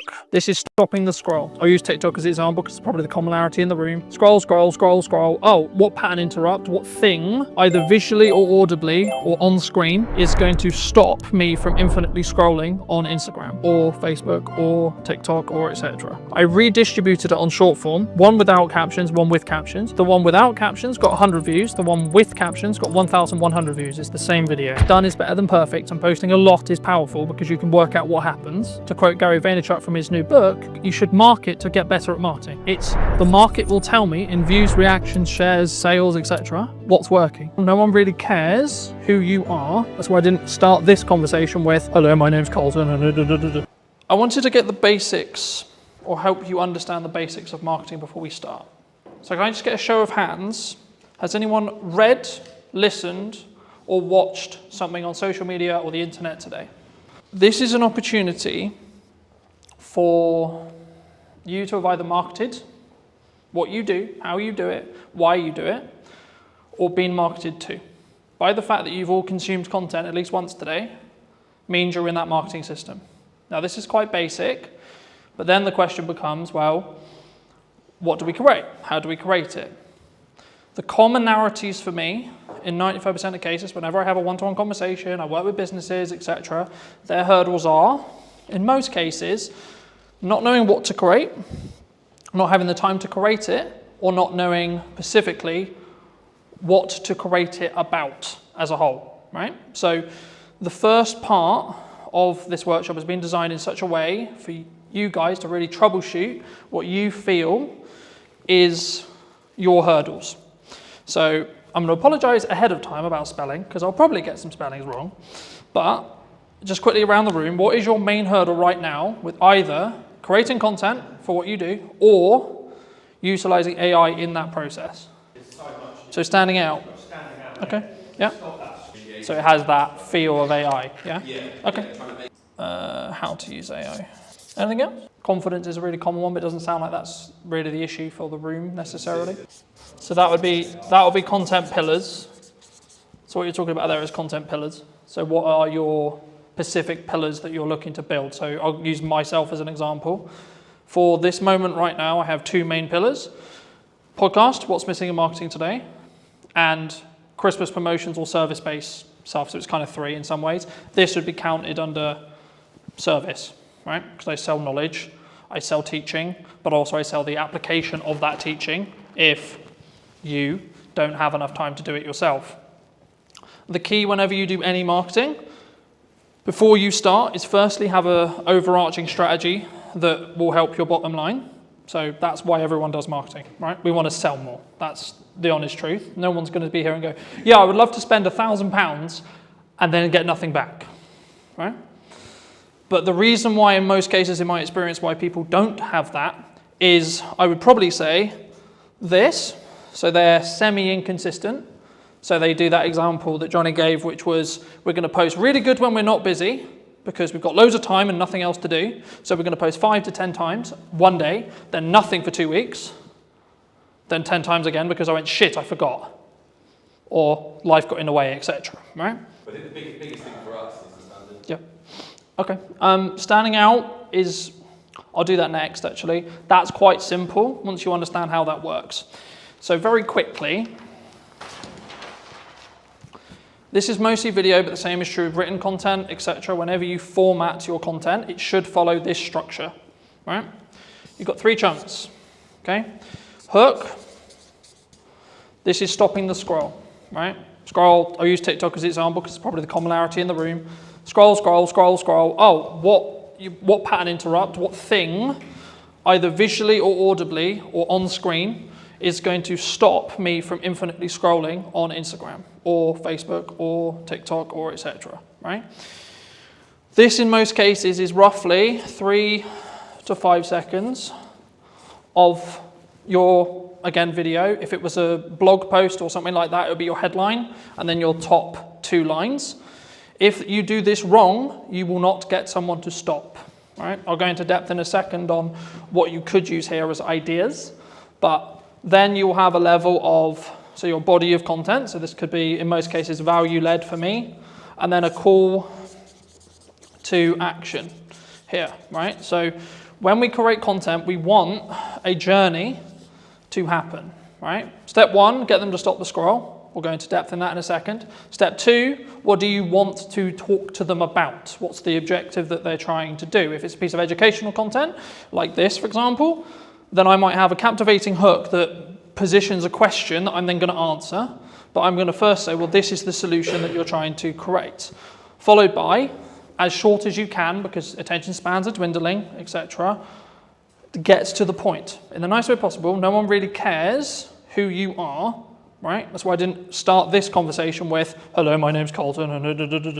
you don't give a shit, you don't care, right? The bit they do care about is how are they going to make their life, the viewer's life, more entertained, more educated, or both. Hopefully, after today, you'll understand how to do that. And hopefully, I hope, today will be that valuable for you. So you should be entertained, you should be educated, right? Just on that, sorry, Colton. Yeah, of course. Every piece of content you've got on TikTok has to follow that. We've started getting good reactions, say, on funny content. It's got no call to action on it. The only... Would you say that that's still valuable? So if I put my hand here and ignore the call to action, then yes, that would be true. Every single piece of content has to have a hook because you aren't going to stop the scroll. It doesn't have to be anything complicated. It could just be like, this is my opening line. So the things I'm focusing on for podcast clips, for example, is what's the first line of the clip, right? And because you'll see it as text, you're going to go, oh, so one that did really well was from Maddie's podcast a little while ago, and I was talking about how did I not become a drug dealer because I was dyslexic. So the opening line was, I'm surprised I'm not a drug dealer. So if you saw that on social, you're probably like, hold on, what the fuck? But then I gave the context, right? Straight away, here.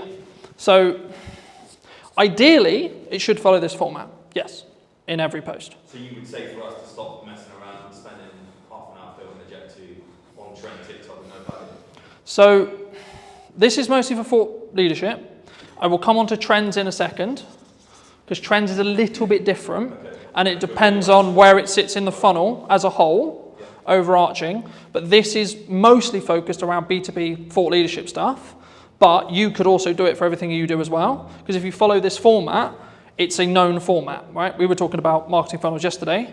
This is a mini marketing funnel that then leads on to so this could just be, so for example, a lot of the content I did for this event was, here's the thing I'm going to talk about, here's the value I'm going to add. Hey, if you would like to see more like this, come here today. Yeah. Happy days, right? Or try and blend the trend in almost, like the Jet 2, yeah. We could have finished it with, come and grab your pint here, yeah. It's happy hour. So it doesn't need to necessarily be, especially at the start, you don't necessarily need to follow this format.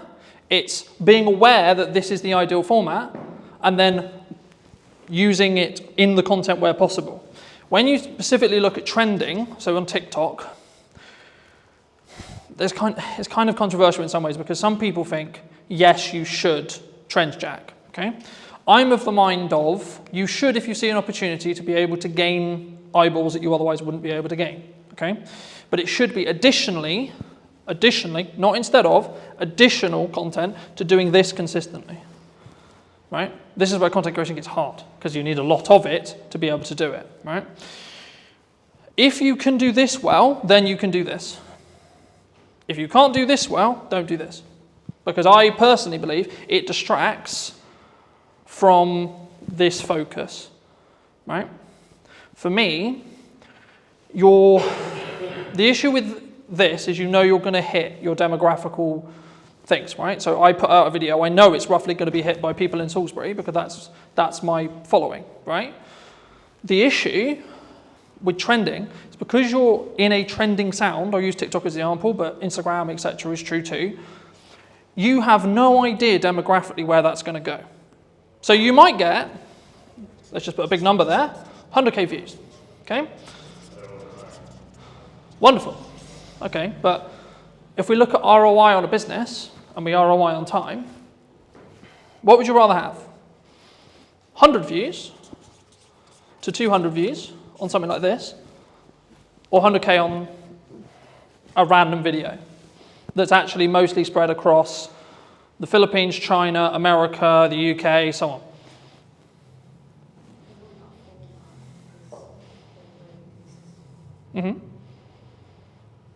What do you think? We'd rather have 300 real people rather than 100,000. Because 100,000 looks good. Yeah, but 100,000 looks good, right? Yeah. But when we... 999,000 aren't going to become, or probably might not be close to your venue. And that's why chasing virality, yes, it looks fun, yes, it looks sexy, but does it really do much for your business? I'd much rather have consistent of the right people at 200 to 300, maybe up to 1,000, but I know that each one of those views is going to potentially mean that I get more people sat in a room, I have more people to work with, I have more people I can help in my location, or in your... How do you do that location on TikTok? Facebook's very simple, physical business. So social media has changed, right? If I did this presentation or talk 3-4 years ago, I would only be talking about social graphs. Okay, I'll explain both in a second. But on this side, we've got social graphs. Okay, that's how everything worked before TikTok or Musical.ly arrived. Okay, here we have interest graphs that I'm definitely going to spell wrong, right? But the job of the team of two. So this was basically what TikTok created. Kind of their algorithm created it. It was in other places like Tumblr, etc. But like modernized and actually like popular, it was TikTok who did it. So what happens here is and this is why I said yesterday, following doesn't matter because we're now over here. But just for those who don't know, socially, what happens is I would follow someone, I would like, share, or comment on their post, right? This would send or say to the platform, hey, cool, this person likes and enjoyed this content. Cool. Okay, so the platform goes, we're going to show more of that to that person, right? So you followed me. Okay, cool. So that means you're telling to the platform, I like Colin's content. Can you show me more? Sick, right? Same with likes, same with shares, etc. Now, the bit where it got interesting is because when they started changing the weighting, you wanted to target different things. That constantly changes. There's no point me going into it because by the time we finish, it'll probably have changed. The main difference when TikTok launched a handful of years ago was instead of it being followers, like, shares, etc., they are kind of still important, which I'll explain in a minute, but the job here is Craig is going to open TikTok, and if he had previously never installed TikTok, it will just show him videos. And what it's trying to do is it's going to go, right, I'm going to show Craig a picture and a video of a dog. Cool. What does he do? Does he watch the video? Does he interact with the video? Does he like the video? Cool. Keep scrolling. You'll find that the more stuff you interact with, the more stuff you give watch time to, the more stuff you like, the more stuff you enjoy, you'll be shown more of it, right? So that's what an interest graph is, right? So is that what the FYP basically is on Facebook Yes. and Yeah. Reels? 100%. That's running that algorithm. Yes. But the main feed is still on the socials. They're moving from this to this. The only place where this is still prominent is LinkedIn. Really? So Every- the same people use the old Georgia example, right? We post on that a lot. We can get the same 30 people commenting on that. Yep. All the time. So they're still seeing it. Because that's interest-based. Not in an FYP of like TikTok. Because they are interacting on the posts related to that location. Right. So they're signaling the platform to say, hey, I want to know more about this location. So it's not as fully TikTok's 100%. The reality of socials, well, it will probably be in this line here. for the rest of time, right? The future of socials is going to probably be, there's a debate at the moment, right? In the marketing space, in the etc. with Meta and so on. But my prediction, and probably the prediction which I think most people would agree with, would be in 2 to 3 years, you'll have 2 feeds. One that's like this, and one that's like this. Okay? So this would be your FYP, this would be for you to discover new content. And this is where, to an extent, trending would probably go into. So if you're trend jacking, following trending music, etc. Let's say you like, I'll use the example I used with Craig, dogs, cats, motorbikes, games, pubs, pick your topic, right? This is also where a concept called community talk came from, which was a specific hashtag around a specific thing. So when TikTok launched, everyone thought, oh, it's for dancing. Can I just get a quick show of hands? Who thought TikTok was for dancing?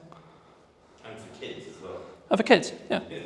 That was the commonality, right? Everyone thought, oh, I'm going to go on TikTok and I'm going to do a... Thank God that people laughed at that. But the key is that's when it was Musical.ly. So very quick history lesson. TikTok is owned by a Chinese company known as ByteDance, who used to own an app called Musical.ly, where that was what the app was for. Lip syncing, dancing, etc. They bought this. They then launched it in China, did really, really well, and it was strong from an educational point of view. And then it moved to the West, and it became interest-based. But what they didn't realize was that interest-based would work so well, right? And that's why you're seeing, in the last couple of years, Instagram Reels launched, standalone, short-form feed that scrolls forever. Facebook launched, scrolls forever, so on, right? Even LinkedIn's now doing it. LinkedIn will probably have a video-only feed that's interest-based. The only post that will be social graph-based will most likely be carousel or image posts where you tag. So Johnny came to my event today. Thank you so much, Johnny. Going to tag you. Cool. How that quickly works, if you tag someone on socials, on a social graph, so this is mostly around LinkedIn, and they don't interact with it, it will be buried as a post, is the current conversation with the algorithm, right? And the reason for that is it stops people going, I'm going to tag whoever I want because I'm going to tag David Beckham in my post just to get more views on my post, right? Because unless David Beckham actually connects and actually, comments, likes, does something related to the post, it doesn't confirm that that actual connection happened. Because you need to remember, LinkedIn specifically is a recruiting platform. That's what it's designed to do. It's designed for you to get a job. Any questions on anything I've discussed so far? So the next thing I'll go into very briefly is creating a content ecosystem. I'll use mine as an example, and then we can go around the room and see where the holes are and see if I can help fill them. My content kind of evolves around, in most cases, 2 long-form pieces. So it could be an educational piece like this, or my podcast. So for this conversation, it'll be a podcast. So this is an hour to 45-minute conversation between myself and a guest of choice, right? So most cases it'll be talking about marketing, could be talking about trends, could be talking about very similar to this. But you might say, okay, well, who's going to sit and watch the 45-minute presentation? Quick show of hands, who would watch a 45-minute presentation? It was interesting. Okay. If I've been booked by, I'm sure. That's the key. Okay.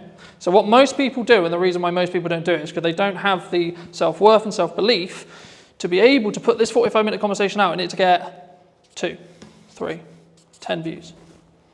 What 95% of people should be doing is creating this,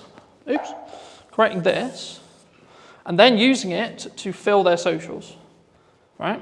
I'll show you in a minute. And that's when you get when you scroll through on YouTube. Yeah. So that's called, that is basically about how you structure your short form, right? So very quickly, short form. I'll show you how to use AI to create 20 plus pieces from each one of these, because I do it, right? Every week I do it. For you specifically, you could talk, I'll use an event that you're running for an example, okay? You could talk about every single unique selling proposition and every single thing about the event that you think is really good, okay? Like a Q&A almost. Yeah, with your staff. You get someone to ask you questions. Okay. What's it going to be? What's it going And you don't have to film it the way I would film it with multiple cameras and pro audio and this and this. I literally mean, right, a phone on a tripod, looking at two people, right, stick person, wonderful, another stick person, you can tell I'm not an artist, right, two people having a chat, wonderful, okay? That will fill your socials, okay? Because it's this long piece here. Could be anything. Your long form piece could be, this is how to utilize 1 hour of content, especially if you're time poor, right, and you've only got an hour of content to deliver. You can film it once, then distribute it into short form, you're probably good for a month. And then if you want to hire an editor, like I do, I get a custom trailer made for each podcast. Some of you would have seen them. If not, go on my socials. There's one every week, right? And that is designed for the hook, which I showed you earlier, on the front of the podcast specifically. So that's meant to hook you in, show the best parts of the conversation, etc. if you come to the whole hour. But also it allows me to be on social media with short form. So by the nature of how the trailers are designed, I'm naturally going to get a higher retention chart, which will look something like this, which means people are watching the whole video, which in 95% of social media cases, if people watch up to 100% of a shorter video, less than a minute, it will then be served to multiple audiences, right? I'll go into that very quickly, but just quickly on this. Once you've got short form from this 1 hour, you can then do lots of stuff with it. You can pull out the audio and have it as a standalone audio podcast, right? You could also get it transcribed, and then using tools like ChatGPT, you can get it into blogs, etc., in your own tone, etc., right? And then also, you can then take that blog, turn it into 20 tweets, 15 tweets, right? Or standalone social media posts on their own. Hey, in this conversation, it doesn't even have to have the video, you can just take some pictures afterwards and say, in the conversation we'll be releasing next week, we talk about X, Y, Z, right? This is a very key example of hooks don't have to be anything, you need to do them to then see what works for your audience. Because what works for me is not going to work for you, and vice versa. So that's a social question. 95% of the time, socially, we watch videos in our breaks, when the kids are asleep, etc., right? So you don't want... Yeah, so or the telly's on or something else is on. So in a social scenario where you wouldn't necessarily want to blare out your reel, but you still want to know what's going on, right? And just to give you some numbers behind this, I re-edited some Christmas content that I did, I think about 4 years ago. I redistributed it on short form, one without captions, one with captions. The one without captions got 100 views. The one with captions got 1,100 views. It's the same video. Okay, that's a 10x difference in views with one change. And this is how I'm starting to test stuff. The one thing people get wrong with marketing all the time is they go, this is our ideal profile, this is the person we're trying to talk to, and I know what they like. Do you? You may have known what they liked 2 years ago, but is that what they're into now? Does your ideal profile change through time? Mine does. Personally, my content consumption habits and what I consume will change on a weekly basis. When I want to go really deep on AI, I'll be watching nothing but AI stuff. Okay? When I want to go really deep into content and delivery and how to do it, shift again. So on an interest graph, my feed is going to change dramatically across 2 weeks. On a social graph, I'll probably get some of the same content. Look into the terms and conditions of TikTok, you'll be scared about how much it knows. Well, this was actually a big problem a couple of years ago where I was aware of it, where people would be watching a specific video. So I'll give an example where maybe it's a motivational video or maybe they're feeling a bit sad, etc. They're watching something that may be a bit sad. And what the TikTok algorithm did, and they got in a lot of trouble for this, but they would then start feeding more and more, and you would go down this loop of negativity, right? I don't want to go into detail on it today, but it's the same with the quote, red fill spear, right? You are fed what you watch. So people are like, oh my God, my TikTok's so annoying because it only shows me X, Y, Z. I'm like, okay. A, log out, reinstall the app, watch stuff that you don't want, so watch the stuff you want, and then the algorithm will catch up. Or just when you're on the socials, just stop consuming and interacting with the stuff you don't want to see more of. Or search what you do want to see. Yeah, or manually go in and search, I want to see pretty kittens. Yeah. I want to see dogs. I want to see positivity. I want to see quotes. I want to see etc. I think you noticed quite a lot more. To start, put your video everywhere. Put your blog everywhere. Put your piece of content everywhere the same way. Because the first thing you need to get into the habit of is doing content consistently and getting consistent, right? Because that's where the results will come from. And concentrate on video. I focus on video because it's my best, like building off Emily's point, it's my best way of communicating, and it's what I will also consume, and also I know the power of being able to leverage it because I can use it a million ways. Some people say I don't want to be on video. Okay, that's okay, don't be on video then. But if you're a good writer, then write. Okay? Like, you don't have to reinvent the wheel. The content quality will always rise to the top if you're A, consistent, B, talking to your target demographic, and C, adding actual value. Not fluff, not this looked nice, this was wonderful. The goal for me today is to give you as much valuable the stuff you want to learn as much as possible. That's it. That's my only objective today. Very quickly on how like algorithms work in most cases. This is a video algorithm, but the same will be true in blogs, the same will be true in articles, and you can swap the words. So whenever I say video, there is a similar algorithm for every other form of content and will work very similar to these principles. Okay? So when you post a video, I'll use Instagram Reels, for example. This is your video. Okay? The first thing it does is it will send it to, these numbers are rough because they change every week, right? And we actually don't really know.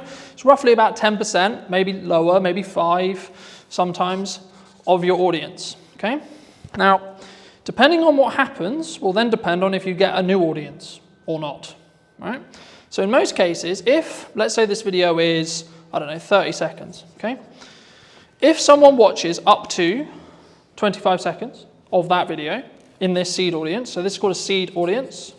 The job of a seed audience is to tell the algorithm, because it doesn't know what this, all it knows is you uploaded a video. Wonderful, it can see what you said in it, because it can pull the transcript, etc. It doesn't really know what the video is, it just knows you put a video out. Sick. So what it does is it sends it to the 5 to 10% of an initial audience that it believes will enjoy this piece of content from what it learned from the title, the media data, or the post, depending on what platform you're on, and then what's said in the video. And then depending on what happens with things like watch time, likes, a key one on Instagram, especially right now, if you save or share it, because this is where understanding each platform is really important. So Instagram specifically is designed for people to share videos around, share posts around, because it's a communication platform. It wants people to communicate with each other on it, not just consume content, but have content as part of the ecosystem, so that, oh, I really like this video, so I'm going to send it to Paul, right? That's what the algorithm wants me to do. So sharing / saving, coming back later. And depending on how well these combinations, and the weighting changes, that's why I'm not focusing on specific weighting, but the weighting will change. Depending on what happens will then change how much of an audience, what that audience is, and what the size of the audience is. So when things go viral, what's happening is this. So it's going, initial post, okay, cool, it did well. Sick. All right, first audience, did really well. Then there'll be a bit of a plateau, maybe for half an hour, maybe 30 minutes. Then another one. Did it do well again? If so, and so on. And eventually, it won't have a good reaction. And that's when it will stop. But if you can keep that loop, so there was a trend a little bit ago on TikTok where it would be a 2-second video with a load of text on it. Why do you think people did that? They were farming watch time. Because it's a 2-second video. So TikTok was going, is people who watch this video in that seed audience watching the whole video? Because it's 2 seconds. But to read it, you need about 15 seconds.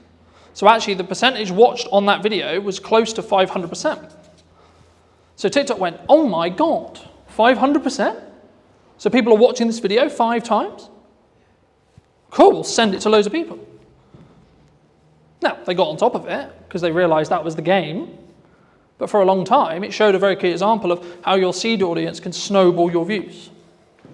And it will copy the audience. Because every single algorithm wants to understand and wants Okay, no, I'll ask you. Before I tell you, I'll ask you. What do you think the job of an algorithm is? To keep people on social media, for example. What does every single social media platform want? Eyes on it, time, so they can then really target. How do they make money? So the sin, you could say, is taking people off platform. Because Instagram doesn't make money if you send them off platform. If you send them to YouTube, you're sending them to a competitor.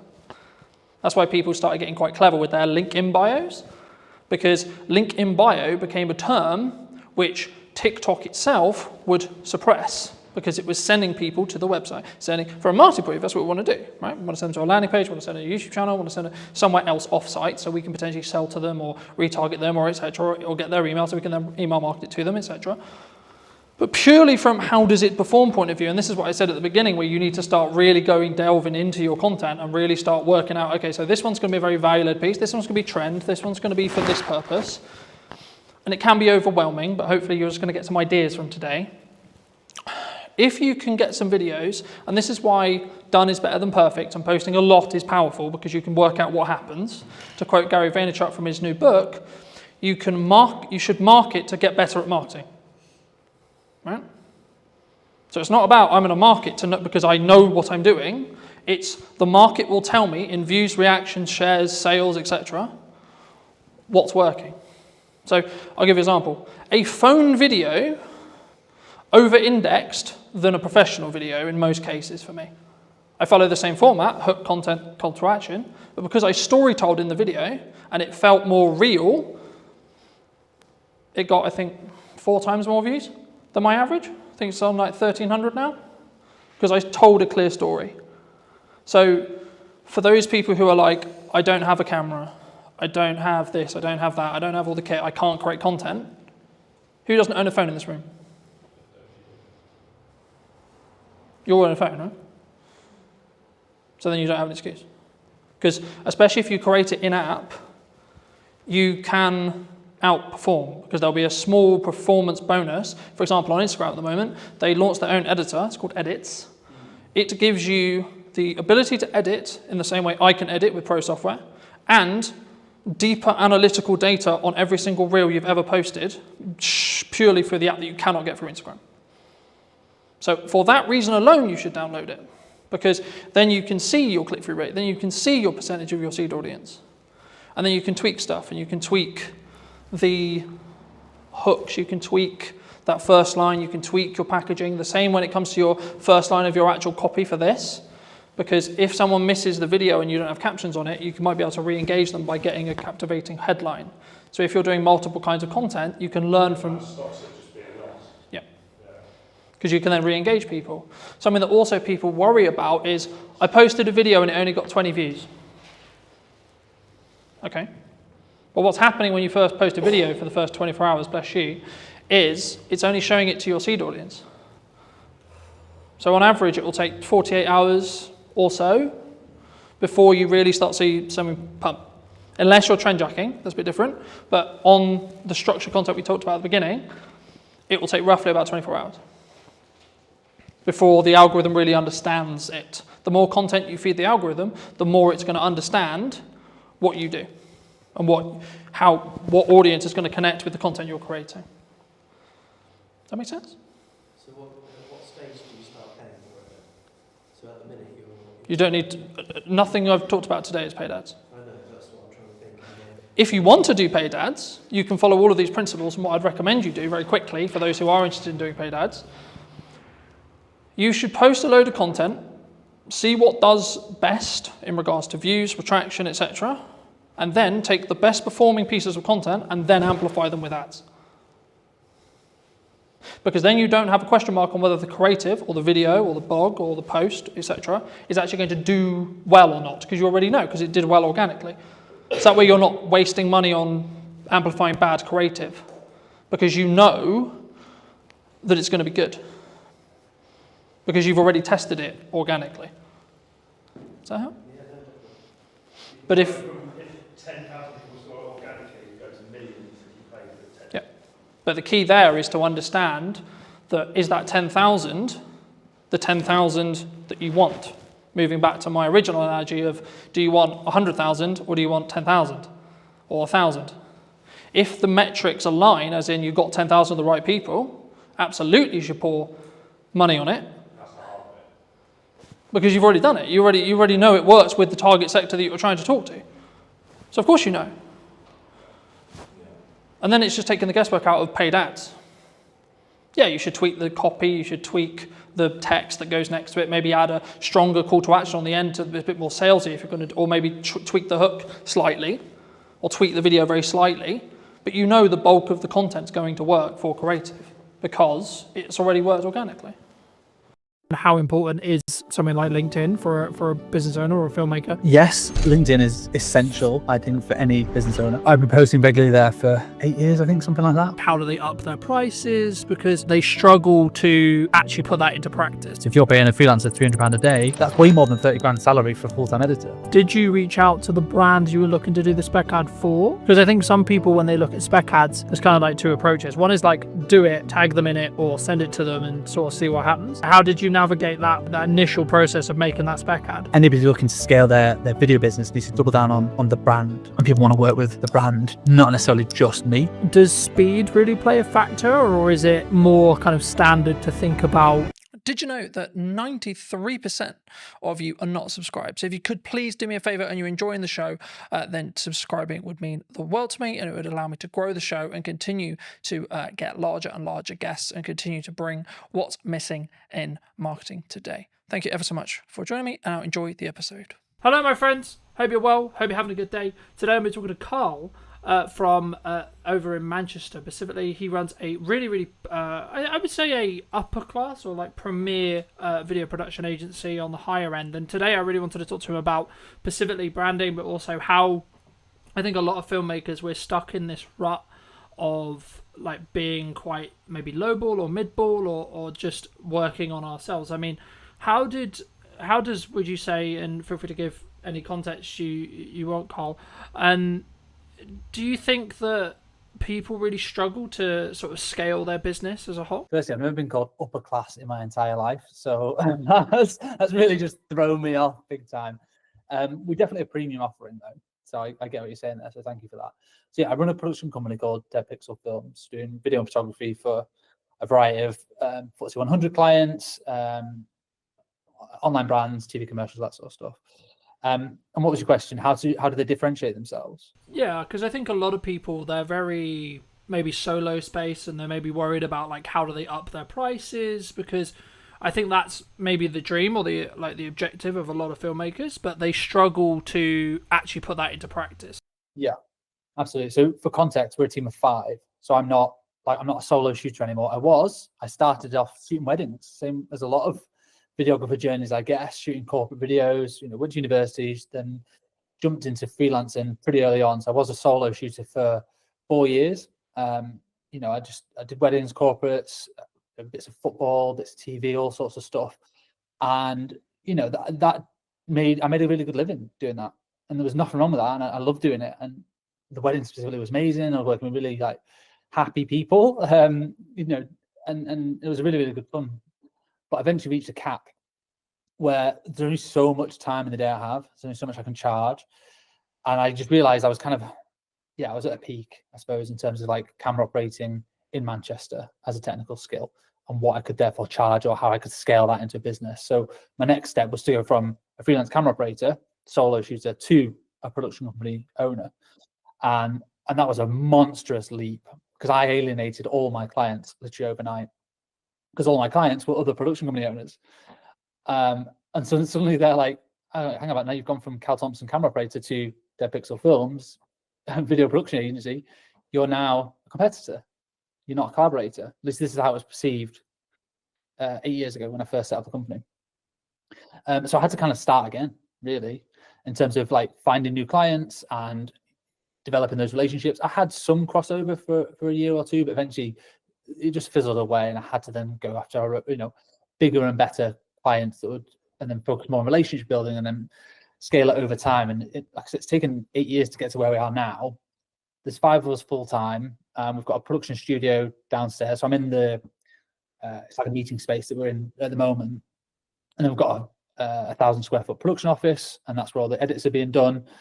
And then this downstairs a 4,000 square foot studio space, and that's taken years to be able to have the cash flow and the regular clients to be able to build to that point to be able to afford to have a studio. We've been in the studio 2 years now, and we use that as a bit of a marketing tool as well to generate more opportunities. It's very challenging because it's very expensive to sort of keep it going and making sure that it's not just burning through cash. But it's all part of the journey. It's really good fun. Yeah, I mean, I was going to ask you about cash because I think, like, as cash flow as a business owner, right? Because I think there's a massive difference, obviously, from a solo shooter who's maybe positioned themselves as an agency, or maybe the traditional, I think, from the sole videographers that I've spoke to about, they're looking to get work through other video production companies or agencies similar to yourself. Did you always have good money management skills, or because the story that I found is people normally get it wrong before they get it right? Yes. Cash is king with any business, and it's definitely applicable to video production and photography services. I've always been good with money. You have to be a business owner fundamentally, but even as a kid, I was always quite tight, I guess, with money. Didn't intend to be. I always did what I wanted to do. And I went traveling all over the world and stuff like that, and I had some great experiences in my 20s. But I've always been quite strict with money. I've never been spending it on like designer clothes. I'm not really fussed about anything like that. I bought my first house when I was 27, which I was really pleased to be able to do. Me and my wife got a mortgage together. So I've always been quite good with money. And that has served me well when running a production company. It's like whenever an invoice gets paid, immediately save the 20% VAT. That goes into a reserve account. Immediately save roughly 20% corporation tax. That goes into the savings account as well. And then I've got the cash account of what we actually use for day-to-day spending and paying payroll and expenses and overheads and stuff like that. So there's always been a reserve account. I'll always have a figure in my head of the minimum amount of cash I'm comfortable with. And that's taken a long time to build it up. And obviously, when things like COVID come around, and that is a world-changing experience where you can't have all the cash that you've always wanted. You might have to dip into it, or you have a few quieter months. But in order to run a company, for me, to sleep well at night, I need to make sure there's months and months and months worth of cash flow sat there.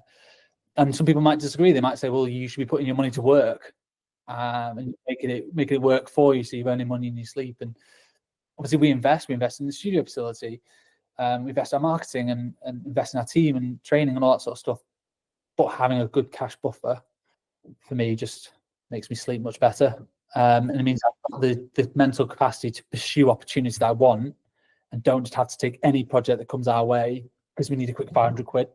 Yeah, I think, I think that does lean on to my next question, was going to be around, like, how does one attract larger brands to work with us, either consistently or as like maybe one-off projects in general. But just to build on what you were discussing there, I think it's very key to understand, and something that I have struggled with maybe for the last couple of years, but not this year specifically, has been understanding your numbers, but then also giving yourself a little bit more like cash cushion than you think you're going to need, right? Like, oh, I'm going to be fine on X amount. And then in reality, if you have just a little bit more, then something will end up happening that takes that cushion, I think, for me. But just to reiterate the question, I mean, how, for maybe someone listening to this who's maybe solo or maybe looking to scale up, how would you say they should look at maybe working with, the Red Bulls of the world or equivalent in that respect, in regards to like the size and the scale of the actual brands that maybe they're looking to attract as a client? I mean, this is changing loads over the last few years. From what I've seen, is historically the big brands would only ever work with big agencies for the longest time, and that is still the case for a lot of places. Like Coca-Cola will only ever work with WPP, or they have done for forever, because they feel like they need the resource. They need the WPP, one of the largest advertising agencies in the UK, in the world. They feel like they need the cushion and the experience of a big advertising agency, and they probably do. They need the strategy thinking and all these different resources they're going to pull upon. But what I can see is over the last few years, more and more brands are doing more in-house, and they don't necessarily need the big agencies or the big thinkers, from what I can tell. Now, I could be wrong, but a lot of brands are now doing that big thinking in-house, and they're bringing more smaller, independent specialist agencies. So rather than just like one overarching agency that handles everything in terms of their marketing and their branding and strategy and their content, they might have, okay, there's an SEO agency there, and there's a production agency there, and there's a web design agency there, and they manage it themselves rather than an agency managing that. And they just make sure that's all sort of aligned, which means that smaller companies have access now to bigger brands, and they're able to work. And basically, once you've got one, it's easy to get the next one, or easier. You still have to chase for it. It's more competitive for sure, but once you have a few bigger brand names under your portfolio, and the work can start speaking for itself. So we're able to attract bigger name brands because we've worked, like we had a Premier Foods Group, which is a FTSE 100 company. We did over 15 YouTube pre-roll videos for those guys back in, it was like 2021, I think. And that's for their whole suite of brands: Ambrosia, Oxo, Bisto. Anyone in the UK will have heard of these brands. They're in every shop ever. So we did loads of ads for them. And by doing work for those people, it opened up doors to more foodie brands. So then we're suddenly able to work for BBC Food. There's another project we got off the back of that. Yeah, we had to pitch for it. We went up against 27 different agencies on a public tender to win that particular project, but suddenly we got that. And then I marketed the fact that we worked with BBC Food for a 9-month content retainer on LinkedIn. That then led to one of our current biggest clients, which is Uni, and they're the pizza oven company based in Scotland.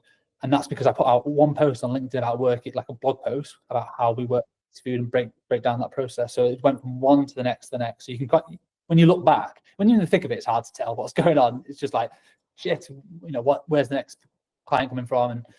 And you just want to do the best work you can. But when you kind of step back, you go, okay, I can see how that one has led to that one, has led to that one, has led to that one. But it's been I've been self-employed for 12 years. It's 12-year experience to be able to get to this point alone. And some people are way further on than me in terms of their career, but I'm really happy that we get to work with like some world-class brands. And just by working with one does tend to lead to working with the next. So I bet your next question is, well, how did you get the first one? Because that is the challenging bit. And the way I would say doing that is work for free, which I know everyone here is going to hate. By free, I mean make a spec ad. Speculative. I don't know if you've ever done it, but you basically need to prove your skills and your services and the quality of your work off your own back. So that's how we won we started getting to super slow-mo. That's one of our core specialisms, which works with food and drink kind of content, is the 1,000 frames a second super slow-mo videos. We shot an ad for free with Whitley Neal Gin in a little corner of a studio, me and my business partner at the time, just kind of messing around, working out how does the kit work, how does the lighting work. This was years and years ago. And we put together a little 20-second montage. We partnered with a kit hire company who lent us the camera for the day. So that was very generous. All it costed was our time and the ingredients. And then we pieced that together. And we used that piece of work as a marketing asset, piece of collateral, to then go and win the next one, and then win the next one, and then win the next one. And that just snowballed. We then became the specialists in super slow-mo and food and drink, which then led us on to the next project and to the next one. So that's always my advice to anyone looking to get into it. How do you attract bigger brands? Is you can't just go to university, study a bit of film, and then go, well, now I'm just going to either have my own agency or go work for another agency, and I'm going to be balling working on these big bad projects. Like, you've got to prove it. Education, you've got to prove it with your skills and your portfolio and your work. And if you've got to just go out and do it. Yeah, no, I completely agree. And I guess the question that comes from that is, did you reach out to the brand you were looking to do the spec ad for? Because I think some people, when they look at spec ads, there's kind of like two approaches. One is like, do it, tag them in it, or send it to them and sort of see what happens. The other one is like, hey, start building that client relationship, etc., and be like, hey, we would love to work with you, or etc., but can we make one for free? Like, how did you navigate that initial process of making that spec ad? Depends how big they are. If they're massive, if they're like a high street name, if you're suddenly doing a spec ad Gymshark, they've already got amazing commercials, an amazing in-house team. They don't need your spec ad. So you emailing them saying, I'm going to make this ad for free. If you want to use it. They just won't. They don't need it. So in that sense, I would just go and do it and just tag them, like, massive fan of you guys. I hope you don't take offense to this. We've made our own ad. We want to tag you in it. And if Gymshark will unlikely see that and then want to just hire you immediately, but their competitor might. So someone else who maybe slightly smaller than Gymshark might see that and go, "Oh, I love what these guys have done." Or you can use that to market to the Gymshark competitors, so you can reach out to people directly. Made this little piece for fun, just showcase our skill sets. Be really honest and transparent. Don't suddenly try and pretend that Gymshark are your client. You've done it as a paid project. That's the last thing you want to do. But just be honest about what you've done and how you made it to showcase your skills. And would you be interested in that for your brand or business? We did one for like Innocent Smoothies, massive global brand.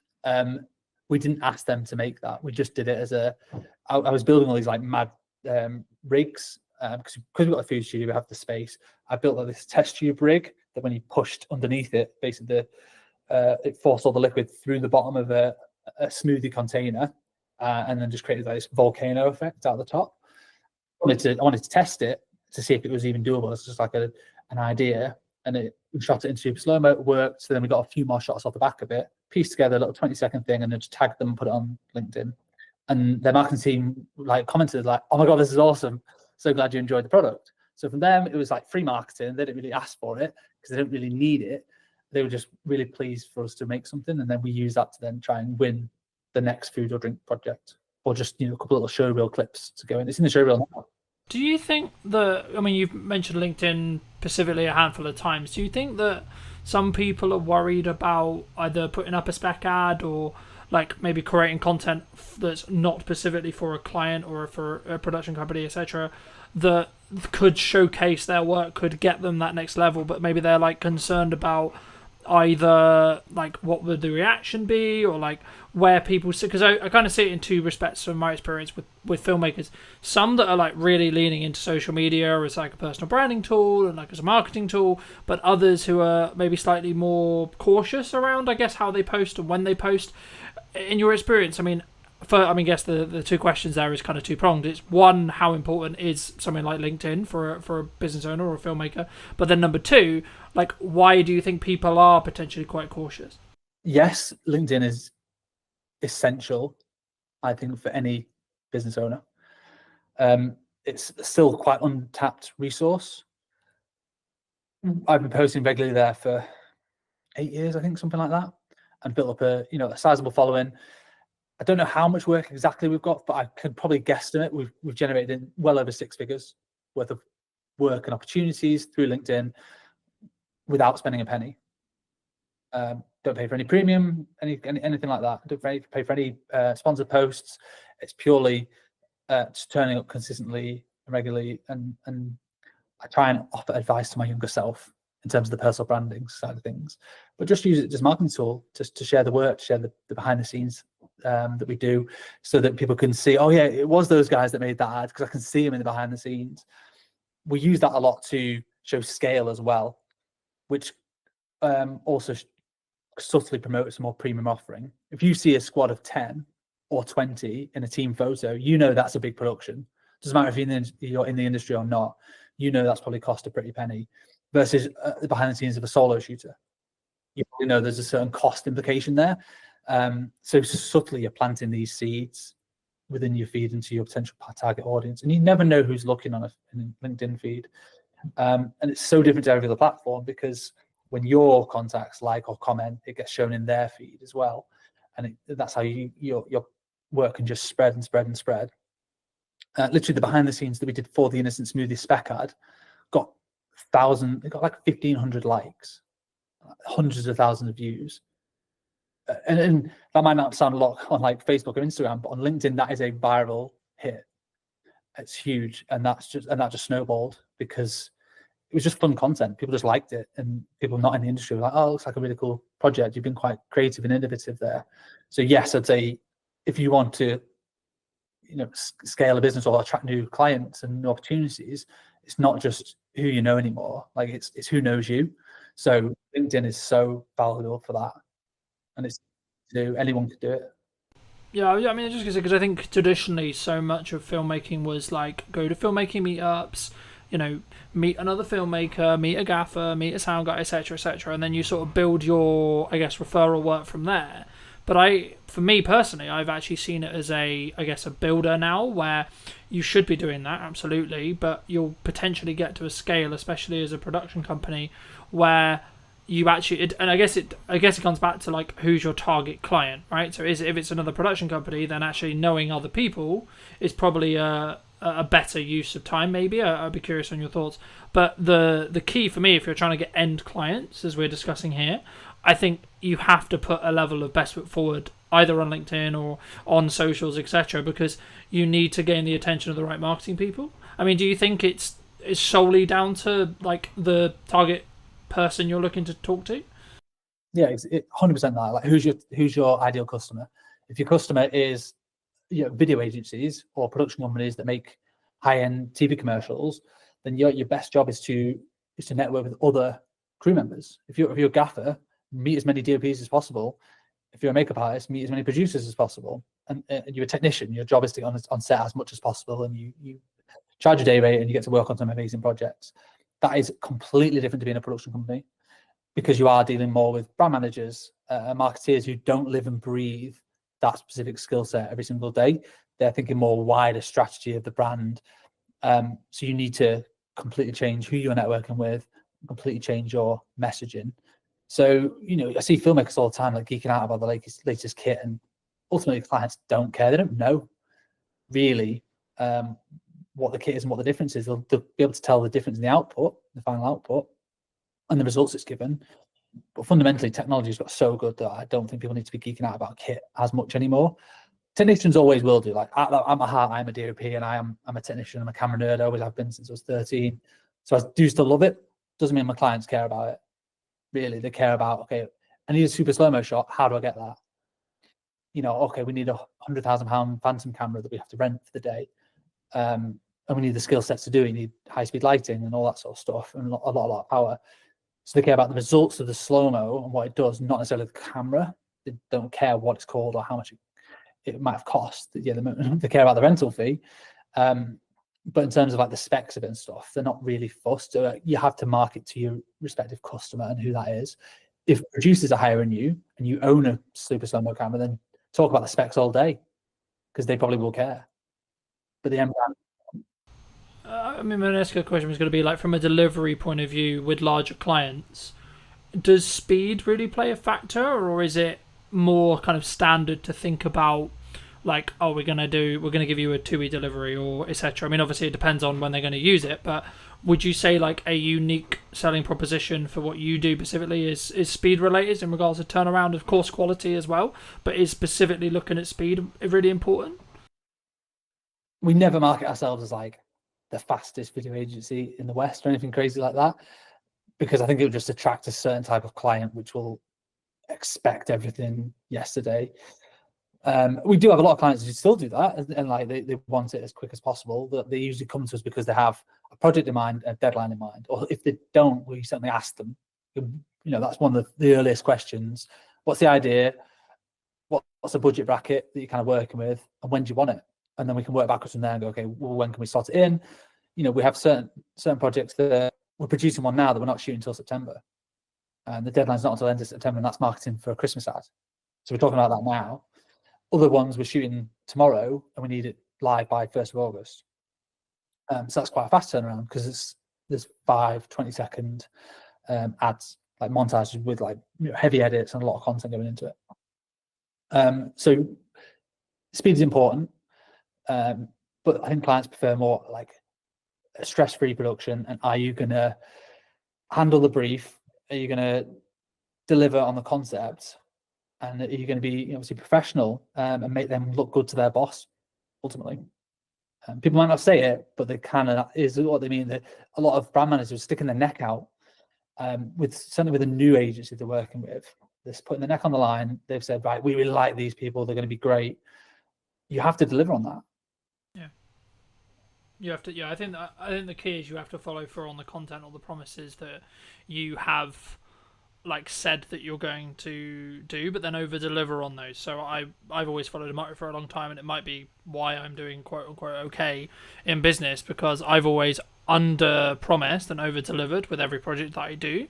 But I think it does to an extent kind of bring me on to kind of the next question I wanted to ask you, which was about like, how do you justify to a client who's maybe on the fence about spending, let's just say 10 grand or 15 grand or whatever it ends up being, right?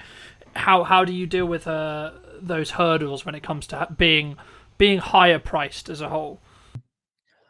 Yeah, so we don't do quotes anymore. We do proposals.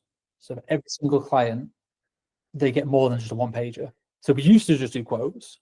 People come with a brief, amateur video. So you go, okay, put it together in a spreadsheet, put it onto a 1 or 2 page PDF with a breakdown of your pre-production and post, and this is what it's going to cost with a number at the bottom.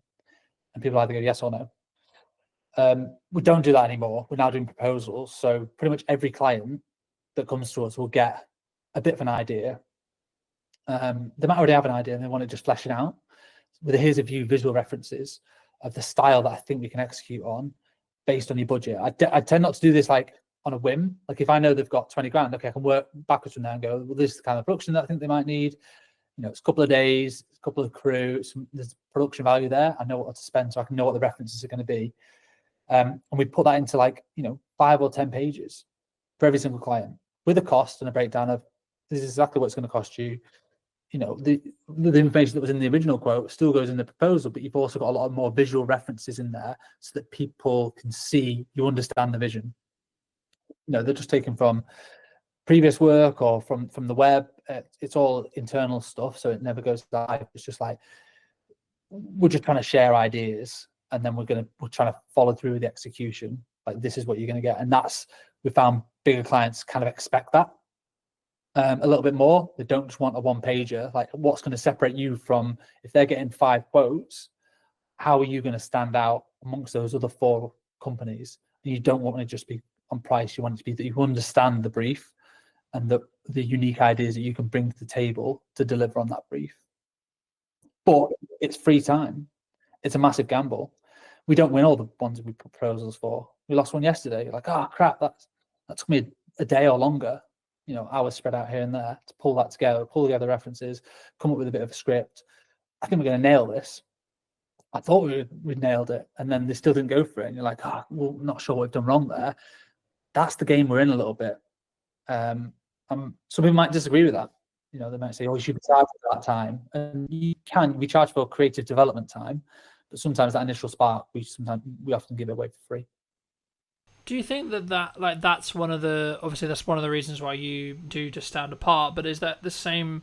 I guess the next question was going to be around the confidence of maybe charging more or being value-based price rather than necessarily the time. Obviously, there's always time that goes into it, of course, but it's more about, I guess, in some ways, when you look to attract those higher-paying clients, it's also about it's the entire, in my experience at least, it's about the entire process and journey and the perception that client goes on with you, rather than necessarily just the production day.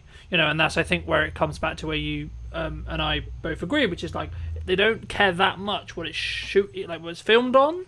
They care about what it's going to do for their business and what the return on their investment is going to be. But for you, when you started out, was there a confidence kind of hurdle for you to say double your day rate, for example? Probably, yeah. Not really thought about it. Often we just do it. I started off charging £250 a day. So it was like a corporate filmmaker, if you like. I charge a lot more than that now.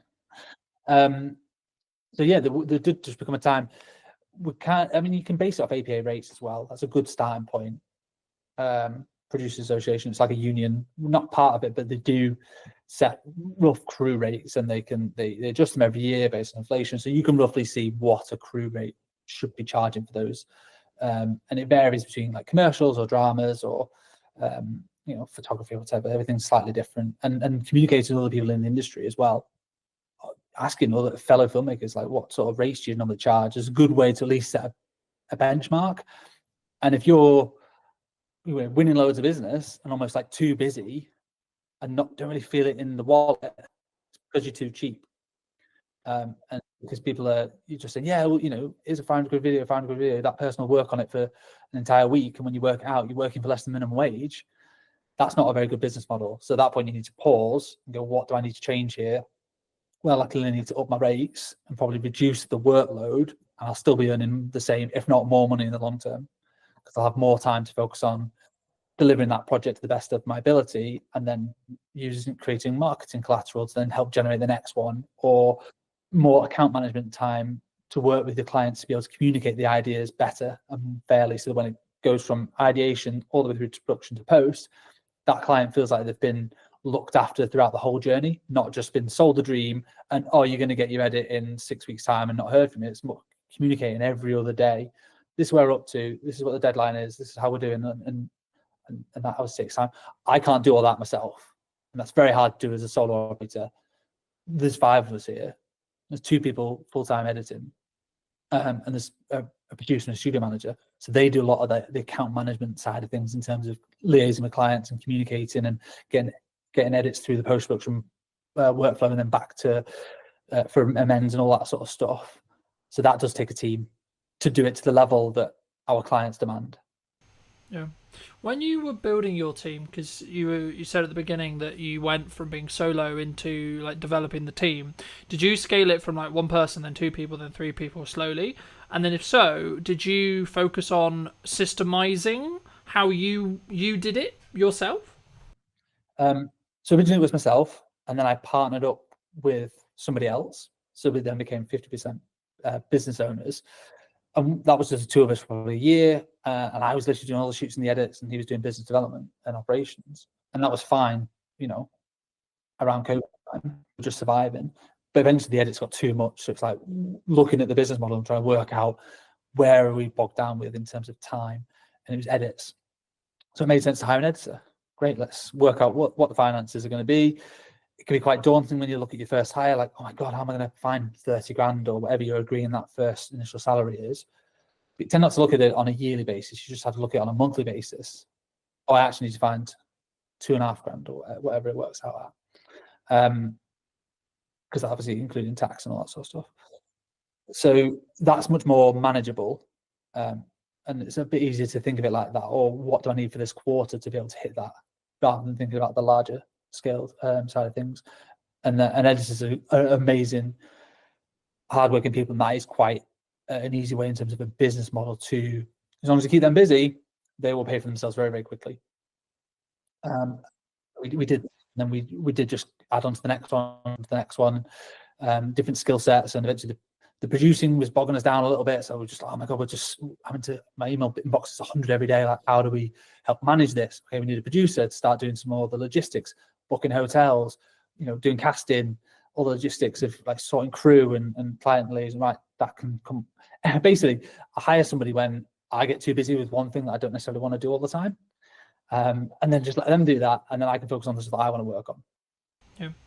Did you, from like a management or money planning point of view, when you were looking to do that, like, did you have the money in the bank to pay for like 2-3 months, or did you have like the full salary, or did you like just have it in like contracted jobs in the respect to like, I know I've got consistent revenue for say 6 months and it's going to be that number, and that actually means that pays for me plus 2 people.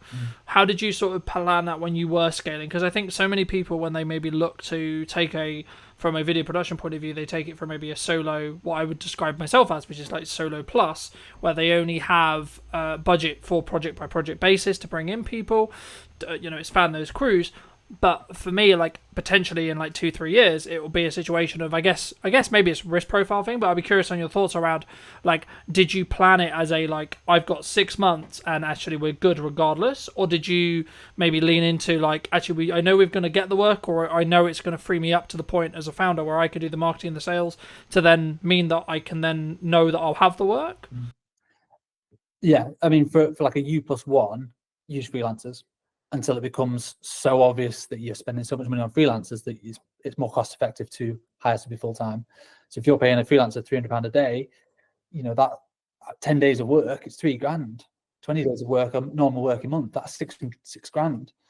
That's way more than 30 grand salary for a full-time editor of what you've got to pay out as an individual. So if you do that consistently, you'll soon realize that having all these freelancers has cost me way more money than a full-time person.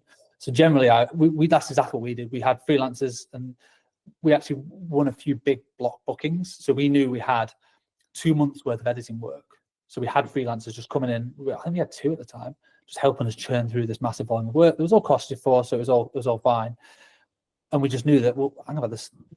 Once that project was coming to the end, we were getting another big project that was sort of, we had loads of edits on, so it just made sense to eventually put a job ad out and hire for that full-time role. So we would effectively be saving money on the freelancers.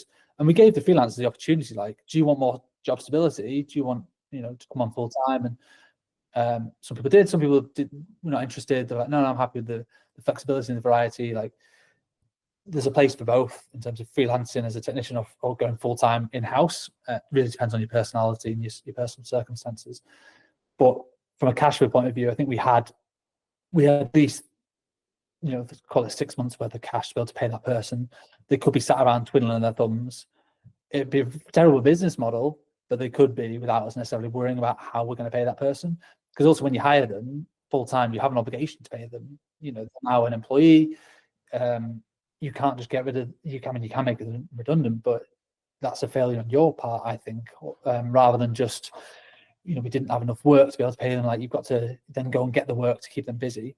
So that is part of the risk. It's definitely it's a high risk move. I mean, it's such a while ago now. I've always had staff members around me for the last 6 years, so I tend not to worry about that as much now. It's just a no-brainer that we are a team, and it takes a team of people to deliver on the projects that we have now. So if it does sound scary to anybody as an initial thing, I'd always just say, bring on freelancers until they become too expensive to not just hire. It's a no-brainer to hire somebody full-time. Yeah, I think I agree. I mean, I think, would you say that in that though, one of the things that a founder, like an origin person of the business in a video production context, like, they should spend, like, as they're scaling and as they're bringing in people to help with the delivery side, should they spend like a significant amount of their time in trying to, I guess, apply financial resources to getting more people to help them either with their personal marketing or the company's marketing or etc., to then, like, because I found, like, for me, that will have the strongest ROI by me creating my own content and me being in the world of marketing all the time as much as possible and not as much in client delivery. And if so, how did you transition? I mean, did you just end up, like you sort of alluded to it at the beginning, but did you have to transition all your clients because they wanted to work with you specifically? Because I think that's sometimes the weakness when we're very founder-led as a business, where a client wants to work with me because they've consumed my marketing and then they want me to have that touch on the project. And how do you sort of balance that with also then scaling it with a team? Yeah, I'm still figuring that out, to be honest.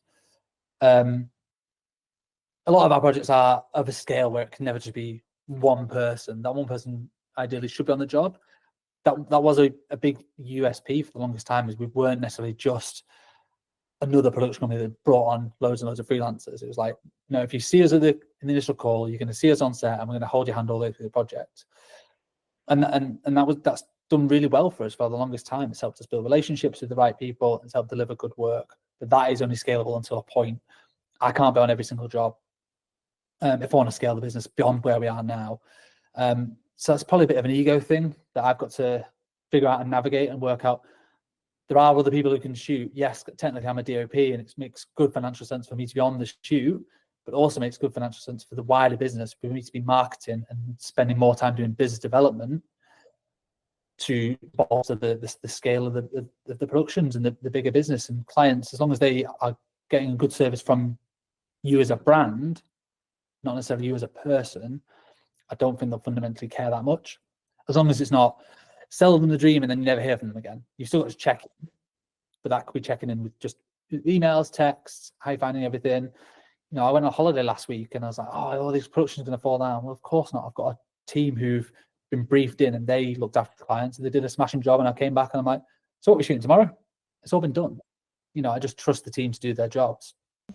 Yeah, no, absolutely. No, I think that's a really important thing for people to think about before they start scaling, which is like how they're going to set that expectation. At the end of the day, if the client's getting the customer service, the client experience, and the product that they are like they're paying for and they want, then I think that becomes lesser to an extent, right? Like, of course, you can't be completely removed from the service or from the entire client journey, but I think it become like, if you have a trusted team and you're known as someone who has a trusted team, I think there's maybe a pivot or a change that needs to happen with marketing. But for those people who are maybe interested in seeing, some of your work or looking to see some of these LinkedIn posts, etc., where's best for people to reach out to you or connect with you? I'll come on to that in a second. I just want to echo what you said about, just build on what we talked about in terms of individuals and stuff. And I think it depends on your role. So if you're a photographer, quite often you are hired because you are, I don't know, Cal Thompson photographer, for instance. Not me, because I'm not like a world famous photographer, but an individual is often hired. From what I can see, people don't necessarily hire. There's a couple of very good ones in the north, but photography agencies, where it's a different photographer every time. They just want that individual. Whereas video production, because it's seen as a bigger scale often, and there's more people involved, clients aren't hiring just one person necessarily, unless they are just looking for a videographer. It depends on your clients. If you're just doing event videography, it is often that, okay, well, I'm expecting you to turn up on that day. If you're doing commercials, which is what we do, yes, I might be there, but I might not be, because there's also 10 other people that are going to be there. So that's a bit of an easier one to navigate, I think. But yeah, so I hope that answers. It really depends what your specific roles are, and you don't go to Amazon and expect Jeff Bezos to be serving you on. It's the brand and the strength of the brand. So I think anybody looking to scale their video business needs to double down on the brand. And I think that's one thing we've done quite well over the last few years, is Dead Pixel as a brand and a reputation, that we just do good work in the north, and people want to work with the brand, not necessarily just me. I am the face of it quite often, but I do bring in everyone else from the team, and I make sure I tag everyone else. Like, the edit was done by Kate, it was produced by Jazz, and we do some culture pieces as well as not just sharing. We go on team days out and we share that, so people feel a closeness to the whole brand, not just to me as an individual. Same with Instagram. Like, we don't just post just my headshots all the time. Like, it's obviously the work, and it's okay, it's been with us 2 years. It's a nice little celebration post or whatever. So strengthening the brand will only help strengthen you as a company. Yeah, no, I completely agree. And I think it's about understanding really and being very crystal clear on who you're looking to serve at the time that you're doing the marketing. And if you are looking to maybe shift into going from, say, you work with video production companies and you want to shift into end clients, as in you do a lot of the whole process and you're more perceived as a video production house or video production agency, or however you want to phrase it, then you need to be crystal clear on who that is that you're serving, but also, number two, what content you need to then create, because it will be different to what you were creating in that respect. But for people who want to connect with you, where can they do that? I'm on LinkedIn, just search Cal Thompson, CAL, short for Callum, but nobody ever calls me Callum, not for like 20 years. Cal Thompson's fine, and Dead Pixel Films on Instagram. We're quite big on LinkedIn and Instagram. There are two main core channels, or deadpixelfilms.com. It's our website. Magic. And as a final thought, if you were going to talk to yourself 10 years ago, what advice would you give to that person? Yeah, I love that question. I think about that every day. Not every day, but a lot. Certainly the older I get, the more I'm like, okay, what would I say to the person 10 years before? My advice to anybody looking to get into the industry is network with everybody. Be a nice person and be patient, and don't expect that just getting a degree you're suddenly going to be Christopher Nolan doing feature films. Like, it's going to take time to develop skills, not just in filmmaking, but in like people skills and management, and all those other softer skills that make you a better filmmaker, are essential to your growth. So that's what I would say to somebody sort of myself 10 years ago is, take your time, be patient, and be a nice person, and just do good work. Have fun. Don't take yourself too seriously as well. We're not curing cancer, ultimately. We're just making videos. Appreciate the time. Thank you ever so much for coming back and joining, ladies and gents. I hope you took value from this video. Leave me your thoughts and comments down below. If you're new, want to be subscribed, and I'll see you very, very soon. where we sit now with deepfakes and AI, etc. But before we get too much into that, I mean, what do you think's missing today? I think creativity at the moment is the key, and being really good at using the tools. What would you say to people who maybe looked at AI or looked at X, Y, Z and said, oh, it's just a trend, it will die next week? I think they're massively wrong. I don't think it's like crypto. I guess, is it a doomsday scenario before we started where I could have, in theory, not actually invited you? I could have used whizzy AI tech to create this Stuart. I think that's going to be a future problem, and I don't think it's as far away as even 2 years. I think we've seen with certain hacks happening out in Hong Kong, Singapore, where people are being invited onto calls with their entire board, and that call with their entire board was deepfake. Did you know that 93% of you are not subscribed? So if you could please do me a favor and you're enjoying the show, then subscribing would mean the world to me, and it would allow me to grow the show and continue to get larger and larger guests and continue to bring what's missing in marketing today. Thank you ever so much for joining me, and I'll enjoy the episode. Hello, my friends. I hope you're well. I hope you had a good day, evening, or night. Today, I'm with Stuart talking about what's missing in marketing today, of course. And also, I guess to an extent, Stuart, it's about where we sit now with deepfakes and AI, etc. But before we get too much into that, I mean, what do you think's missing today in marketing? Well, coming from Origin Secured, we're always going to say trust and verifying trust. I think one of the things we're seeing with lots of marketing agencies, lots of companies, is this model of make as much noise as you can, say whatever you want to say, no one can really prove whether it's true or not, and hope that it catches before you get caught out. And I think that's the biggest issue we see with marketing at the moment, is bringing the trust and the verifiability back into it. I mean, because we were alluding to, I guess, is it a doomsday scenario before we started, where I could have, in theory, not actually invited you. I could have used whizzy AI tech to create this Stuart, you know, which I haven't done, by the way, for the record, anyone watching. But there is going to be a potential world in maybe 5-10 years, or maybe, you know, technology moves quickly, so it could even be as little as 2, if not 1.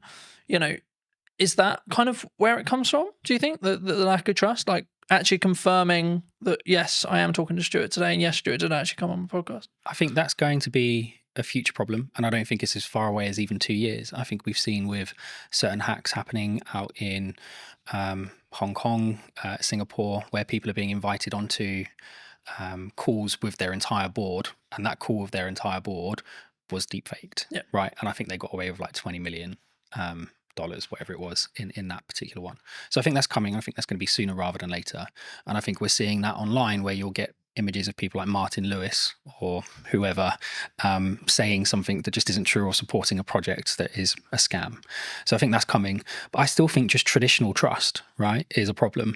How do I verify that I've worked with the MOD as an example? How do I verify I've worked with this organization? How do I verify I've worked with this person? And I can make loads of noise and say loads of things about it. But I don't have maybe a podcast to prove that I've done it. So I think that in that sense, we have to find a way of enabling people to verify that information, but without risking all of the personal data that goes with it. I mean, I wasn't actually going to start here, but I think it's important for me to start here. Someone like me, right, who has been on the internet for, I'm going to say, shy 10 years. I might be in deep trouble when it comes to AI tech and AI training and deep fake stuff, right? Like, what can I do in your view? What, to protect yourself? Yeah, I think is very challenging. I think our product will go some way to helping that. But even still, even with kind of Origin secured verification on top, all we're doing is verifying whether something is real, right? We're not necessarily proving something's fake.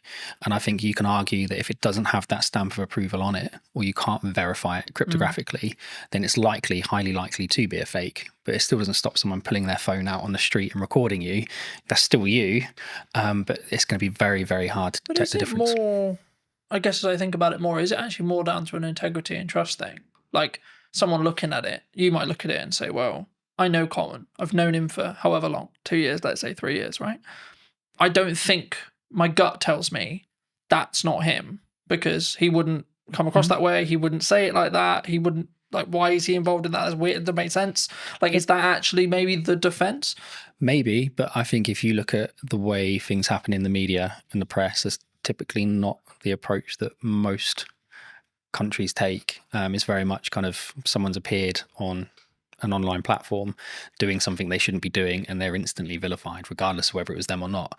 So I think there's an element of education and adaptation that we need to go through as a community. Absolutely, that will help. I think technology will assist. I think that will go some way to proving it as well. I think it's really going to be education. I think we need to teach people to be safer online, and to be able to identify when something might be a fake, which at the moment I just don't think we do enough. I think we rely heavily on third-party organizations who we think represent security, and in some ways they have been secure, but when you've got trillions of dollars flying around markets every day, if you carve off even 10%, even 1%, right, these are huge numbers. Fraudsters are going for them. So I think we need to adapt and find new ways. Do you think maybe as marketing, or as maybe as like just a medium to small size business, what can I do then? What can you do? I think, again, having things like this will help. I think having endorsements from organizations will help. And again, going back to what Origin Secured is about, it's about having endorsements, right? How do I verify that I've worked with this organization? How would you verify you worked with Origin Secured? Well, you can have my video with you online. But outside of that, it would be a case of you could put my quote up on your website. But again, how do I verify that was real? You might have to get one of your customers to come and talk to me. So I don't know if we actually have an answer to that question at the moment, other than we know with Origin Secured, we can cryptographically prove you've worked with us, and you don't have to pick up the phone and call me to get me to prove it. So it's difficult, right? You know, Absolutely. I think everyone thinks trust and brand, and, you know, like, I'm a big advocate for trust and brand. And I think that the only really, like to quote Gary, the only thing that matters, or the only thing that will be left, will be brand when everything is commoditized by AI. Yeah. But will even that be left? Because if you look at some of the AI tools that are coming out now, I mean, we're looking at them. We use AI throughout the business. And I know a lot of companies say that, but genuinely, from cursor all the way through to the front end, products like Replit are coming out. You can take an existing front end and you can copy that, and it might take you 2 weeks, maybe a month, with a couple of half decent devs. So you've spent millions investing in this product, in this brand, and then someone comes along and just copies it as a carbon copy. And if their marketing skills are better, if their social media skills are better, if they're better at hacking that kind of influencer side, well, where's the value then? Like, is it more valuable to have a really good kind of marketing team? Or is it more valuable to have a really good brand? I think they don't always go hand in hand. You can have a really great brand, security, integrity, strength, and it can be destroyed in minutes. I think that's difficult, right? Isn't it? I think that's, I hate to use Bud's term, but like that's where personal branding comes in. Yeah, because like if I'm saying and I'm endorsing something, yes, it could be AI'd, but then, as I say, maybe it is that. Like, as I say and think about it, like maybe it is just that because of my track record. Because like then people, I guess the question there though is it then down to the person consuming it to make the decision? Well, that's kind of the approach we've taken, right? So the approach we've taken is it's down to the individual to choose who they trust and whether or not they believe that's true, right? So we can have, and we'll get into the tech more later, but we can have a series of endorsements for yourself, right? So we could endorse you cryptographically. You could be endorsed by the passport office, right? Or by an ID service provider, or by the DVLA, or by your bank or your solicitor. All of these endorsements build up trust over time, right? And the more of those you have in sequence, in the right time frame, the more people will trust you. And I think a big question on top of what you've asked is, if we're moving more to a solution where you need kind of integrity and trust built over time, how do people break in at the beginning? Because at the moment, the big reason that companies do that is they're trying to make a name for themselves. They have a great product, they've got a great idea. It's not always fraud. Often it's just a small company trying to make it. We need to be able to create environments where those companies have an opportunity to prove themselves. Because if we just say, well, you have to have brand integrity and you have to have a history, and you have to be around for 5 years, etc. Then it's going to stop that from happening.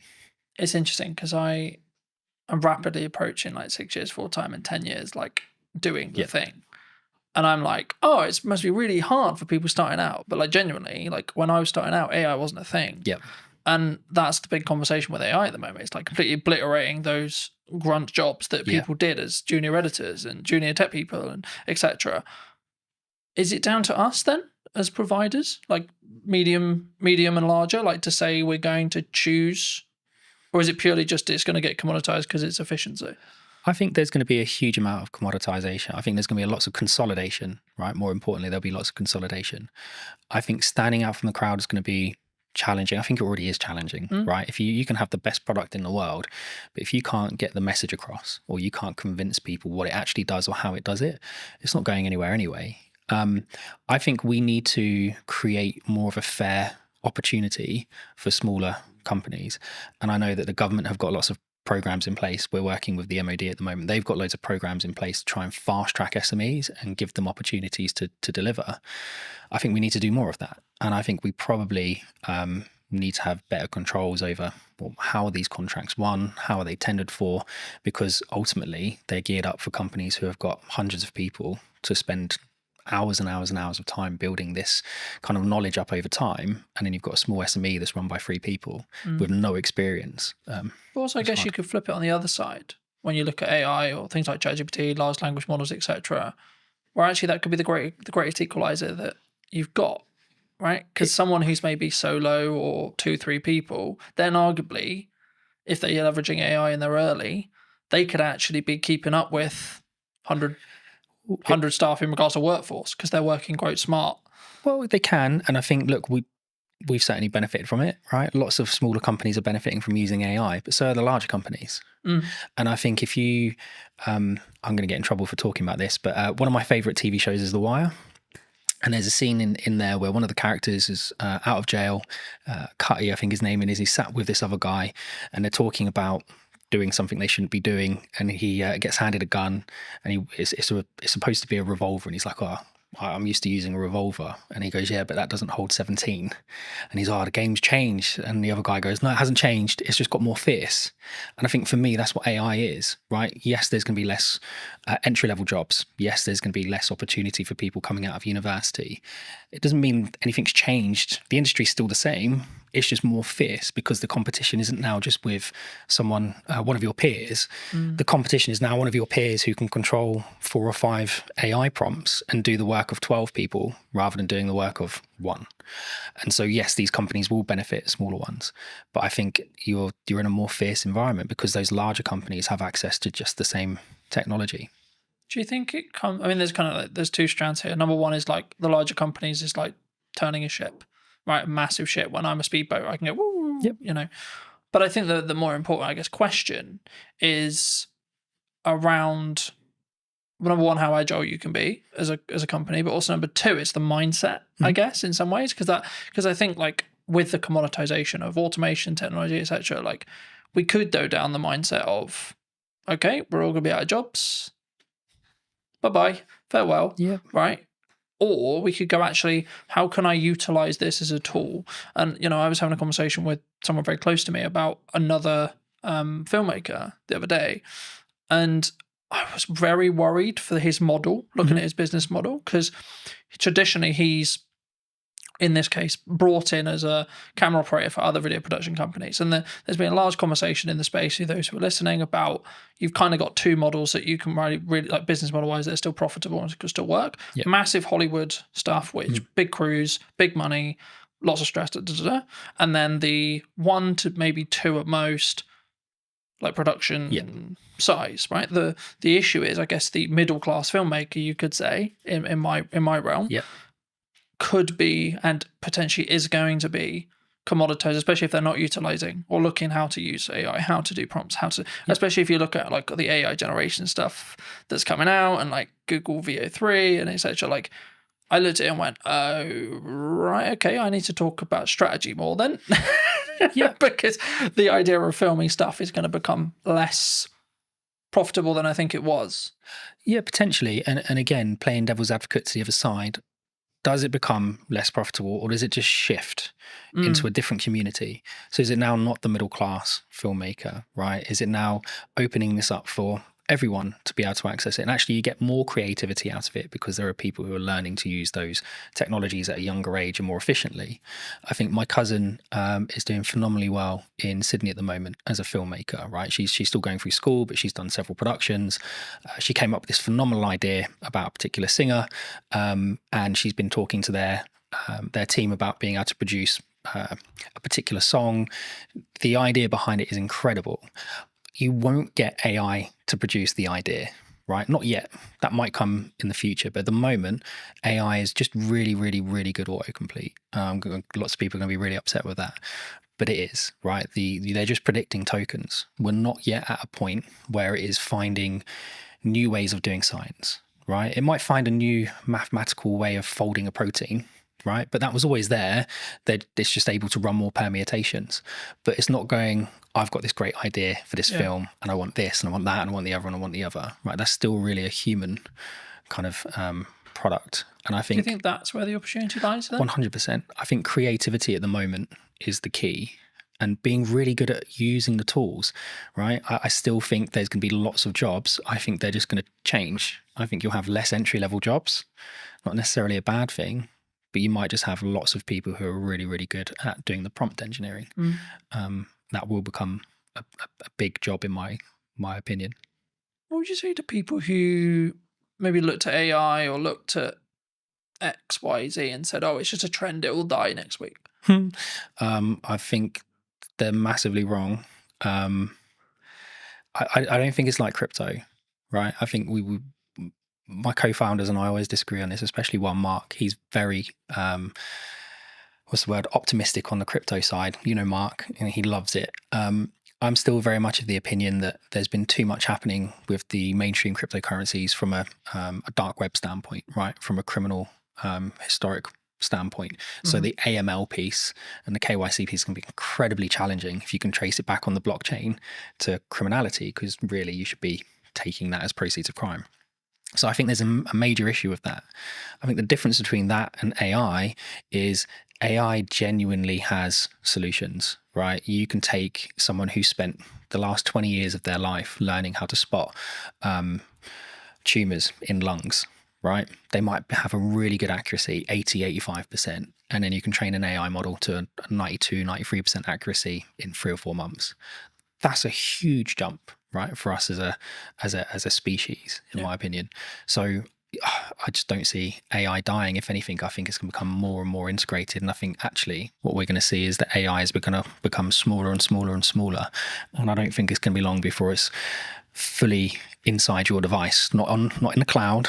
It will be inside your device. You'll have your own private AI. And it will learn you more and more and more. And this is why Origin set out to do what it does, right? As more and more information is being collected, you need to secure that in a better way. You need to be comfortable that your data is yours, that you have control over who accesses it. And if they do manage to get access to it, that you can revoke that access. And if someone is storing your data somewhere, you've got some level of encryption yourself over that data. I think that's much more important as a conversation. Is not necessarily is AI going to be a great tool, 'cause it's not going anywhere. Is how do you secure the data? How do you scrub the PII out of it? I think, because I know that, you know, other large language model providers, I'm sure, have done similar. But I know OpenAI, owners of ChatGPT, got into some hot water because they basically, what it seemed like was they were basically ignoring copyright law completely. And they just went, oh, look, the internet's got loads of internet and information on it. Let's just take that. Thank you. And I don't believe that could be undone now. We're kind of in the wild, like we're in the Wild West in that respect, as in like ChatGPT knows everything and they will know everything forever. Yep. And again, there's only so much data in the world, right? So forget kind of some of the data that people think is proprietary for their organization, right? Where they might have taken 4 or 5 pieces of information and done something cool with it to produce another metric. The actual data, there's a finite amount, right? OpenAI found that out really quickly. You can still download pretty much the entire website scraping, and you can pay to download that online, right? There's several companies that offer that as a service. Anthropic will have done it. Google would have done it. Apple would have, all these organizations, if it's not just specific to OpenAI, every single company has done it. And I think at that point, there has to be a kind of really important question being asked is, how are you protecting your information? Not just from a copyright standpoint, but even from, we were talking about this the other day. So M&S, their hack, right, which was social engineering, well, how secure is me sending a 6-digit passcode to your phone? The phone's not linked to your identity. It's not linked to anything other than you've told me that's your phone number. And yet this 6-digit code magically makes it secure. I think that's a big issue. And if I can now use an AI, and it doesn't have to be open AI, right? The safety protocols are there, but you can use any of the open source versions like Llama, whatever it might be, run it locally on your own machine. There's loads of tools out there like anything LLM that will allow you to do it. Well, I can now connect that online and I can say, right, go and find the maiden name for Carlton's mum, right? And give it access to Facebook, give it access to LinkedIn. And what we were saying before about kind of marketing, whoever makes the most noise, whoever's connected to the most people, well, you don't know who half those connections are on LinkedIn. Yeah. So now if I can connect into you through all of these fake accounts that are being kind of managed and hosted in really not very nice environments, then suddenly your maiden name of your mum is not a security kind of question. Yeah, it's actually a security risk, right? First name of your dog, whatever it might be. School, so on. So I think that's really dangerous. And so we need to move away from just usernames, passwords, and security questions. And we need to move more towards contextual permissions. And it's one of the things that we do at Origin, which is create context around access rather than just you've got a username and password and know that my favorite no artist is whoever. One of the things that a lot of people are talking about online right now that I wanted to kind of put your brain on is AI influencers. Do you think they're happening?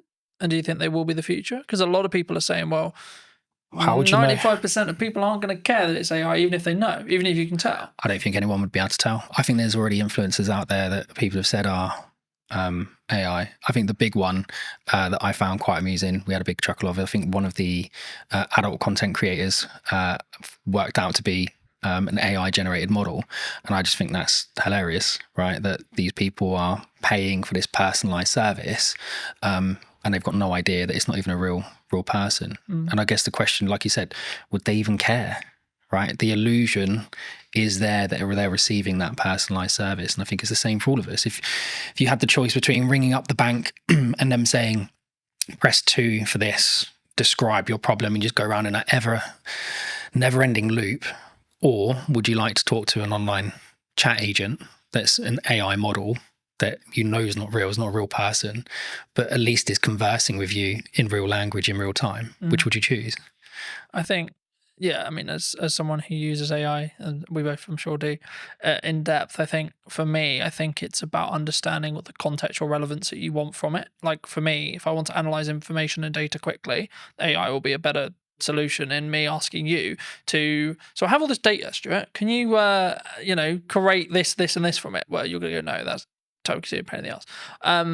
But when it comes to like emotional or creative decision stuff, that's where I think human connection will still come in.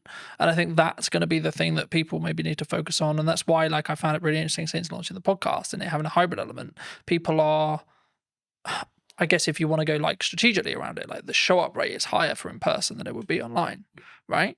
And I think the same is going to be true when it comes to like in-person events and stuff. And I can see kind of this two camp book, which is like people utilizing AI, good idea, but also a constant want and drive to have that human connection, online events, online person, podcasts, online conversations, etc. And actually, from a marketing standpoint, if you don't have a podcast, I would say now is the golden age to have a podcast, because this is the kind of conversation people really want. They don't want you have a conversation with a robot necessarily. Do you think? I think there's a lot there. So if we go back to, I think in-person meetings are becoming popular again, right? We went through that stage. COVID was a nightmare, but even before that, lots of people were like, oh, it's much easier just to do it online. I was like, yeah, it is, but you don't get the same feeling, right? You can't gauge someone's reaction properly unless you're sat in a room with them. And I think there's a lot to be said about the environment, right? So the environment today, I can say something, and it's not just your facial expressions, but I can feel the environment. If you say something wrong, you can feel it change. If you say something funny, you can feel it change. And I think you lose that online. I think we'll start seeing people doing more and more in-person meetings, more and more in-person conferences. I guess the question really I've been asking a lot recently is the younger generation, right? When I was kind of 12, I was out from morning till evening every day doing whatever I was doing. It's not always the right things to be doing, but I was having fun. Whereas my 12-year-old, getting him out of the house is a nightmare. And it's not just because he's on his devices, because we limit his time on his devices. He does lots of exercise. We do Muay Thai together. We train together. We do loads of stuff together. But him and his friends don't go out. Like there aren't loads of kids in our area playing outside, and it's the perfect area to be doing it because it's quiet, there aren't many cars, there's loads of open spaces. So I don't actually know where it's going to go, if I'm honest. I think it really comes down to this next generation and the generation after. How do they interact with each other? And if we don't keep encouraging people to maintain the social aspect of it, I think it will be an issue. And again, the trust side of it, I can trust you more if I meet you in person most of the time. But even then, you still have people who are really, really good at kind of convincing people of things in person that aren't necessarily true. I remember a handful of years ago, I did a talk as part of a business panel at a local college. For obvious reasons, I won't mention which college, and the consistent thing that came through all of the feedback that we gave to these students, like we all gave little talks on our business, gave some context, then we did an open Q&A, and the constant thing through all of it was, you need to work on your communication skills, you need to work on your communication skills, you need to work on how to articulate. But I think sometimes especially someone who talks on content a lot, who does content a lot, who's constantly trying to do that 1% to improve how I come across, the words I use, how I pause, etc. I guess to an extent I take for granted the fact I can. It sounds really weird. I know how to communicate, right? But I do. It's even the little nuances, like how I do a stupid noise, or how I pause, or when I pause. I mean, is that something that, like, and if so, like, if that's, we need to either invest that in our children or put that into like schooling level, and or when we're in the workplace or looking for careers, etc. I mean, is that something that's, do you think, weaker as humans? Obviously it's a broad stroke, but do you think it's something that we all need to improve on? I think it's a muscle, right? Communication's a muscle. I think being social is a muscle. That's not to say people who suffer from any anxiety aren't right to feel the way they feel, or that there isn't an underlying issue there. But I think a lot of the time it is a muscle. And I think the only way you can exercise that muscle is to push yourself past the comfort zone and do it. And we aren't pushing people to do it, right? I think we've got to an age where someone can self-diagnose as having a problem, and then we go, oh, okay, well, we won't talk about it anymore. Like, it suddenly just stops the conversation, and suddenly it's not, well, that's the end of it, right? Well, I think that's a problem. And I think that goes back to what you're saying before around kind of school-age children. Yeah. I think my wife and I foster, right? And we've just had a 2 and a 4-year-old that will be leaving us shortly, and we've had them since March. And when they came, like, the little girl was nonverbal, the little boy had some issues with kind of speech and understanding and some other bits. And in the last 6 months, my wife's done an incredible job getting them to a point where you wouldn't really know that they're that far behind. Like, they're not as far behind anymore, right? If you were to put them into a mainstream school when the little boy's starting soon, yes, he's going to need a little bit more help, but he's not that much further behind. But it's because we didn't just go, oh, okay, well, they've had a hard time, so that they get a pass, or we think they might have some anxiety issues. No, let's get them outside. Let's get them on the climber frames. Let's get them interacting with other children. Let's explain to them repeatedly. No, it's not just about saying, oh, kind hands if they do something they're not supposed to do. No, that's not right. Explain to them why, and spend that time educating them. And I think we don't do that with kids at the moment, right? There's so much, people talk about it all the time, but there's so much power with the kind of the child. And there needs to be some power with the child, absolutely. But you've also got children walking into schools stabbing people, right? That's a problem. I'm not saying we can solve that with Origin, not at all, right? But I think that's how far back we need to go. I think we need to start at schools. I think we do schooling wrong. Does that come from boundary settings? I mean, like the statistics from like a quote broken household is ridiculous, you know. Like, mine is true in that respect. You know, I didn't have my dad around for 20 years, and since about probably a month ago, 2 months ago, I spoke to him for the first time in 20 years. Mate, congrats. Right? How did that make you feel? Big deal. It was just, it is what it is. You know, like, I wasn't there to be like, right, I'm gonna, and I wanted to make sure that when I did it, it wasn't coming from a place of anger. It's like, right, I'm gonna pull 20 years, and it was right, okay, but I did it for a point of view of, I need to make sure that I do this so that I don't regret if I'm told he dies.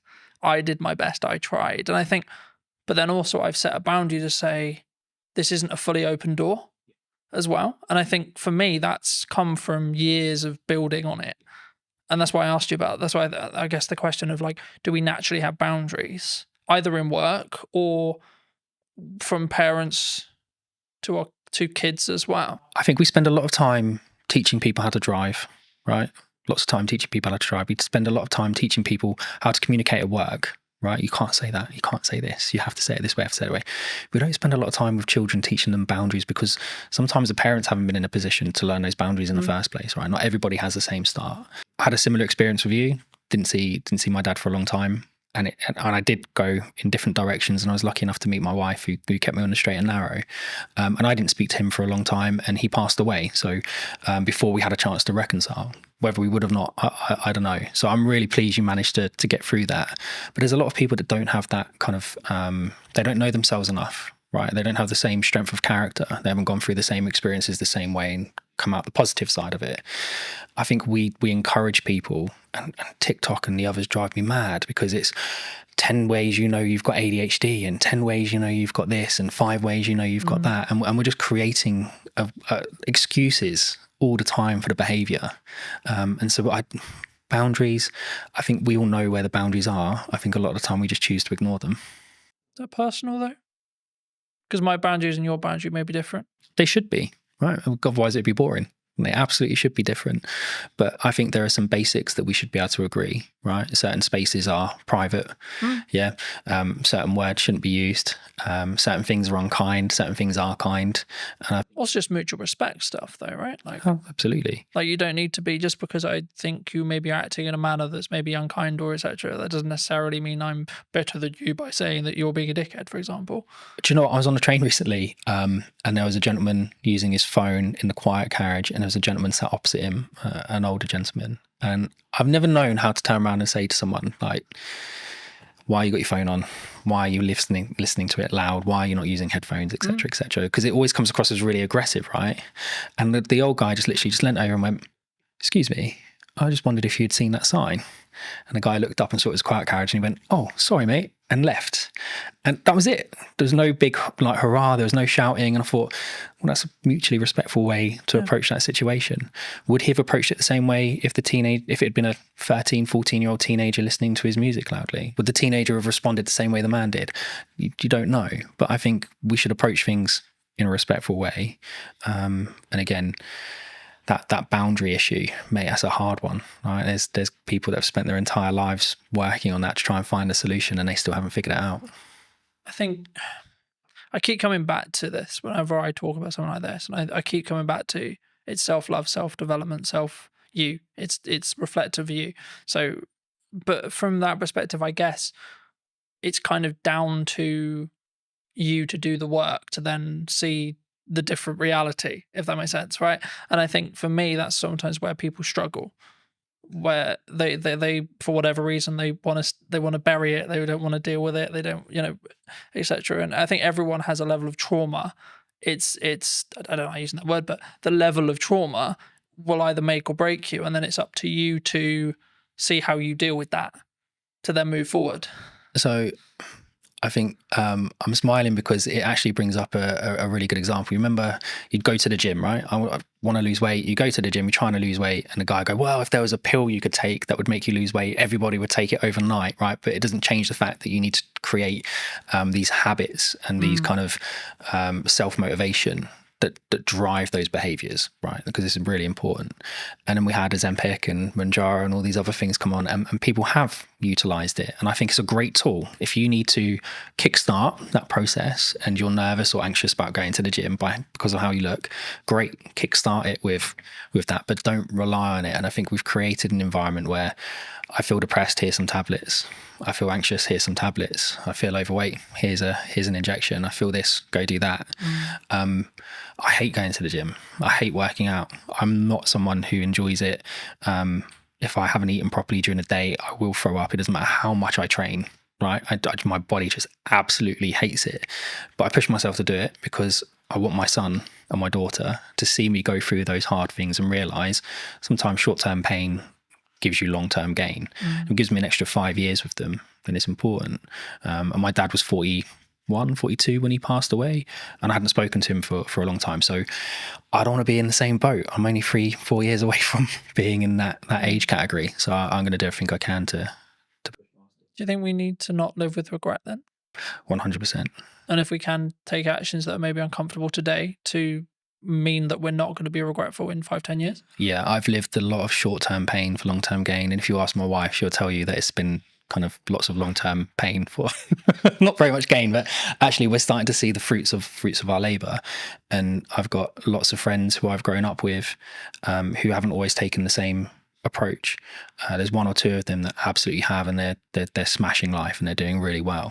But there are still an incredibly large number of people I know who are living month to month, and whether that be just kind of taking out finance on a new car because they want another car, or they're not taking those kind of short-term pains of, well, actually maybe I'll just hold this car for another 5 years. Nothing really wrong with it. The plate might be, I don't know, my plate's a 17 plate, right? I've got no interest in selling my car. I love my car. I've had it for a long time. Yeah, but you don't get the, oh, that's a cool car. Oh, well done. You got a new car tick box from your social circle, though. No, you don't. But again, it's that confidence of being able to say, well, I don't need it. And again, you go back to what you're saying before about boundaries and how you're brought up. Lots of people don't have that. And again, from a trust standpoint, well, who's going to give it? Right? Because you do need a parent or someone you trust in your life to give you that validation. And if you're missing it, you're going to be looking at it from all the wrong people. Do you think we come from a place of like strong, I guess, I'm just thinking of the best word to describe it, but like for me, it's like we can only think about this way because we come from a sense of privilege. Yeah. Because I'm always aware, for example, like, and not to like dwell on what's happening in the world right now, but there's areas in the world where like children are starving. Mate, right? I look at what is happening in the Middle East, and it fills me with dread that we kind of won. And even then, we're still have to struggle. We're in the fortunate position to have the available time, energy, and resources to sit here and have a conversation that we can put on the internet. It was a genetic lottery, right? Like we just happen to be born in the UK. We just happen to be born into the families we were born into, or the environments we were born into. It doesn't mean that we haven't had to struggle, haven't had to go through interesting times. But it just we have to frame it in our perspective when we come over? It is a privilege. We're coming in from a level of passive privilege because in 95% of cases, yes, there's exceptions to the rule, etc., etc. Everyone has the different story, but in most cases, in the UK especially, or Western culture especially, like we haven't really need to worry about most of the essentials, either because state looks after us, and or because we come from a family that can look after us, and or we're given the tools to be able to create income that then in turn means we can take those, have those things. It's having the opportunity, right? I think cars aren't exploding next to us. And I think when you can walk down the street and a bomb isn't going to go off, that creates a level of opportunity where you can focus on different things. You can focus on building wealth. You can focus on improving yourself and moving up the social ladder, so to speak. My upbringing, my parents, my mum, my stepdad, everything they could for us, but we still went without certain things. But my dad loved holidays, right? So we did one big family holiday every year, and he loved to travel. He loves politics. He loves history.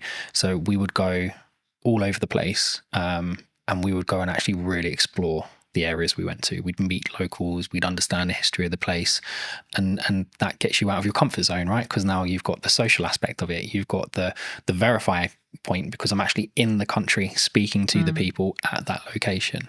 And I think that kind of shapes you as an individual. Whereas if you spend your entire life just seeing everything on TV, you can just turn it off. And it's not the same. So I think we absolutely are very privileged. Even if you're going through hard times, you're still not necessarily worrying about the same things other people are. But it doesn't mean your story is any less challenging. Though. And I thought that's why I've always, for as long as I can remember, I've always talked about the fact that I don't have to walk 3 miles to get 50-50 chance if I die from drinking the water that I got, like I have clean drinking water, etc. And it sounds slightly ridiculous, but like also just the odds of being alive is 1 in a trillion, right? Yeah. Like, and being alive now, and if you look in this age as well, with this level of opportunity, etc., which is maybe why I can sometimes come across quite brash, because I'm like, I don't have time for people who maybe victimize themselves. I'm like, you don't understand how lucky you are. I feel the same. I've like, I'm not gonna get a violin out. My life hasn't been anywhere near as hard as some people, and some of the children that we've had come into our care. their starts to life have been like horrific, really horrific, and how they are going to shape themselves and cope through life, bouncing around kind of the fostering care system, I dread to think what the outcome is going to be at the end of it, because how can you kind of fix that? But then there are a lot of people who haven't gone through those experiences quite like that, who, like you say, kind of want every excuse under the sun not to be doing something, not to be doing this, not to be doing that. Why can't I just have a pill? Why can't I just have an injection? And I think that's one of the things that AI can't do, right? AI can't solve that. That's a social issue that we need to solve together. And I don't think we're going to solve it by all being in our homes tapping away on AI. We have to be out with people, meeting people and doing it ourselves. Moving back to what you do. That was a bit of a detour. Nice detour. But digital licensing, where does that sit? We've discussed this at length. So one of the key things we wanted to solve of Origin was, how do we verify information about something without revealing the underlying data? And I think a really good social example of that is when police do stop and searches, right? I experienced it quite a lot when I was younger because of the environment I was in. My friends did as well. We'd get stopped and searched by the police lots of times. And sometimes it was okay, and sometimes it was really not a nice experience. And I think it always started with, what's your name, what's your date of birth, what's your address? And even if I give you my name, date of birth, and address, how do you as a police officer verify it, right? Does he have any tattoos? Does he have any markings? Does he, I don't know, look a certain way? But you kind of become generic. Guessing, right? Lots of guesswork, right? And lots of gut feel on the police officer side. Whereas we wanted to try and find something that would, and it wasn't just for this specific reason, but it lends itself really well to it. We wanted to be able to provide technology to the environment, to the world, that kind of removed that friction. So a digital license isn't like an ID card. There isn't a centralized database of all your information in one place. That's ridiculous. If that gets breached, it's going to be horrendous. The fraud will go through the roof. What we've done is we've used kind of a decentralized approach. So we've taken some concepts from blockchain, but removed the blockchain because it's inefficient and doesn't really work for this context. But the idea behind it is, you can have an ID service provider, right? So it's a government approved company, verify your identity and give you a cryptographic endorsement that sits on your digital license, which you can carry on your device. It could also be hosted in the cloud, but the idea behind it is you've got control of it.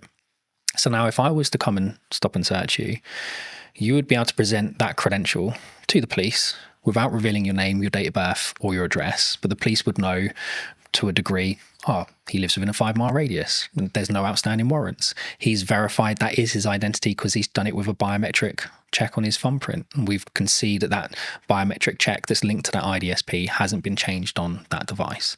And then we can link it to other credentials. He's got a full-time job with an employer. Don't need to know who the employer is, but he's employed full-time. We can see that he is part of a charity, or he does this, or he does that. There's all these different aspects we can start to build into that check. And it all comes from, I still haven't revealed any of the data underneath it. These are all independent cryptographic proofs coming from third parties. But that police officer is now sure that individual doesn't have anything outstanding. And I think that would help. I'm not saying it's going to solve the issue, but it certainly would help remove some of the friction. And if you then start to expand that out to kind of the business world, so if we're looking at things like, how do I onboard employees in a fast and efficient manner whilst maintaining their privacy? So one of the tools that we're doing for the digital cleaners license is we do the right to work checks. We do a modern slavery check by making sure that the bank account name matches the name on the ID. Real basic check, but lots of organizations don't do it, right? And that's one of the flags for modern slavery.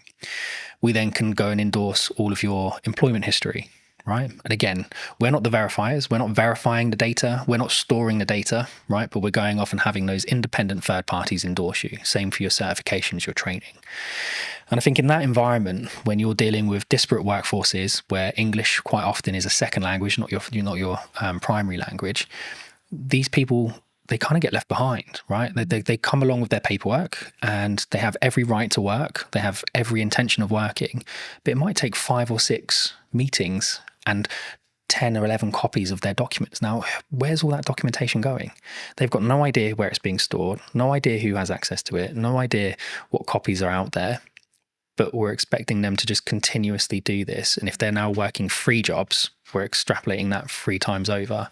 So for us, it's about digitization, yes, but without just copying the existing paper process and doubling the problem, right? You have to do it in a Do you different think way. that would fix the problem we opened with? What, going For back? someone like me, for example, who, let's be honest, if deepfakes become mainstream in AI, someone points an AI with that mindset, I'm screwed. Yeah, I think there's definitely a way of being able to verify something's real. But again, there's then nothing stopping someone from creating an AI deepfake and just putting their endorsement on it anyway. Right? They haven't had to do the work. Like, the AI has done all the work. I think it will become more important for organizations and in fact probably more important for creators to be able to verify that's their work, right? I was the one that created that first. It's Here's kind my of in some endorsement. ways from a, maybe not a legality point of view, but kind of a copyright plus Yeah. model, I guess you could say. Yeah, absolutely. And I think one of the things we've seen with the endorsements is, and you'll get it all the time with correspondence from the BBC, right? Or for Sky News or whatever, our person on the ground. Well, that's great, but I don't know who that person is. I don't know their credentials. I don't know where they're from. I don't really know if they're from that country. I don't know what their background is. Whereas if you were able to say, here's the credential that's been lent to this article, well, now I've got, well, yeah, he's got an IDSP verified in that country that he comes from that country. He's got a university credential that says he went to that university. He's got an employment credential that said he was employed there at these points in time.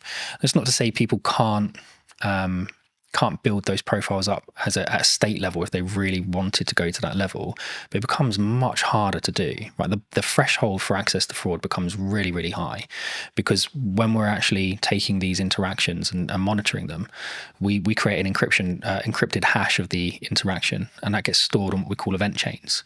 So not blockchain databases, but the event chain is a point in time. And so you can't go back in time and put something on the event chain in the past. It has to be done in time. It's temporal. And so in order for someone to perform a high degree of fraud, it's going to take them 5, 6, 7, 8 years to build that profile up. And they will have to do it in multiple chains simultaneously.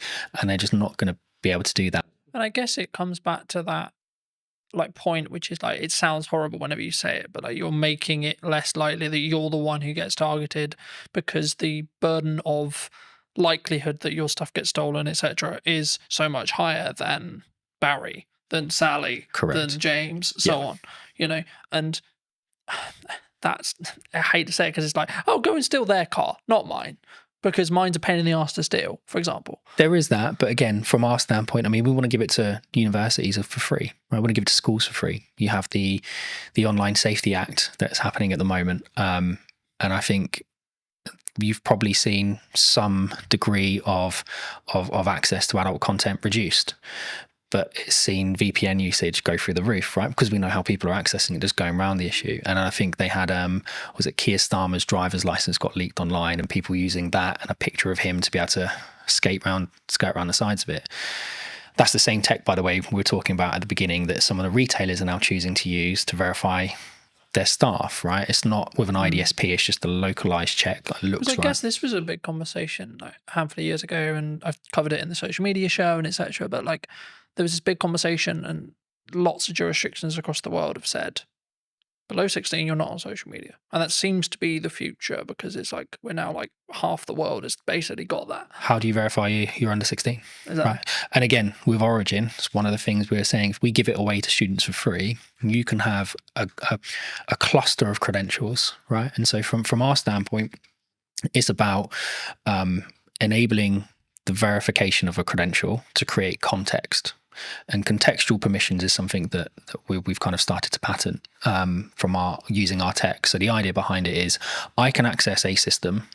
I don't need a username and password, but I need a credential from an IDSP. I need a credential from my employer. I need a credential for someone linked to that system. I need a credential maybe from a school or a university. All of those credentials must confirm specific assertions about myself, right? I'm under 16. I'm a UK citizen. I go to a particular school in a particular area.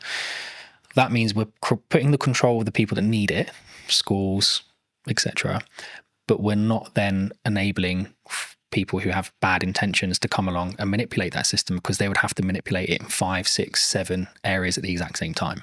So now if you want to access the internet, well, you could have your Origin handle with all of the credentials on it, and we would know straight away how old you are, right?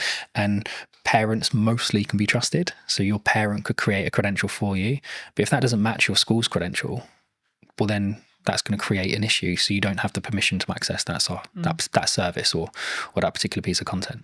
And that for us is really important. Context is much more important than just, well, we think you might be over 18 because you click the button. Yeah. For those people who've enjoyed this conversation, who maybe want to see more of the content, delve into a little bit in more depth that what you and the team are doing, where can people reach out? They can reach out to us directly, so they can come to us via the website, or they can reach out to us on social media or LinkedIn. I think we're starting to put more video content out there. So going back to what you were saying before, about kind of verifying trust, how do you prove it in the marketing world? Well, for us, it starts with video, right? And yes, there are deep fakes out there, but from our standpoint, I mean, we're able to verify our technology in our videos with our technology, right, which is important. We're certainly seeing kind of proof of concepts with the MOD gain lots of traction. We're talking to OFDIA, the Office for Digital Identity and Attributes, about shaping kind of how the UK consults on digital identity. And I think all of those aspects are important. So it's not just about us. I think people should be looking at digital identity as a whole in a much more holistic way. And reach out to us, reach out to the IDSPs, reach out to everyone. I think it's something that people need to understand more, is that digital ID is more than just, here's my JPEG of my passport and driver's license. But yeah, reach out to us on social media or online. Just before we wrap up, I mean, obviously you have worked with us in the past and you've done some video content. I mean, now the other side of it, maybe a year on, how was that experience? What was the things you maybe learnt from? Except, like, how was it as a whole? Like, not putting words in your mouth, but I'm actually curious, because obviously we haven't touched base since actually doing it last year. And I mean, was it how you thought it was going to be firstly from the perspective of what we did, but then also, like, was there any byproducts that actually came from like working with us specifically? I think we realized really quickly that video was the best way. Yeah, 100%. And I think working with you guys and working with Lucas for the day, it kind of got into our minds a different way of thinking about things. And we were just on the cusp of really understanding how to talk about our product and how to talk about our technology. And by focusing on the video approach, and we've now released several other videos that we've kind of produced in-house, it kind of got us to where we are now, which is we know what our narrative is, we know what the story is, we know how to describe our technology. Whereas a year ago, we were still kind of trying to work out what it was that we were. And we were early to market, so lots of people trying to explain it to investors, trying to explain it to customers. It was a challenge. So no, mate, having that time with you and Lucas massively helped us kind of crystallize what we were trying to do. And then over the next kind of 2-3 months, I think that's when we nailed it. But it come off the back of the original filming we did, which was phenomenal. What would you say to people who are maybe looking at what's going on in the economy or etc., and they may be on the fence about maybe utilizing marketing right now, or like, because the traditional kind of known thing is like, when things get hard, you cut marketing. Yep. Honestly, I'm probably not the best person to answer it, but I'll answer it as best as I can. I think you absolutely have to have a presence, right? You have to, unfortunately at the moment, it's about noise. Right, we spoke about it earlier. The more noise you make, the more you get noticed, the more the algorithm picks you up and the more it promotes you to the top. And it goes back to what we we're saying as well about the SMEs, like, how do you get spotted? How do you get noticed if you have to have that kind of credentials proving you've done something? I think consistency, right? And we had this chat about podcasts a year ago. I think it's something like most podcasts end after 11 episodes, something along those lines, right? So 11 weeks, 11 months, whatever it is, that's the kind of podcast limit. And people go, oh, it's not growing, right? You have to push past it. And it's the same with the marketing. And yes, some people are really fortunate and they do growth hacking and all of a sudden they're a viral sensation overnight, but that's not the norm. And I think the only way you can build your message is consistency. You have to be in person at events. You have to be putting stuff online. You have to be writing articles. You have to be talking about it. You have to be meeting new people and spreading the word. So I don't think marketing just stops with video. I think it's something much more holistic. And it's something that you have to consistently do every day. And we have a great marketing team. So Hannah does that for us, and she's excellent at it. If you were going to wind the clock back to speak to Stuart 10 years ago, 15 years ago, what advice would you give that Stuart? It would probably be trust your gut. I think we've had hiccups along the way with everything that we've done, right? Whether that be businesses my wife and I started, with raising children, with kind of investors, whatever. There's always going to be a hiccup. Something's always going to come up that you weren't expecting, but you have to trust your gut. And even if that is completely in the opposite direction to what everyone is telling you, sometimes you just have to go with your gut, because at least at the end of it, you don't have the regrets, right? If you listen to everybody else and they turn out to be right, that's great. But if you listen to everyone else and it turns out to be wrong, you're going to spend the rest of the time going, oh, I wish I'd listened to my gut. I wish I'd trusted my gut. So I think take people's advice on board, listen to it, kind of take the best strategies, build them together, but ultimately trust your gut. Yeah. Thank you so much for the time, Stuart. You too. Cheers, Carl. And if you did enjoy this episode and would like to see more like it, then I would love to hear what you think in the comment section down below. Why not subscribe so you don't miss next week's episode? And I'll see you very, very soon. When you truly become comfortable in your own skin, that's when you become a more potent, authentic, and influential communicator. Why do you think storytelling is important? The storytelling is 100% something I focus on. It's just a part of a larger puzzle now, or a larger body of work. But stories are important for so many reasons, man. What is the excuse that we make for the reason why we don't do the thing? Have the podcast, write the book, run the business. So the 5 habits. Number 1 is transform your internal story. The second is ask conscious questions. The third is unearth your charisma. I think it's really interesting, right? Because a lot of the conversations I've been having the last couple of months has been around done is better than perfect. I'm a multifaceted human being. I'm not just one thing. And often labels can lead us, man, to shrinking, playing small and saying, I am this. But what if you're more than this? Did you know that 93% of you are not subscribed? So if you could please do me a favor and you're enjoying the show, then subscribing would mean the world to me, and it would allow me to grow the show and continue to get larger and larger guests and continue to bring what's missing in marketing today. Thank you ever so much for joining me, and I'll enjoy the episode. Hello, my friends. Welcome back to a brand new episode. Today, I'm going to be talking to Ravi, who talks all about communication and actually why is it important. So that's going to be what this conversation is going to be about. But welcome, Ravi. How are you?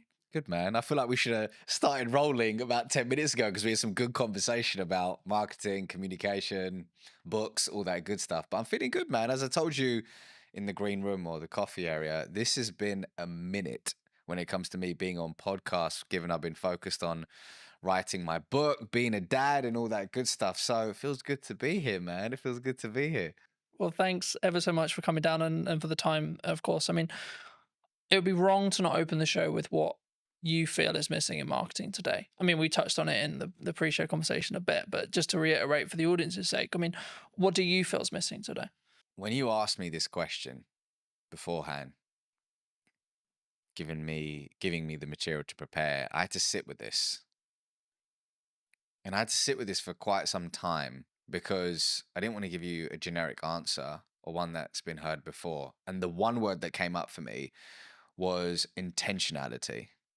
And actually, that's not just in marketing, that's in life right now. Intentionality. I mean, if you just scroll on social media, log on to LinkedIn, log on to Instagram, whatever it could be, there's an addiction to instant gratification, meaning, okay, I want to grow my follower account now. I want to achieve X, Y, Z now. And as a result, I may put out AI content, which feels perfect, which feels like it's going to connect with people. But the truth is there's a disconnect because perfection doesn't exist, man. Perfection doesn't exist, and imperfection equals connection. And our intentionality behind things, our death grip on our desires, and the instant gratification that comes with it, it's just leading us to this place where, and it's funny to say this, the bar is so low in some senses that the number one way to stand out is by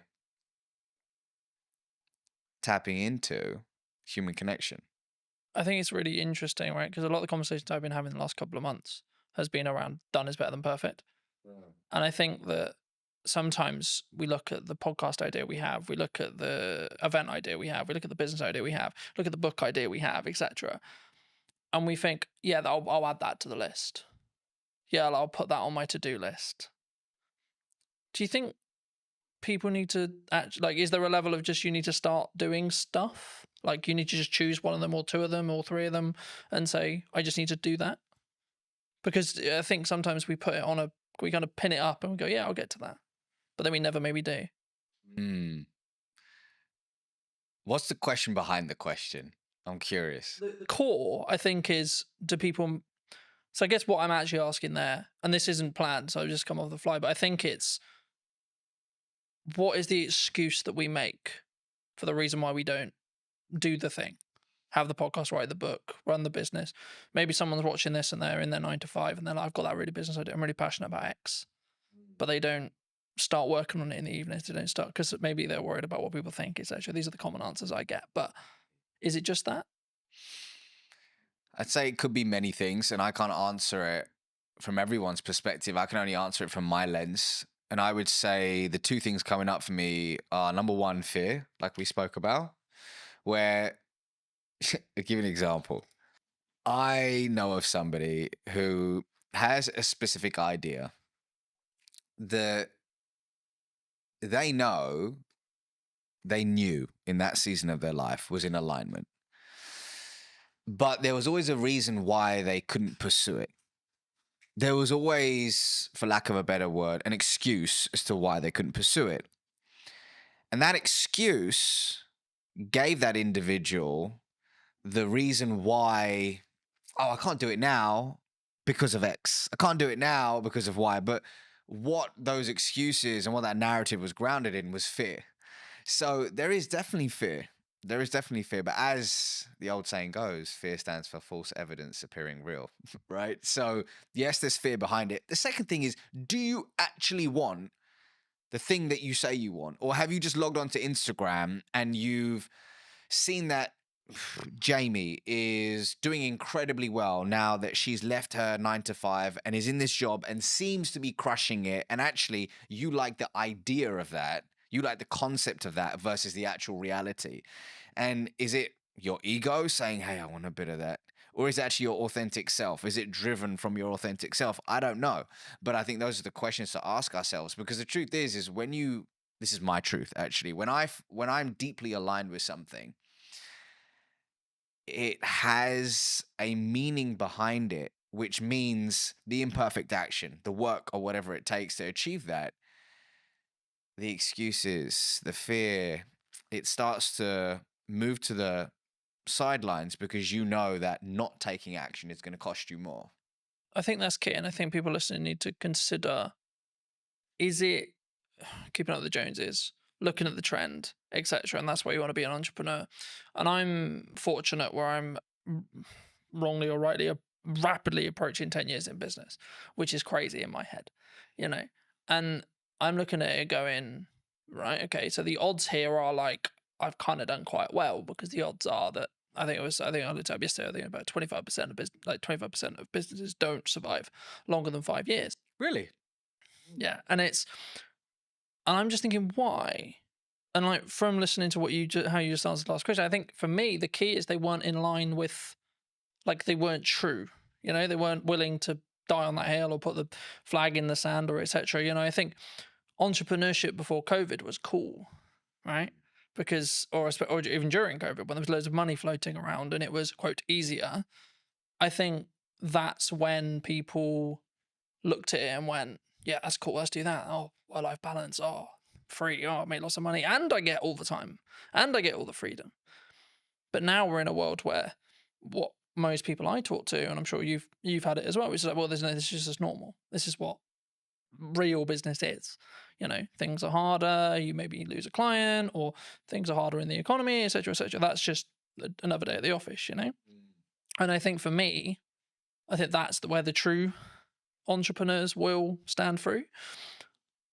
What do you think people get wrong, though, in either that step or then how they communicate that step to their friends, their family, maybe the clients they want to work with, the market? Because obviously a lot of what you do is about communication, right? And that's why I want to focus on that, because it is your unique skill of expertise and etc. But I also think it's the most underrated one, because it's like, well, there's not much to it, Colin. You just have a conversation, right? Well, before I answer that, to back it up for a second, you know what was cool when I was growing up was everybody wanted to be an investment banker. Everybody, there was like, everybody would watch the movie Wall Street.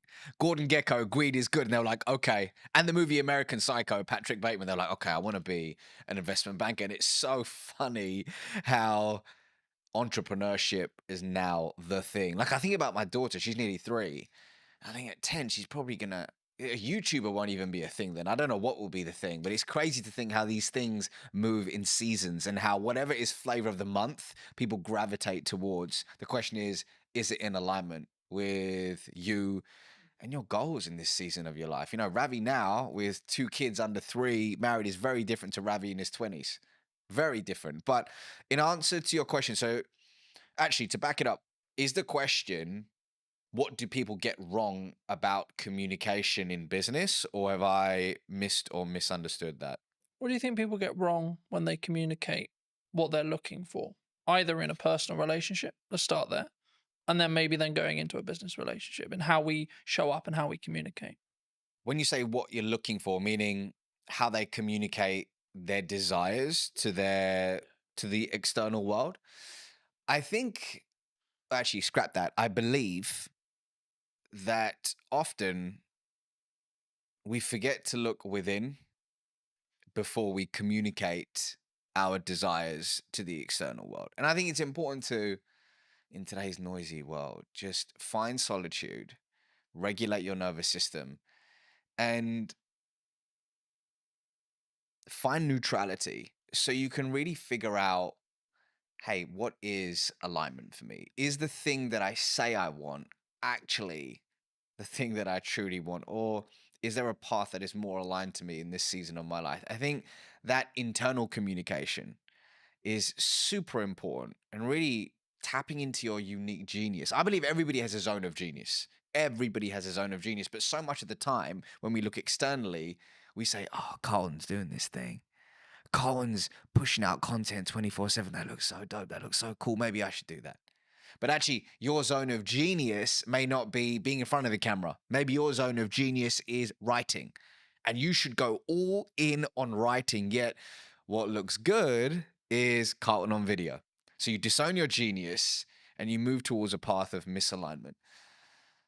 But hey, sometimes we need to have the disconnect to allow for the reconnect, right? And that's a part of the journey. So I think, once again, actually scrap that. I believe that looking inward is a step that is often missed in today's world when it comes to thinking about our desires in business and personally. I think that's really important for people to consider, but also like it made me think of where I was at the early part of my 20s, and now I'm in my later half of my 20s, right?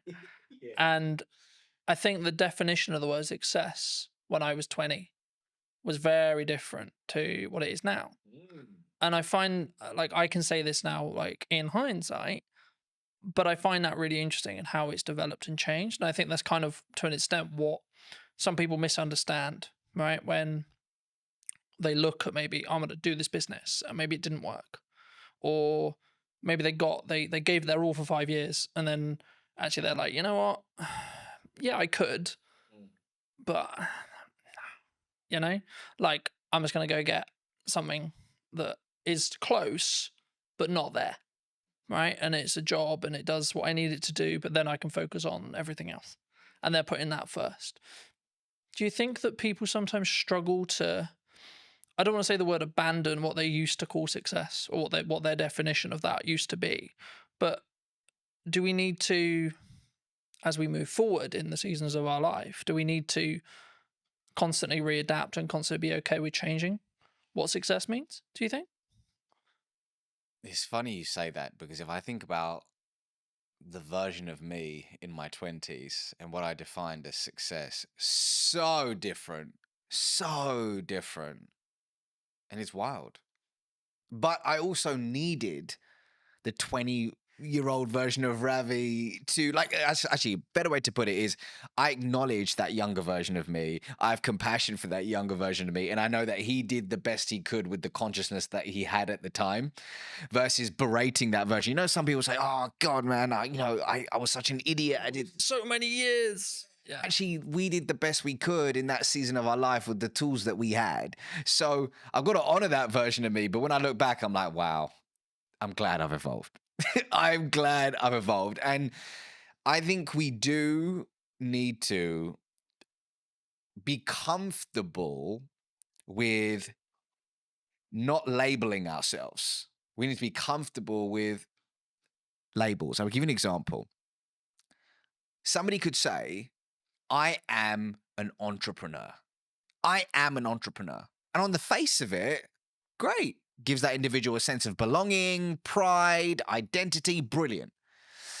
However, let's say that one of their buddies hits them up and says, hey, Jamie, I've got this role at Netflix. It's in the C-suite. I've spoken to people internally. We think you would be incredible for it. But Jamie's like, hold on, but I am an entrepreneur. But actually, it's not working for them in a way that they would have hoped. And actually, being in the C-suite at Netflix could be more expansive and abundant for them, but they reject it. And they say, no, but I'm an entrepreneur. So the labels that we give ourselves can often create these mental cages where we shrink our desires, we play small, and we often reject abundance. Versus, instead of saying I'm an entrepreneur, we could say I'm somebody who runs a business. Instead of saying I'm a podcaster, is I'm somebody who has a podcast. So when we expand our identity, we expand our being, and we allow abundance to organically find us. So, for example, when it came to writing my first book, this was a first for me. I haven't written a book before, so I intentionally thought about embodying the label of I'm a world-class author. I am a world-class author. So I could embody that identity to write something I'm deeply proud of, but quickly switched it to I'm someone who writes books. Because does that mean I say no to speaking? Does it mean I say no to coaching? Does it mean I say no to consulting? No. I'm a multifaceted human being. I'm not just one thing. And often labels can lead us, man, to shrinking, playing small and saying, I am this. But what if you're more than this? I think for me, and what I was thinking of as you were like explaining that as well, I think you can have your definition of success in the correspondence to the season you're in, right, as well. And I think I understand why people would like, I need the X, whatever it is, right? I need the car, I need the house, I need the wife, I need the lifestyle, whatever. But I think you can undo what's possible if you stay true, like if you're only solely focused on that, rather than saying, I want to go north. Yeah, but Colin, you're not being specific on where north. Okay, but I know I want to go in this direction, and then see what opportunities then arise from there, and then reflect on what happens. So at this moment, yes, I run a marketing company. Sure. Okay. But if you had a conversation, this same conversation nearly 10 years ago, I would have said, I do video production. Right. And if I had just locked into, no, I only do video production, that's all I do. I work with other video production companies and I help them create content. Cool. Then it would have pivoted or changed what horizons I could have met or gone to. And what I found was that people, they tie what they're doing and their self-worth to it together. And I think that can be sometimes the issue. Massively. Because then you're tied to, like using your entrepreneur example, then you're tied to, oh, what if I'm not an entrepreneur? Now I'm lesser, right? Because that kind of implies you failed. And then to you, that means actually me as Colton has failed. Not the company has failed, or not the company served its purpose and it got me to the Netflix role, or etc. Colton has failed. Colton will not be able to win. Colton will not be able to be, quote, successful.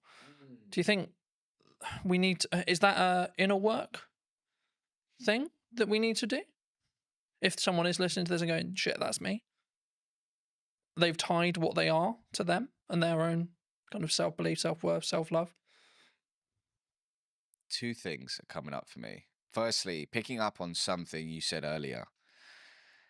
Something I talk about in the book, inside of Habit 1, is about being fixed on the desire but flexible on the path. So let's say somebody says, I just want to generate more revenue. Broad, but more revenue, okay? And they have the idea that the path to get there is landing net new business. They build this whole team around it, but all of a sudden, this beautiful opportunity arises with their existing client base. If they are fixed on the path and go, no, we're just going to acquire net new business, and they reject this abundant opportunity, they may not reach that idea of more revenue. But the idea of pivoting, being open to the infinite possibilities to reach that said desire, which will evolve, and it's okay to evolve it, is super key. Yes, that requires inner work. But going back to your question about self-worth, I used to work in investment banking. And one of the reasons why it took me a long time to hand in my resignation notice back in August 2016 is when I left that world, was I had pinned so much of my identity and self-worth to I am an investment banker. I'm somebody who works in an investment bank. So much pride, status came from that, which stroked my ego, and it was beautiful until it wasn't. But that experience, I'm so grateful for it, man. I'm so grateful for it. And it was, I believe that everything, this is my belief, that everything's happening for you, not to you. Whatever you're experiencing right now is a lesson that you need to learn to be able to transform your identity into the human being that can receive and sustain their true desires. So somebody listening to this right now may say, man, I'm so annoyed that my team member or my employee just keeps doing this frustrating thing. They keep being late to work, or they keep missing XYZ, and you're getting frustrated. Why can it not be like this? It is not fair, you keep saying. However, you may have requested from the universe, whatever your North Star is, that I want to be an influential leader. Well, you've requested it. So as a result, the people, the projects, the challenging circumstances are coming your way to sharpen you, to expand your being so it can, once again, your identity can be transformed into one that is able to receive and sustain. So whoever's going through, whatever you're going through right now, see it as a gift, an opportunity to transform your identity. So if you are pinning your entire self-worth, over-indexing on career, whatever it could be, see it as an opportunity, right? Does it take looking inward? I believe so. For me, that's the way forward, but you got to figure out the right path for you. I think for me, lacking in the business world, and this is a very broad stroke, there's obviously exceptions to the rule, but I think sometimes is lacking is the self-accountability side of it, right? So whenever I have a project or a podcast or something I'm doing, I'll go, right, even if it went well, cool. Great, it went well. Great, the client's happy. What can I do to make sure that experience was better? What can I do to make sure that that went closer to plan? Where was the issues? And there may not be a lot, but even if I get one thing, that will allow me to then build on it and so on. And this really comes into effect when you have something maybe that didn't go well, or maybe you unfortunately passed ways from clients or etc., which I think, from my perspective anyway, is part of if you're growing. Right? If you're adapting and you're changing what you're doing, the clients that you and a client come together and you both want to go north at some point, okay? Then a period of time passes and they may want to then go east because you may have got them to that point. And at that point, of course, you're going to part ways. But I think we in business, we sometimes struggle to think about, oh no, I have to have this client because they were my first client, or we idolize that person that we're working with, or the organization we're working for, etc. Especially when you look at like my dream client list when you start out, etc. But the reason why I think it links here is because it's then how you show up. It's then how you communicate. It's then how you communicate, A, in marketing, but then B, when you're having the follow-on sales conversations or continued client care conversations. Actually, do you think we need to take more accountability for that? As in the client needs to, some themselves, but also us as a provider. Accountability for what exactly? You mean that What we've done? Because I think it's very easy to go, oh, it's your fault. When something goes wrong, it's your fault. so just so I understand the question, is it when you're in a client customer relationship, something goes wrong, how does one react to it? Yeah. Or it could be just in general, like when you do, like, I'll give you another example. When you have an idea marketing wise and you go, right, I'm going to give my all to this marketing idea, and it doesn't quite go as well as you planned, for example. Oh, this should be this. And the reason why I never use numbers here is because they're all subjective to you.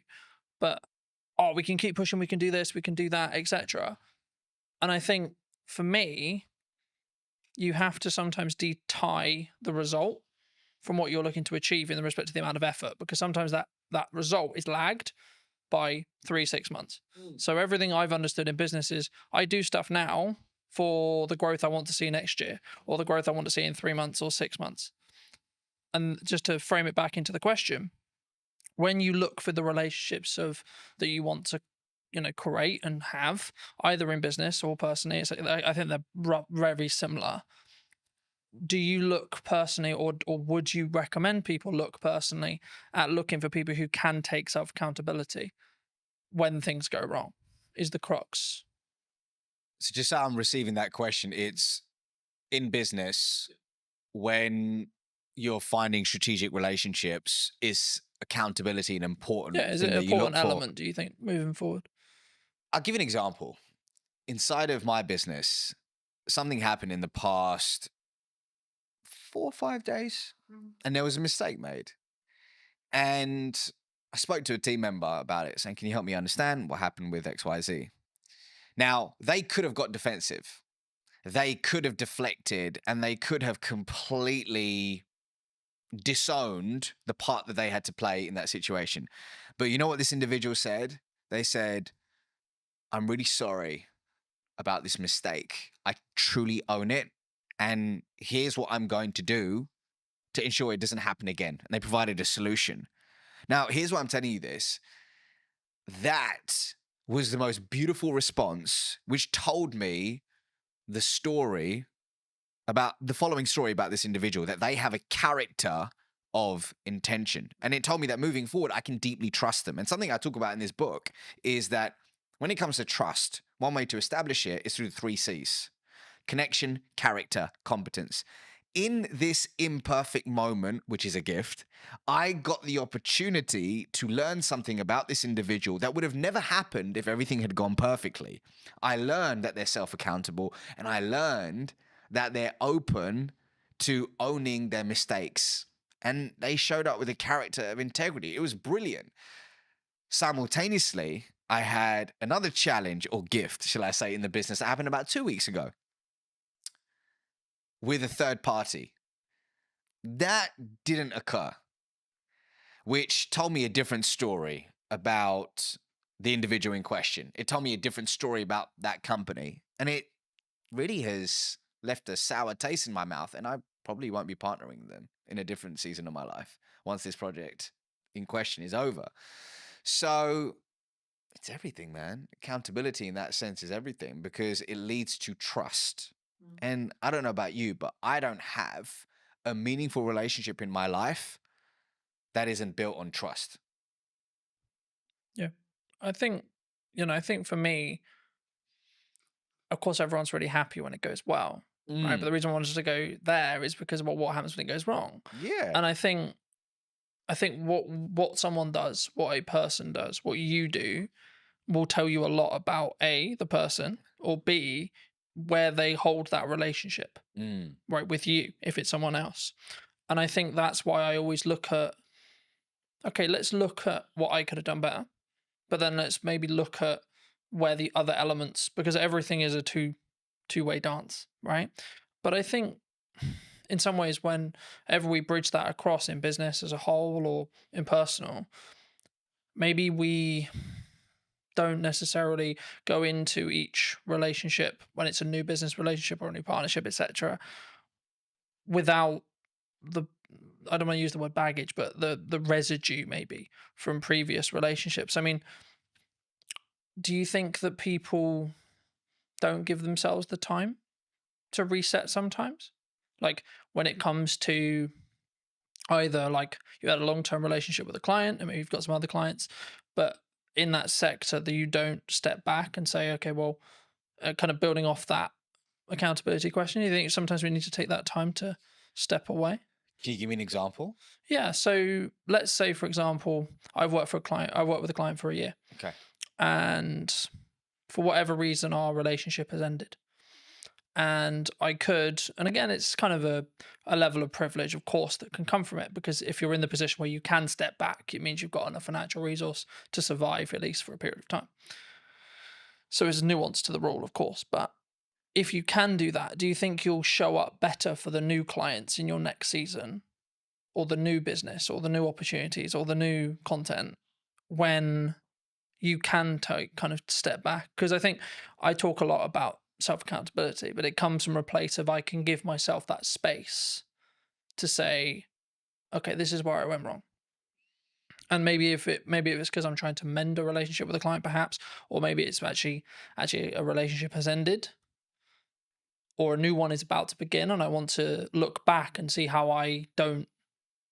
Maybe the issues were, okay, how can we set up this relationship so it's more likely to be successful by learning from the past?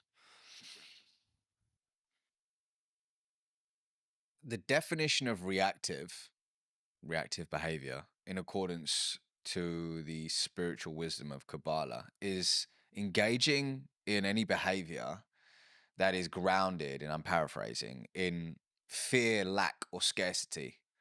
So if we are operating consistently from a place of fear, lack, scarcity, we're engaging in reactive behavior. And I think, rather, I believe, a lot of our day to day, especially when we're flying through our day on autopilot, meeting to meeting, doing X, Y, Z, we can unknowingly slip into reactive behavior. We can unknowingly and unconsciously end up having unconscious conversations, and we don't leave the space to look within. So in your example, let's say if somebody has lost a client and they haven't really sat back and said, okay, let's look at the facts here and what part did I have to play in that, and truly owning it, then they're going to make the same mistake over and over again. And they won't have the opportunity to transform their identity into the person they need to become to achieve said desire. So your point about self-accountability is important, but it's all down to the fact that, if your calendar is just, there's zero white space in it, and you don't have a personal practice in the morning or whatever it is in the day to ground yourself, it can lead to this unconscious behavior, which is a problem in today's world. Because in our conversations, one of the biggest problems is engaging in short-term behavior that kills long-term reputation. Do you think that people have too many busy things happening? They take too many meetings. They take too many opportunities. They don't know how to say no. I can't speak for everyone.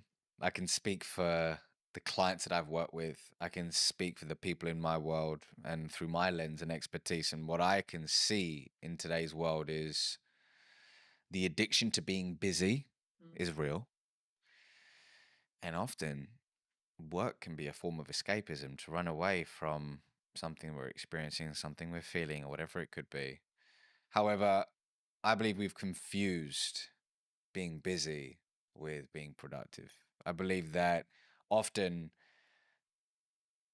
the inability to say no isn't just, oh, I just love working on several things at once.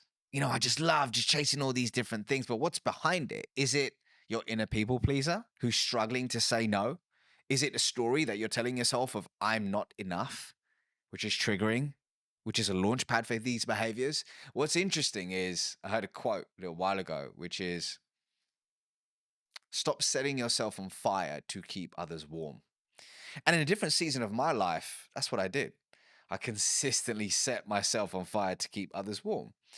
And what I mean by that is saying yes to people, projects, and opportunities that were misaligned with who I truly was and my desires, and then saying no to myself, which is a recipe for disaster.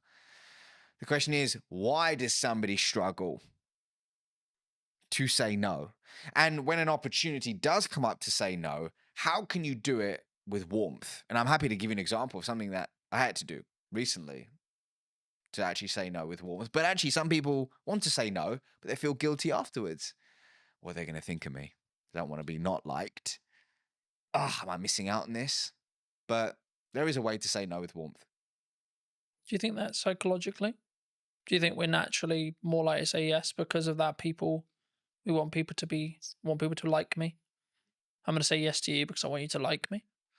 If somebody is struggling to say no, on the face of it, people give advice that like, okay, well, what is it costing you by saying yes to this? Okay, here's what we're gonna do. We're gonna focus on you figuring out what's aligned with you, so you can start saying yes to the right things and no to things which are misaligned. That's great. I mean, an exercise which Dr. Zoe Chance of Yale University does with a lot of her students, she's a senior lecturer over there, is she gets them to say no. She said this on my podcast many years ago. She goes, I get people to say no for 24 hours to everything, as long as it doesn't result in a divorce or anything crazy, right? But get them to say no to everything so they can start flexing that muscle, which is brilliant. And that's great on the face of it, looking at all those things. And then there's going slightly deeper is, okay, but why do I struggle to say no? What is the story that I'm telling myself? Is it true? How long have I told myself this story? How do I reframe this story? How do I find positive evidence to start stacking evidence for the new story I want to tell myself? How do I reinforce that story?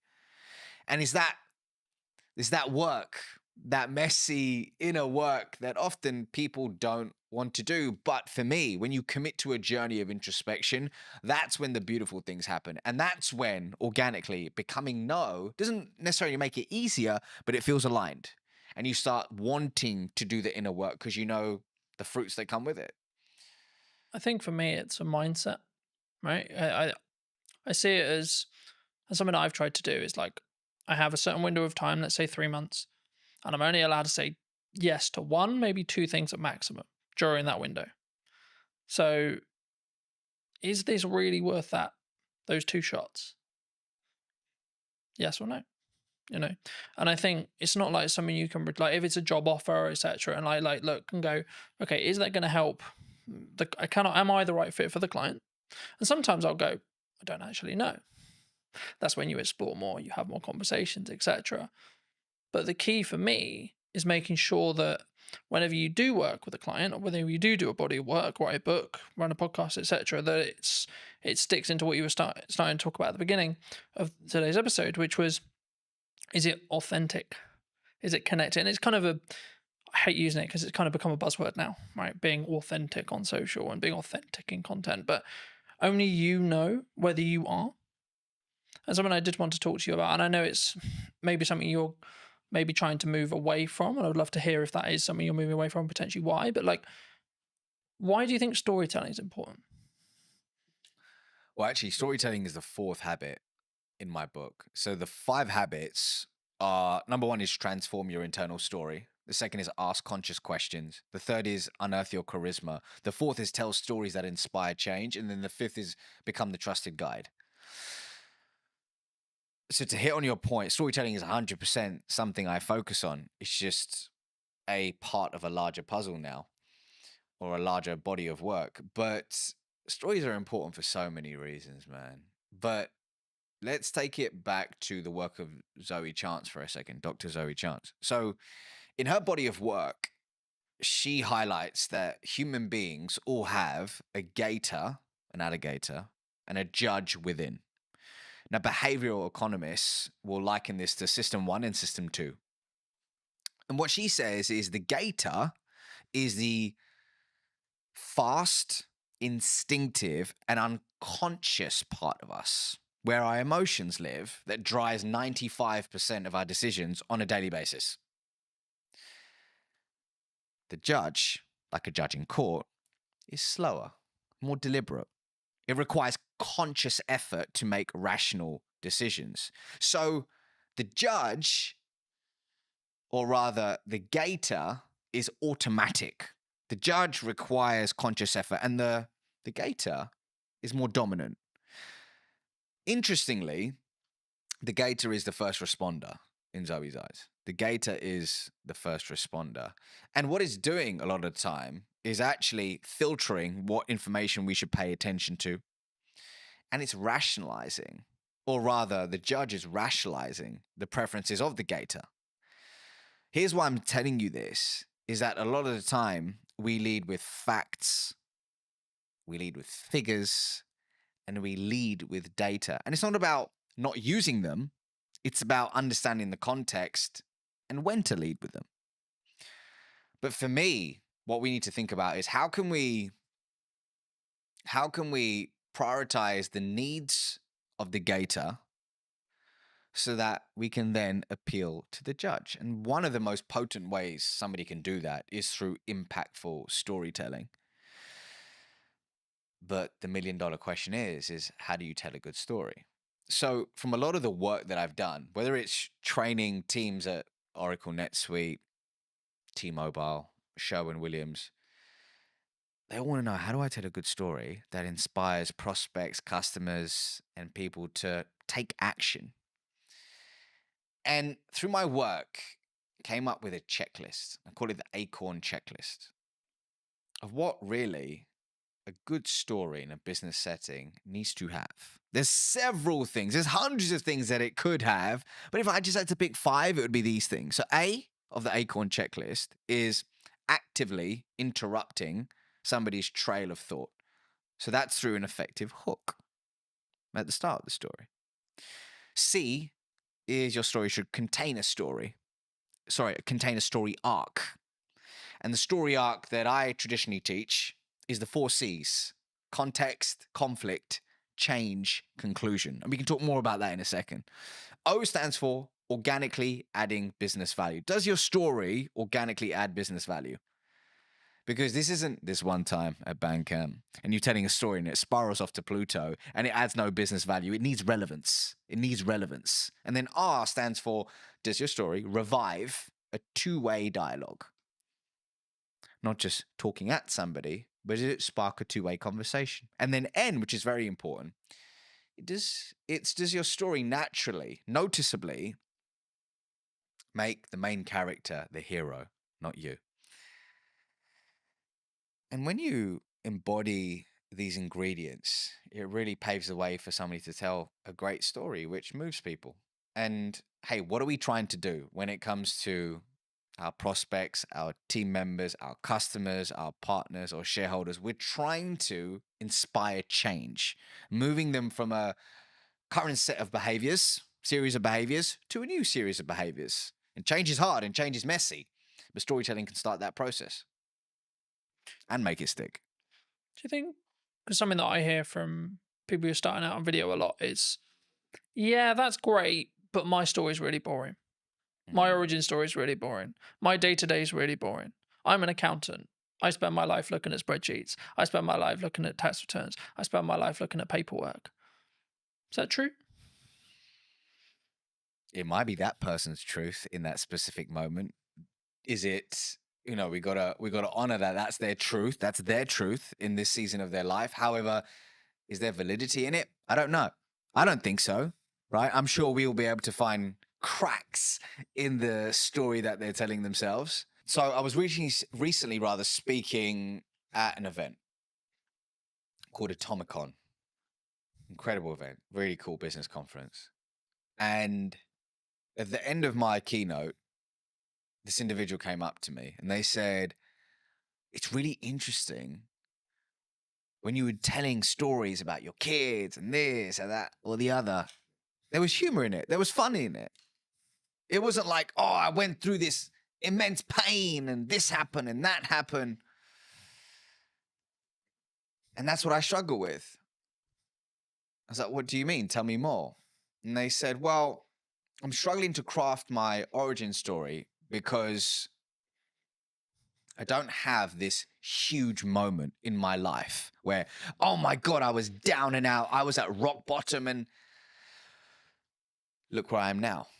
And for me, that's a recipe for disaster because it can leave you in analysis paralysis and forgetting that often the beauty is in the imperfect moments, the relatable small moments. When I came out on stage that day, I told a story about my daughter and how she was mimicking breathwork that I was doing in some season of my life. And as a result, it made me realize that how I do whatever I do in my life, she's going to mimic it. And my job isn't to tell her what to do, it's to show her who to be. That was the crux of it. But that came from a seemingly insignificant moment in my day-to-day life. So I think what it boils down to is creating a story bank. And I have a process for that, but creating a story bank where you're collecting these insignificant moments, figuring out which one of them can be transformed into a story and testing them versus sitting there trying to think of that one story and then going, I don't have it. I'm going to wait for it. And just doing nothing. So everybody has a story to tell. The question is do you have an intentional, going back to our question at the beginning, do you have an intentional approach to finding them, identifying them, and then delivering them in low stakes scenarios to test and tweak and iterate for high stakes scenarios? It's a real process. And I think it's something that you'll adapt as well.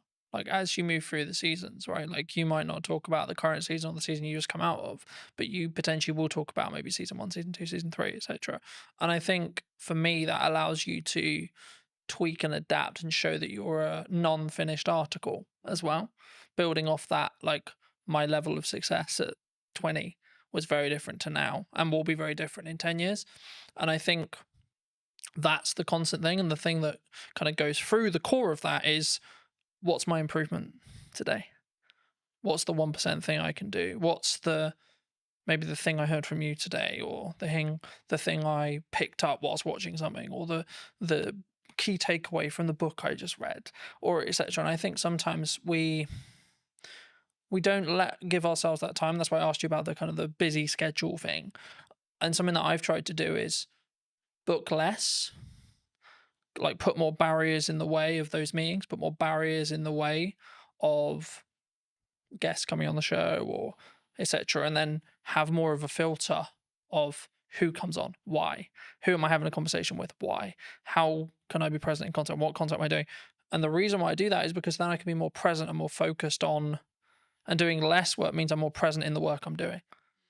And it means actually I'll be more transformational, so to speak, to that client, to that customer, to that guest, etc. I hope, I believe, anyway, in that respect. But for those who've really enjoyed this conversation, where's best to reach out to you?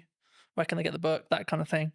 Yeah, so if you click the link in the description, I'm sure you'll put it in the description, but you can pre-order my book now, which is available on November 4th, and it's called Relationship Currency. And really what it's about at the core is teaching people in any conversation how to build trust, cultivate authentic relationships, and master the art of communication along the way. So, hey, if this conversation has aligned to you, then pre-order a copy and I'll see you on the other side. But otherwise, I'm on LinkedIn, YouTube, Instagram, TikTok, all the places, just at the Ravi Rajani, and you can find me there. Magic. Thank you so much for coming on. And if you were going to talk to either yourself 5-10 years ago or someone who's your junior, what advice would you give them? About life, about communication, because I could take this so many places. Wherever you want. let's stick to communication. And I would say the following. I would say you can listen to podcasts like this. You can watch videos, you can absorb books, courses, and all that good stuff. But if you truly want to be able to communicate with influence and with intention, it doesn't begin with that. It first begins with a journey of introspection.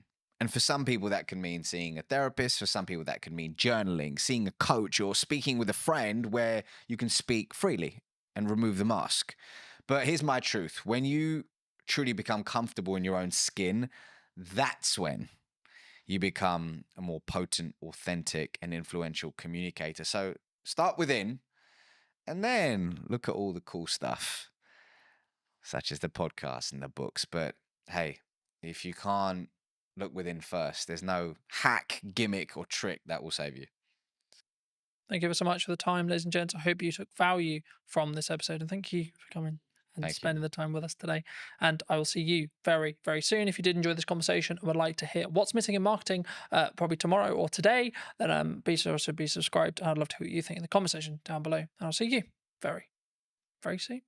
Entering the retail market was a huge step for us. Like how you want to perceive yourself in the market. It was a very difficult time, I think, for the business. Do you think it's changed how you show up as a leader? And it was honestly the most fun thing I've ever done. And it was stressful. What do you think's missing in marketing right now? When somebody rebrands, the general question is, has the company been dissolved? Like you want to, in some ways, make him proud first? I think if you've built brand loyalty, and by that I don't mean you're selling millions of products, but if people trust in you, I think as a person, you'll automatically gain respect within the market. Let's restart everything. Let's replan the business model. Let's replan marketing. Let's replan everything. And then funnily enough, when I executed on those things, things changed. The results changed. Work on yourself. Just work on yourself. Seriously. Like every day. Just be better every day. Hello, my friends. Welcome to a brand new episode of the podcast. Today's going to be a really special one because technically I'm actually interviewing my first client. Now, that sounds a bit weird, nearly 10 years in business now, but it is. So, welcome to me. Welcome back. It's been, I think it's actually been, nearly 4.5 years since we've actually seen each other? The last time I remember, I think we were shooting something on top of a car park in Salisbury. Yes, we did. And that's got to be about 4.5 years ago at least. So yes, it's great to be back and great to see you after all these years as well. I know. Yeah. Super good. I mean, you were actually under a different brand then. That's right. We were. So our legal entity remains the same, but we have rebranded to Anand. Which incidentally is our family surname as well. And that came about through some hard lessons, I think, in business. One of the ones being most probably that you never really stop learning, I think, and when you get to a point where you think you've kind of, worked everything out, there's like this curveball thrown at you. So that was sort of what happened with us as a company. There were some legal obligations that we had to meet, and the old brand no longer resonated or could technically be used moving forward. So I think it all came about because we entered retail as a business. Predominantly, we are wholesale and hospitality. But entering the retail market was a huge step for us, and sort of at a national airport as well. So when that came about, I mean, it was a huge shock to the system because we had just launched this huge sort of project. There was 2 or 3 in the pipeline, and then all been vetted and all sort of been mustered up with this brand. And then to all of a sudden launch something, and then I think it was about 3 weeks later we had something to say, there were some legal obligations that had to be fulfilled. It was a huge shock to the system. So it was a very difficult time, I think, for the business, because I think being a director, I always say you have huge responsibilities for your staff and your company. And I think I felt at that time that, this was, do or die kind of thing. It was either we really got this going and sort of made the necessary adjustments. And we did. And, Anand was formed off the back of that. So, and it was honestly the most fun thing I've ever done. And it was stressful because, you're running this medium-sized operation. We employ up to 50 people, and all of a sudden you're rebranding, and everyone's question is why. And there's a fine line where you can tell someone why openly and why you can't. And the majority of the reason was, it was just something that we had to do as a business. So the rebrand came as a shock, but honestly, it really taught us a lot of valuable lessons from in there. Because I think off the back of the name, we actually found a voice as a company. I felt for a few years that we didn't really know what we were. And I think that's really weird to say for a company that was fairly well established. I mean, you visited before as well. But I felt with Anand, all of a sudden we're back to this blank canvas, right? And we're creating everything in reverse, which is the worst way to do it, don't get me wrong. But because it had to be done, it kind of forced our hand to look at aspects of business that we never had before. All of a sudden we're engaging marketing companies, we're engaging branding companies, we're engaging companies that help you find your voice. I didn't know those things even existed. And all of that came off the back of my mentor saying to me, look, this is one of those times as a businessman where you either go big or you go home, right? And for me, it was like, we got to go big here. Like, I've invested too much time in this. Like, I've invested too many years, those sleepless nights, everything, to just, pack up and be like, yeah, we're done here. No, we're going to go big. And we're going to spend big. And sometimes that's not the best solution. But we kept a control of that, because spending big wasn't just throwing money blindly at stuff. It was really taking our time, really looking at companies that met our ethos, but also companies that we felt genuinely wanted us to do well. So they didn't make us just feel like a number amongst their client base. And that was hard to narrow down, because we made some mistakes along the way there as well.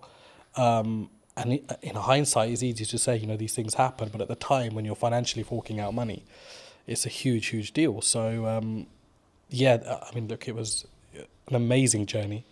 And it's been a year since we've rebranded. And I think as a company, we couldn't be any happier than we are at the moment. Do you think that maybe some people are really worried about rebrand? I mean, you kind of forced into it, but I think maybe people who are listening who are maybe on the fence about what do you gain from a rebrand? Was it just that voice and that really what I would call depth work when it comes to really understanding what your brand values are and how you want to perceive yourself in the market? Would you say, or is it if that's a disconjointed? Because for some business, I think that can be really disconjointed for some people. I mean, I'd answer that in reverse. So one thing you won't lose is your reputation, which was a huge aspect for us. It was, when somebody rebrands, the general question is, has the company been dissolved, or has something happened? Has the company gone bankrupt? Has there been a huge gross misconduct from somebody? And the thing is, you've got to get past that, because naturally as an individual, we would think that. And you've got to put yourself in the public domain as well as a director personally yourself and think from both sides. So for me, I think if you've built brand loyalty, and by that I don't mean you're selling millions of products, but if people trust in you, I think as a person, then you'll automatically, especially a small to medium-sized business, you'll automatically gain respect within the market. So we didn't realize how much respect we had amongst our clientele until the rebrand happened. And I think that's what carried us through. So I think there's this illusion that if I rebrand, I'll lose customers. And that's a general worry, because of course you need your finances to run a business, and your clients are your clients. You spend years and decades working with them, whatever, right? But those relationships can be ruined at the drop of a hat as well. A split-second bad decision. So I think what I've learned the most is that if you are genuine and you are genuinely there for your clients, and if they're not just a number to you, which is how we do things at Anand, then you will be absolutely fine, because people will carry through. And that's what I noticed, that all of our clients said, we don't care if this company is called ABC tomorrow, but we want to work with the same leadership that we're working with within this company. And that's what made me realize that, not that I didn't know people were important, but it made me realize how important the team that we had were and how dedicated they were. And that all stems from, I think personally, from you as a director and what your attitude is within the business, how you look after people, how do you go about daily life, and how much do those people matter to you as well. And that kind of proved to me that, you know, those things mattered a huge deal to us as a company, and it filtered right through. So I hope that answers your question. Yeah, no, absolutely. I mean, I think for me it's important to appreciate where you've come from, but also then understand, like, sometimes we have a growing pain, right? Yeah. So it's we're shifting into a new brand, we're shifting into like scaling up, etc. But one of the quotes that you gave me very many years ago that has really stood apart, that I wanted to remind you of, but also ask you to apply some context to, is people are loyal to their needs. Yep, absolutely. Do you I mean, how did you sort of, I guess that's a life lesson for a lot of people, but where's the story behind that? So I think just sort of, I've been in business for about 10, 15 years myself, and I can't put a number on it now, to be honest with you, but it's been a very long time. And one of the things that you realize very early on is that it's very much a dog-eat-dog world. Like, as much as, you know, you think you might be out there to set the agenda straight or to start this new, loving relationship with every single person, it never works out that way. And we realized very quickly that as a business, you know, after surviving the first 5 years, like, a lot of people are just loyal to their needs. Like, when those needs are met, they will either move on or they'll no longer engage with you. And I mean, that's absolutely fine. You know, it's a natural thing to happen as well. But to put it into context, I mean, if I look at how we operate with our clients at the moment, I don't think there's a single client that can say that, you know, if their volumes drop with us, that we change our attitude towards them. Mm-hmm.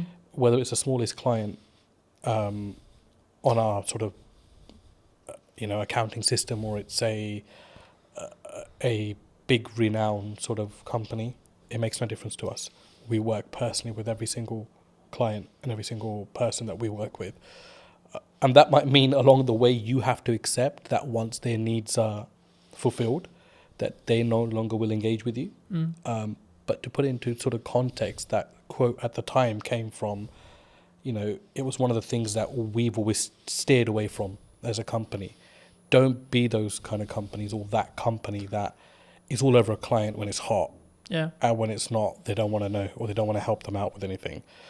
And there are some clients that we work with that, you know, we did millions of pounds of business with before, and all of a sudden, you know, they have engaged another company, but there are times where they still engage us when there's an emergency, and we would never turn them down, because you've got to remember that whether they've moved on as a client to another supplier, they were also once your client and made up the DNA of your business to be what it is today. So yeah, I mean, it's something you have to get comfortable with, I think, in business, and have grow some thick skin around that, because people are loyal to their own needs, and it's just the way of the world. For me, it's something that sort of, at the time, I think when you initially told me, I didn't really get it. Yeah. Right? And now I can say, like, 6 years, 7 years down the road, I get it. You know? And I think for me, it's one of those things where it may not even be deliberate from that person, that client, customer. Yeah. I think it's more around, actually, sometimes you just, like, there's only so much value you can add to that customer, client, etc. You know? Absolutely. And people have personal lives, and it's well, you know, it's easy to say, you know, don't involve your personal in your work life, but it's a very difficult thing to do as well. So sometimes we do forget that people might have stuff going on in their own lives. People move on, and all of a sudden a new person comes into that role in the company and doesn't see your business to be as valuable as the previous person. So there are elements of that as well. Yeah. But I think I've always found there's no use keeping hatred and negativity about somebody moving on. I think you've got to accept that and look and think, you know, how can I learn from this? And how can I get better from this? And there was times that, you know, clients left us on a very bad note, completely unexpected. Some that didn't even pay, you know, the thousands of pounds they racked up in accounts, not to mention any names. And, you know, that didn't mean that we were not going to look at what we could have done better as a company.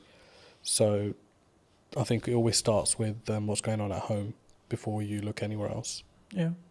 Do you think, because I've been fortunate enough to be in business and grow and scale and adapt and be in a position where I think there's always some people who are saying like there's something going on in the economy or COVID or et cetera, et cetera. I mean, is it a mindset thing as an entrepreneur, as an owner? Because I've always been of the mind of like, yes, there's stuff going on, but actually your output can then fix your like if it's a revenue problem, then there's a solution for it. If it's a marketing problem, you can fix it. You know, it's down to you to fix it, regardless of like the economy's in bad shape. You know, a lot of people have said to me like the creative space is challenging.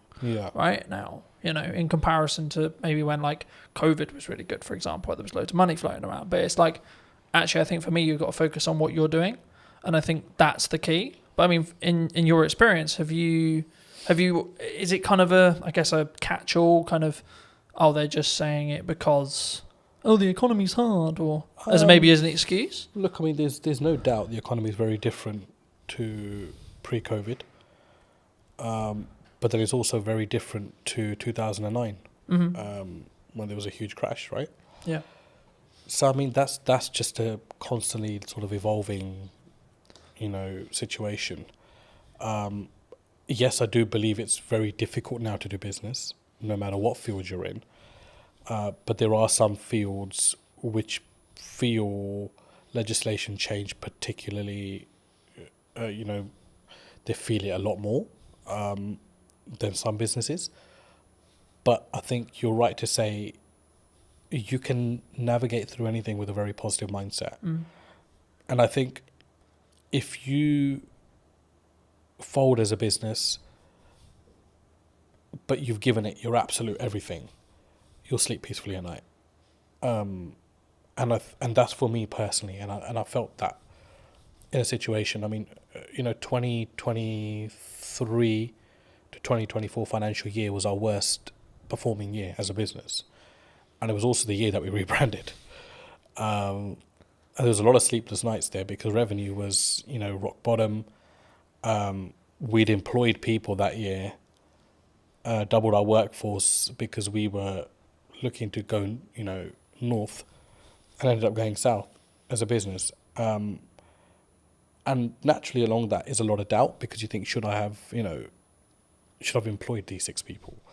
Should I have done this? Should I have done that? And it's easy to say in hindsight that I shouldn't have worried then, but you generally do worry at that point. So I think it's a mindset and how you navigate. And the thing that got me through was just mindset. I think I am just so resilient, like, to anything. I think right now in my life, where I'm just like. Do you think that comes from your years of experience in business and knowing that actually sometimes you've just got to what I would call grunt it or push through it to you just figure it out? I think it's both of those elements, but I think for me the biggest thing is upbringing. My dad was a very resilient character, hugely resilient. Sorry, not was, is still a very. He's still there. He's an extremely resilient character, and a completely uneducated man, which I must add to this story as well. So to see him, you know, as a migrant in this country with little to no education, he still doesn't speak English fluently. And it was like, this guy struggled, and he struggled so much, but he made it. You know, he made it in his career and in his life. And it was like a lot of that played on my head at that point.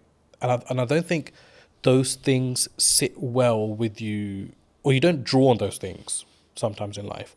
But when it really matters, those things will come in, and you'll know what your metal's like at that point as well, and how strong you are. Do you think that was like a key in respect to like how well you've now done, like that having that upbringing and having that, I guess, those values or what could be described as the correct values being installed into you? Even if it was like an information sponge point, like you as a kid 100%. Just taking that information, sort of saying, well, this is the upbringing I had. I mean, 100%. But the thing is, I think I didn't realize that till I was about 35. So there's no like one fit solution to this. You know, it's just when it's going to hit you, and it hit me a couple of years back. The big change came from COVID, to be honest. COVID was a blessing for us as a company. I mean, and that's not because we made money off unfortunate situations, but it gave me an opportunity to come out of the operation and be like, pause, because it's not something we could have done the way we were going at that time. You know, we were climbing as a business. There was no structure.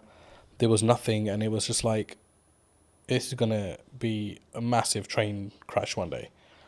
And COVID came and just put the brakes on everything. And it allowed us to restructure. So when we came out of COVID, I'd say that's my real journey in business started then. Because all of a sudden now I'm responsible for totally different things. Because now I'm actually acting like a director. I'm not now, stuck in the operation. And there were so many things that were falling off the side. So it was about coming in, containing that, and then restructuring the business through that. And then certainly, obviously, the rebrand came behind it. There is that. And obviously, the resilience side, for me, I learned that from my dad. And I have a huge admiration for the man. And that's to say, I rub shoulders with a lot of businessmen. But I take my dad's advice very seriously in life. I always have. But I don't think you as a child or as an adolescent at the time, will particularly understand that. But if you're exposed to that environment, I think it does rub off on you at some point. And for me, I want to be like him. Yeah. I look at him and I think, just the way he stands and acts and stuff, right? So, huge influence on my life, yeah. Do you think it's changed how you show up as a leader, or even in your marketing maybe as well? Like that core, you want to in some ways make him proud first, is what I'm sort of hearing from you. Would you say? I think I don't really think in that way, to be honest. For me, it's not about making other people proud. I think as long as you're on the right journey, I think honesty is very important in business. And I sleep very well at night, no matter what the situation is on the day. Everybody knows me, knows that once this guy is out, he's out for the night. So, and I think a lot of that comes from your ethos and there are many shortcuts you can take, or there is the difficult untraveled routes that you can follow as well, or create yourself along the way. And I think I'm more sort of on that journey of testing my limits and also just not stressing out, along the way. And there are times where you obviously get stressed within business, right? But I think as a director, you've always got to have that sort of facade where everything's okay. And sometimes it's not, but you need to have that because you need to always give your staff and your company the assurance that you've got it under control, because the buck does stop with you, the director. To install that confidence into the team?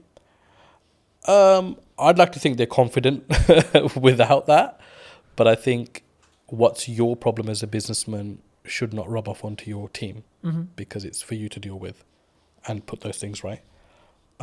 And I'd like to think we've created enough leaders now within our organisation that those sort of mistakes won't be repeated again. But that, again, is no one's fault. That's your responsibility as an owner or a managing director of a company. As I say, do you think people struggle with taking accountability for themselves? When things go wrong in business or when things go wrong, they're more likely to go, oh, it's your fault, rather than it's my fault and it's what I could have done better. I think it's an easier route these days. And society kind of allows you to get away with that now. Do you know what I mean? But I think in your heart of hearts, you always know when you could have done something better. And I'm that kind of person where even if something has 0% my fault within it, I'd be thinking, what could I have done better? Or what could I have done to negate this issue? Is there anything Do you think that what makes you stand out though? Because if you're going to say the culture of maybe the country or and on average it's externally. Surely the unique advantage could be, actually it's my fault. How can I do it better? What can I do? I think any great leader, let's go back. I don't consider myself great in any sort of way, I don't think I stand out in any sort of way there. But one thing I've noted is like great leaders, whether they're businessmen, politicians, war generals, whatever. There's a lot of accountability. There's a lot of responsibility they take, and I don't think you can really take responsibility unless you hold yourself accountable. I know that might not make sense, but in my head it does. So I think that's really true, and I think that you have to take yourself accountability to what goes wrong, right? Like I've spoken in content quite a lot about last year was really hard, economically, business wise, etc. Now I could go down the approach of, well, it was a harder year and it was financially this and there was political uncertainty and this and this and this, or I could say, well, what am I doing? Yeah, right. Exactly. Like, how am I showing up? How am I leading with value? Yeah. Am I leading in the right way? What's my office structure like? What's my business structure like? And then what I did was actually go, okay, right. So clearly something isn't working. Right, so let's go back to basics. Let's restart everything. Let's replan the business model. Let's replan marketing. Let's replan everything. And then, funnily enough, when I executed on those things changed. Results changed. Yeah. So I think for me, especially something that you can't overly control, right? Like who's in the government, what the government policy is, etc., etc. That's why you should focus on you. That's why you should focus on what you're doing and what your key is, I guess, in some ways. But what do you think's missing in marketing right now that people maybe don't look at, or like either what you're doing specifically or maybe what you're seeing as like potential opportunities? What I've seen, because we engaged with a lot of marketing companies before we decided to go with the one we did, it was just like how bad the quality of stuff is out there. And I don't know whether it's just that people settle for, whatever's kind of fed to them, or don't challenge back enough on things. And for us, I was like, no, I don't want to look like a Pret or a Starbucks, because those things are fucking done. Like, I don't want to be that brand. No, I don't care how they're presenting their material. It makes no sense to what we do. And, the comeback from some of the marketing companies was, oh, yeah, but, you're operating in a different domain. Yeah, we're operating in the aviation domain. It's a huge domain to this country. I mean, you saw what happened when aviation shut down with the ash cloud. I said, we're operating in a very high marketable area, but I don't need to be another one of these brands, So there's this whole, I think in marketing, they've kind of got these slots in their head. Where, oh, okay, you're in hospitality, so let's just follow the footprint of this company. You're in travel, let's follow the footprint of this. No, it needs to be personal to you as a company. And I think no matter what size you are, I think you've got to have that arrogance and you've got to have that strength to be like, no, this is shit. I'm sorry. Yes, you might be saying to me this is going to cost me £5,000 a month, but I do not value this at £5,000 a month. Like, this content is shit. And it was until we took that stance, we were able to filter out the companies that we actually wanted to work with. And it ended up actually being a company that had absolutely minimal experience in marketing, had a very strong presence in videography. They did some of our content. We sat down and said, we'd love the opportunity to market for you. And I was sold on the directors of that company.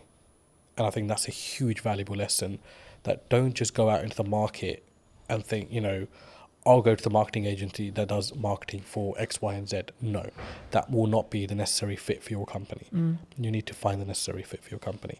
So overall, I think it's a huge gap in the market there. If somebody's willing to come in a company and work personally with smaller businesses, I think it's a huge market, because everybody wants to catch the big fish. And big fish will potentially have the budgets just to pay and be like, yeah, the campaign didn't really work out. But as a small business, you can't really afford to do that. Every campaign has to work out. And whether you're small, whether you're a medium-sized business like we are, it has to work, because you're paying a lot of money for that to work. So, huge gap in the market. I think there aren't many companies that I would look at and think there's a good reputation there, even though they work with big brands. Because they will just consider you a small fish and think that they can pull the wool over your eyes. And I think it's very important, no matter what size you are, that you're the captain of your ship. Yeah. No matter how small it is, how big it is, you've got to lead by example there. And if you have to have the loudest voice, then you got to have that as well.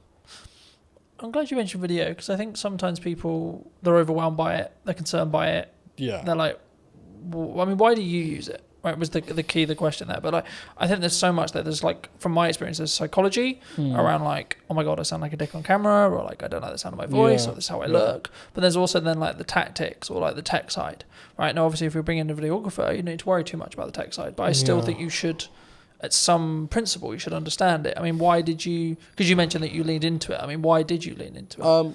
I was obviously introduced to yourself into videography. I didn't have any. I mean, yeah, we know videos get made, but it wasn't something you ever gave, second thought to. For me, it was just kind of like, okay, I need to stop worrying about how I look or sound on camera. Like, just be genuine to who you are, like what you're talking about.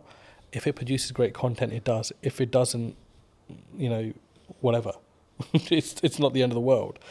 And obviously, it was a changing landscape at the time as well. I think all of a sudden, Instagram changed its algorithms, like videos and reels, and all these new terms are coming out, and I'm like, what the hell's actually going on? And so yeah, it was just something that came about, and for us, because we're hospitality and retail catering, imagery and videography is a huge aspect of what we do, as part of marketing as well. Of course, you can't just keep marketing with, let me take a picture of this and just keep sticking on social media. It doesn't really work that way. So for us, it was like, okay, we need to open our horizons here and actually look at things that work, and just keep yourself open-minded in the process.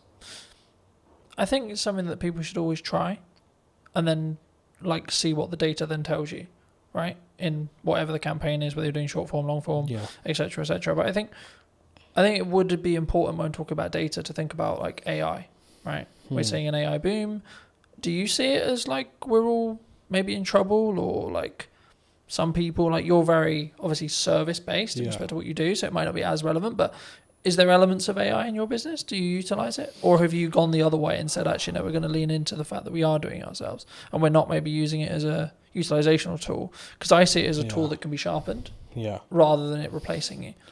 I mean, there were people in our team that were huge believers in AI, and there are elements of it that we use, no doubt. But I feel with what we do, if we invest too much into or rely too much on AI, I think it will stop your mind from working.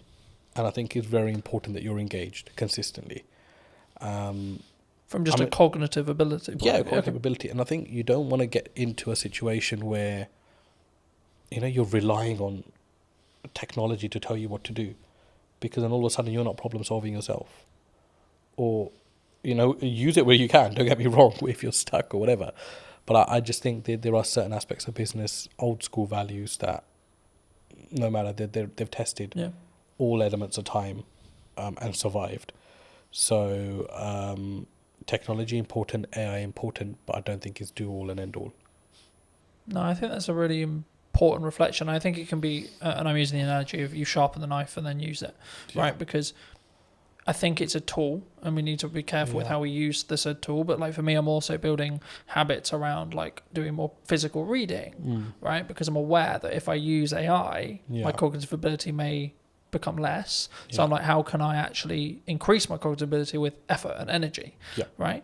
And I think for me, that's the difference, and that's why I think like you can still be sharper. But were you always maybe looking at, like, because I think when we look at maybe the arbitrage, or maybe we're looking at for an advantage as a whole, were you always someone who maybe looked at technology and saw the opportunities it could give? Because I think sometimes people, they sort of put their defense mechanism up and go, no, that's not, we're not going to use it. We're not going to do that because it's scary and new. You've got to use technology. It's not, I mean, a side story, but a family friend, I mean, he owns about 20 to 30 industrial units in West London.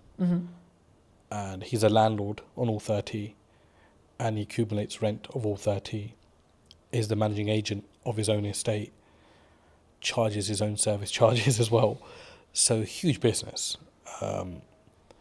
And in COVID, he had an issue where his bookkeeper caught pneumonia and was hospitalized. So he called me and said, I need some help with software and accounting. And I remember driving to his place thinking, there's just going to be so much advanced systems here because it's a huge business. So I don't really know what I'm going to be able to advise him on. When I got there, I was completely shocked that he had no accounting system, no software, and he was doing everything manually. To the point where he was even adding up sums on a piece of paper or his ledger, physical ledger.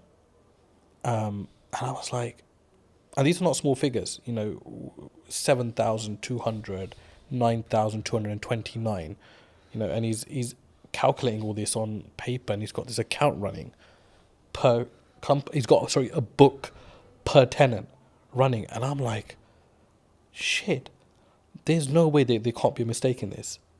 Like, there is absolutely no way. So his first job for me was, I want to move all of this onto an accounting system. Yeah. And I looked at it and I thought, like, that is just madness. Like, it's absolute madness. And I remember setting up Xero for him. And I mean, I'm no Xero professional, right? We have a team that runs our accounts and stuff, but he wanted this to be a personal favor. So I remember shifting all of these physical ledgers onto an accounting software. And the sums were wrong by like thousands. So his first comment to me was, I need to recover this £62,000, which is owed to me in rent.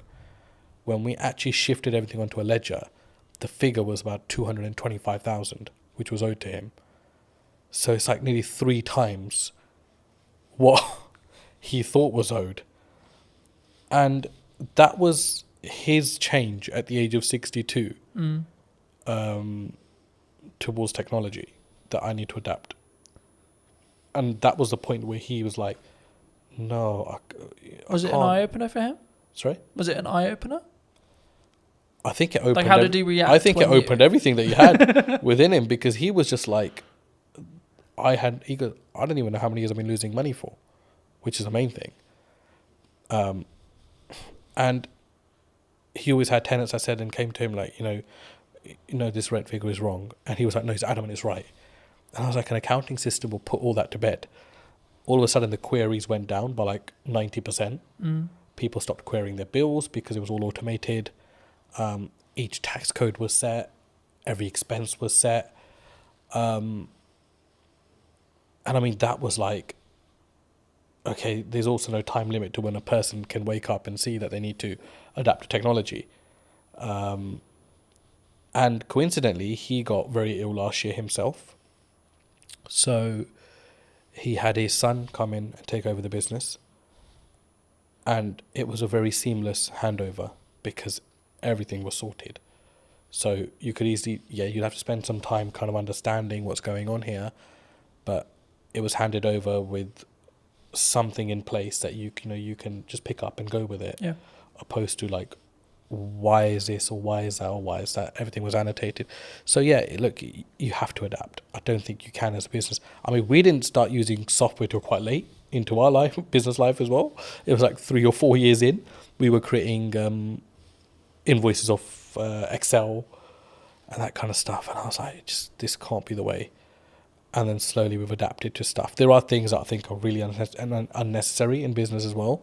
You don't need technology for absolutely everything. But yeah, basics like accounting and stock management, staff management, telematics on vehicles. You've got to have that. I mean, we had one of our drivers had a terrible crash last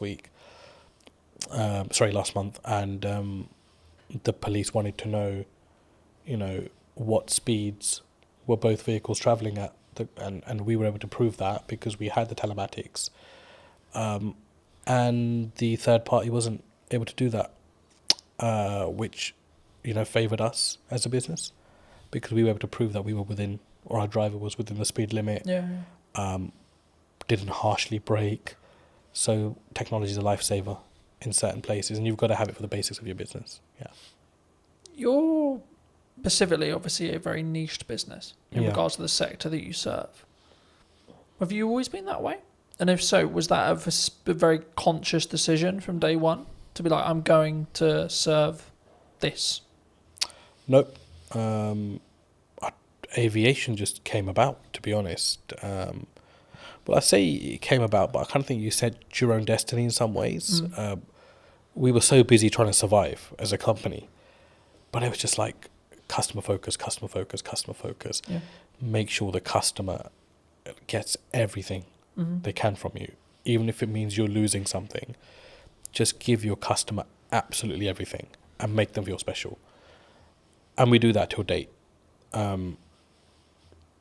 So in some ways, business is a funny thing because you can never say, I set out to do this and it happened. Because I think you've got to, a lot of things happen around it and you end up taking a different route. So, I discuss aviation a lot, but we work heavily with construction. We work heavily with tech companies as well. And we have a huge footfall in the city as well. And none of those things were ever targeted. I don't think we actually knew what we wanted to do when we started business. We just knew we wanted to serve food and, have a business as such, right? So it was like, okay, how do we do that now?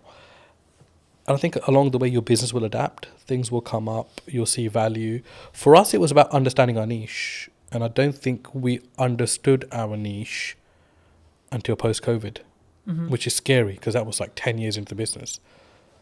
10 years? 7, 8, sorry, maybe 8 years into the business. But it was what is our niche? Our niche is not aviation. Yeah. Because there's a hell of a lot of companies that operate within that. Our niche is short lead times. You get hold of anybody at any time of the day or night. We will solve your problems. And if we don't, we will make sure we've done everything possible to try to solve that problem for you as a client. Now, there are some clients that have my number specifically, and they will only call me in situations because although I'm the director of the company and we have an amazing workforce, I've built that relationship with them personally when I was building the company out. And I can understand why they only want to come through to me. I totally get that. But my attitude towards them doesn't change irrespective of my position in the company. And we distill that through our staff, completely distill it through our staff. That nobody's bigger than the company. We help a client in any given situation that we can.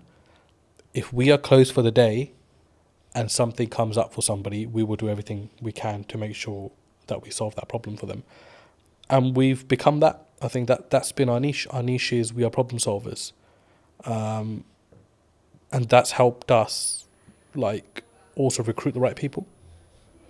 And people don't come to this company thinking, I'll just spend 9 to 5 behind a desk and I'm done. They're problem solvers. And we make sure they become problem solvers. And our retention rate's amazing. We've had one staff member leave in the last 2 years, which is incredible. It's absolutely incredible. There are obviously niggles. There are obviously things that, staff feels management can do better or management feels ownership can do better. But I think that's a healthy relationship and it's good to have that open dialogue. But it's so important to treat your staff well. And that doesn't mean just money or pay. I think just an attitude, sometimes just asking people how they are, talking about the football or having a normal conversation makes people realise that actually you're a normal person yourself. Yeah. I was going to say, I guess in a business your size, is there a level of all the directors are in today kind of it's really scary, and then if so, how do you either defuse that or lead with empathy to be hey, I'm a human too? I think because I've never really come in wanting to feel important. I think because I was working the fields, as you can say, when I first started, I've kept the same attitude now. If someone's a new starter or hasn't been around or hasn't got to know me because of the size of the business now, so they don't probably interact with me as much, they're put to ease by the older staff because they're this guy is actually really calm and really chill. He'll come in and be let's order some pizza. Or did anybody watch the football or the cricket or whatever? It's we have our company WhatsApp groups, and I was at the cricket India-England the other day, and I'm sending in the group chat a photo of myself at cricket, but that helps people just feel like, I'm not intentionally doing that. I'm just doing that because I've always done these kind of things. And there are staff that say, they don't feel like sometimes that I'm the owner of this company just by how I act, how I am. I'm very relaxed. Mistakes are fine. I think we've always said that, look, it's fine to make a mistake, but don't let it become a repetitive mistake and we're not learning from. So it's that yin and yang. I think you've got to find the balance. For me, it's very hard to be serious with people, especially my day-to-day staff, because I think their life is serious enough without me having to add to it. Our work is serious enough without me having to add to it. So I try to, just be chill around them. If there's problems, I'll take that up with my higher management, and we will deal with it away from our team. But I think it's very important to have that balance as well. Do you think, as a founder, as a director, as a leader, that maybe not you specifically, but those people in the question, leadership founders, they maybe have an ego problem, and if so, like, is that maybe their undoing sometimes? Like, they have a massive ego, they care about the car, they care about the house, they're keeping up with the Joneses, but they don't necessarily lead with maybe the correct, what I would describe at least as the correct values. Yeah. Do you think that has a strong impact as from a leader, from a founder, from a kind of how you show up for your staff, your employees, your higher management, etc.? I think so. I mean, the people with, if you've got the nice car, the big house, you've made it in some elements in life, and that's amazing for you as a person. I'm really happy for people that are able to do that. But do you think it comes from an insecurity sometimes? From insecurity, did you say? They're doing it. Like, I've got the car because I don't maybe love myself as much, or like I'm trying to fill a hole potentially in their own self. I think everyone's trying to fill a hole in some way within themselves. I think we all have that. I mean, there isn't a perfect person out there. No, of course. Let's start with that. We all have our blemishes. End of the day, and there are things that we can always improve on. But I've been in business long enough to see both aspects. I've seen people that feel like they need to show their hard work or remind people how hard they've worked by showing possessions. Yeah. And they do that more for others opposed to themselves, which is sad. I think it's quite sad. And I don't mean that in a horrible way, but I genuinely think like I'd hate to be in that position myself as a person. Starting out younger, I was obviously the general perception around business. One day I'll have a really nice car, and I'll wear those clothes, and I'll wear, I'll buy this and I'll buy that. But I think once you're fully invested in your business, all those things would just not matter anymore. Like, for me, it doesn't matter right now that I'm wearing discounted Next Aspadrilles, or I'm wearing a certain branded top. It matters nothing to me whatsoever. Because I think more about the quality of the person then? I think... Or the quality of the founder, the quality of the leader?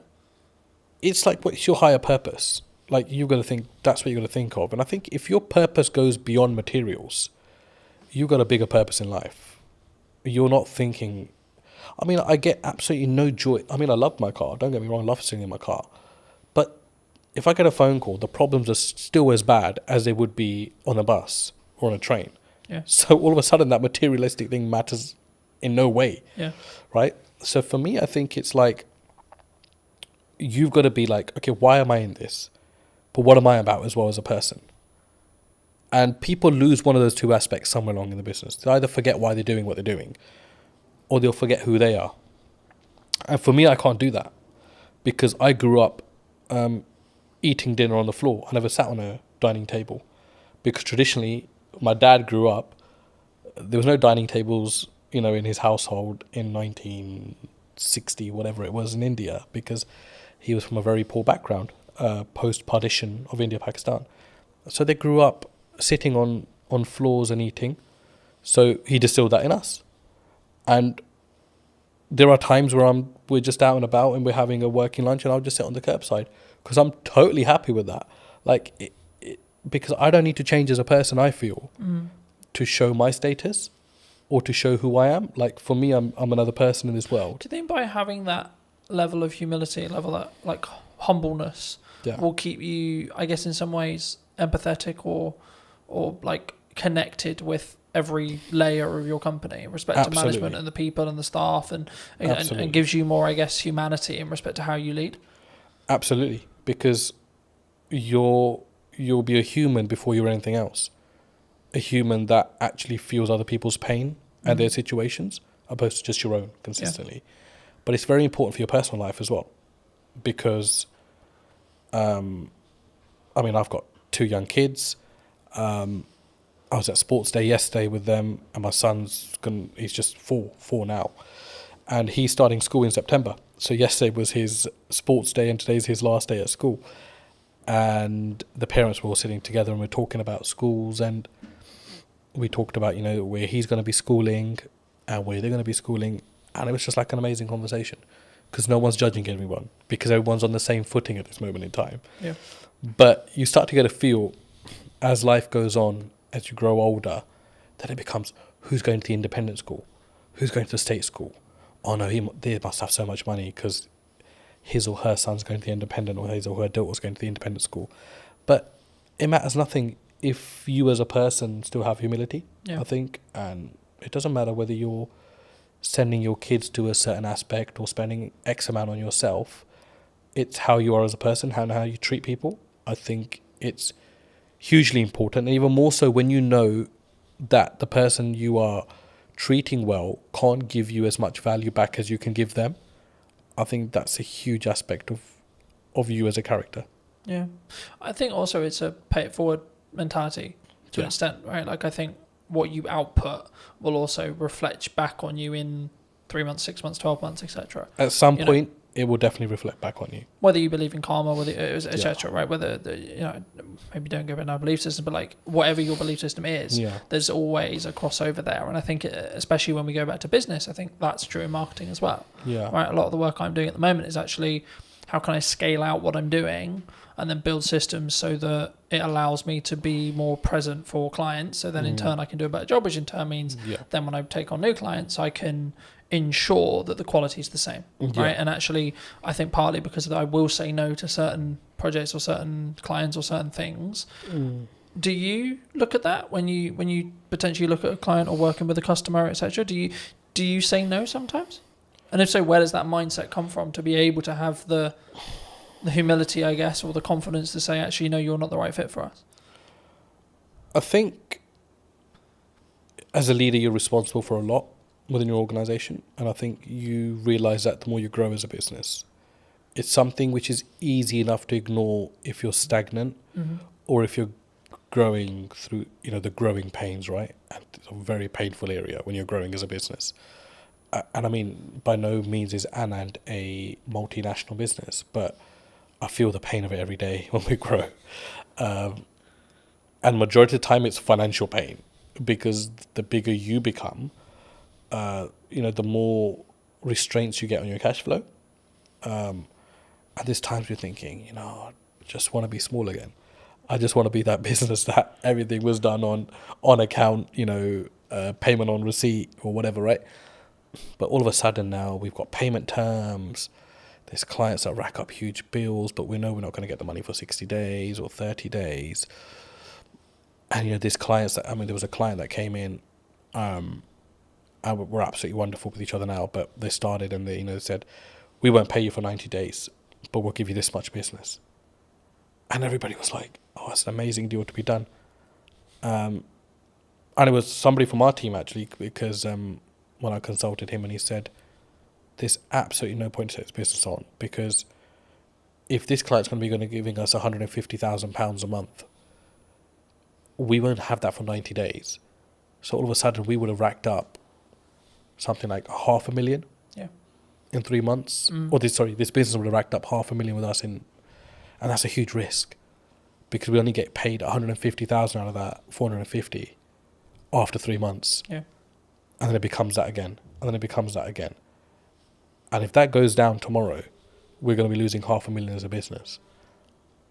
And that's not just the revenue, there's the cost that comes with it as well. Yeah, because you have to pay out the cost anyway. And I think sometimes when people look at business, they maybe don't appreciate it, right? They'll see them with the nice car, they'll see them with the new studio, whatever it is. But I look at it and go, oh, that's a lot of money. Yes, you know, oh my God, absolutely. that's a lot of costs. Yeah, of course. Right. And I think it's how, I guess in some ways we develop as people to stomach those costs as leaders. Definitely, and I think it's Carlton. It's got to be your attitude as well. Yeah. I think you've got to. I do not think that there is a company in the world. I do not think there's a single company in the world that should ever come to you and try to take advantage of the size of your business. Yeah. Or play on the vulnerabilities. But unfortunately they do, because that's the way the world works. And that's where I think you've got to show your mettle. Like, how much do you value yourself as a business? How much do you value your services as a business? But be able to back that up with quality as well, which is a fine line, right? And that doesn't necessarily mean you've got to have the best product in the market, but absolutely deliver on everything that you say you're going to deliver on. If it costs you to deliver on it, you deliver on it irrespective. You don't just shortcut and then leave yourself exposed in the market for having a bad reputation. But I think it's self-belief. But I know that doesn't come when there's no income or little income, because only self-doubt's there at that point. But my last 2 years in particular in business have taught me, gotta value yourself. Yeah. And that doesn't mean you go and shit on people's parade, or you go and mistreat clients, or if somebody comes in trying to bargain with you that you mistreat them. You've got to hold your firm in a polite way, but you've got to know what your business is about, and you've got to know where you're strong and where you're weak, and you've got to be able to make the right decisions. And sometimes the first decision is not always the best decision. Yeah. But leave the ball open where you're still able to have dialogue with clients. There's times where we made, mistakes. We've misjudged, and we wouldn't be human if we didn't. But it's how do you react to that? Yeah. How do you go back and manage that? How do you have the humility to say, we got this wrong, but still be able to have that relationship with your client? I think as well, and I had a very fortunate conversation a couple of weeks ago about this, and it was like, we just worked with a brand new client, and one of the things they said to me about why they chose us or me, however you want to perceive it, is that because I was the most expensive out of the ones they were talking about, and for like maybe a newcomer or etc., that sounds weird, right? Because it's like, why would you win the work but you're the most expensive? And I think from what they told me, it sounded like it was like, well, I've got the gonads, I've got the balls, or whatever you want to call it, I've got the confidence to say, no, this is how much this is what I'm going to commit to price wise, but then also I'm going to follow it up with the value that I'm going to lead with as well. Huge. Do you think sometimes people get really challenged on price? Always. You're always going to be challenged on price. And then how do you deal with that? I guess with them with the conversation, like, is there certain scenarios where you're like, no, we're going to maybe negotiate by this much, but our final price is non-negotiable here? I think there's two ways to do it. I mean, I've been on the opposite end of that spectrum where I've bargained just for the sake of taking on the business, and I've negotiated myself into positions that are like the least favourable in the end. But it's easier said than done as well. But I think you've got to know your costs, know where you sit, know what you're trying to achieve out of that deal, because sometimes you take on a deal with the hope that it's going to lead to bigger and better things, which is fine if you know your market. And that doesn't necessarily mean that it's going to happen in that way, but it's a calculated risk. Do you think sometimes you have to take something that's maybe not ideal client, if it is just I need to make this money? Or would you still say no? For us, I don't think we really have that, because we're quite niche in what we do. So everyone that comes to us generally needs us, or we need them in some aspects as well. But there are, you won't know until you start working with someone, I always say. And the ones that you think are going to be troublesome end up actually being the better clients.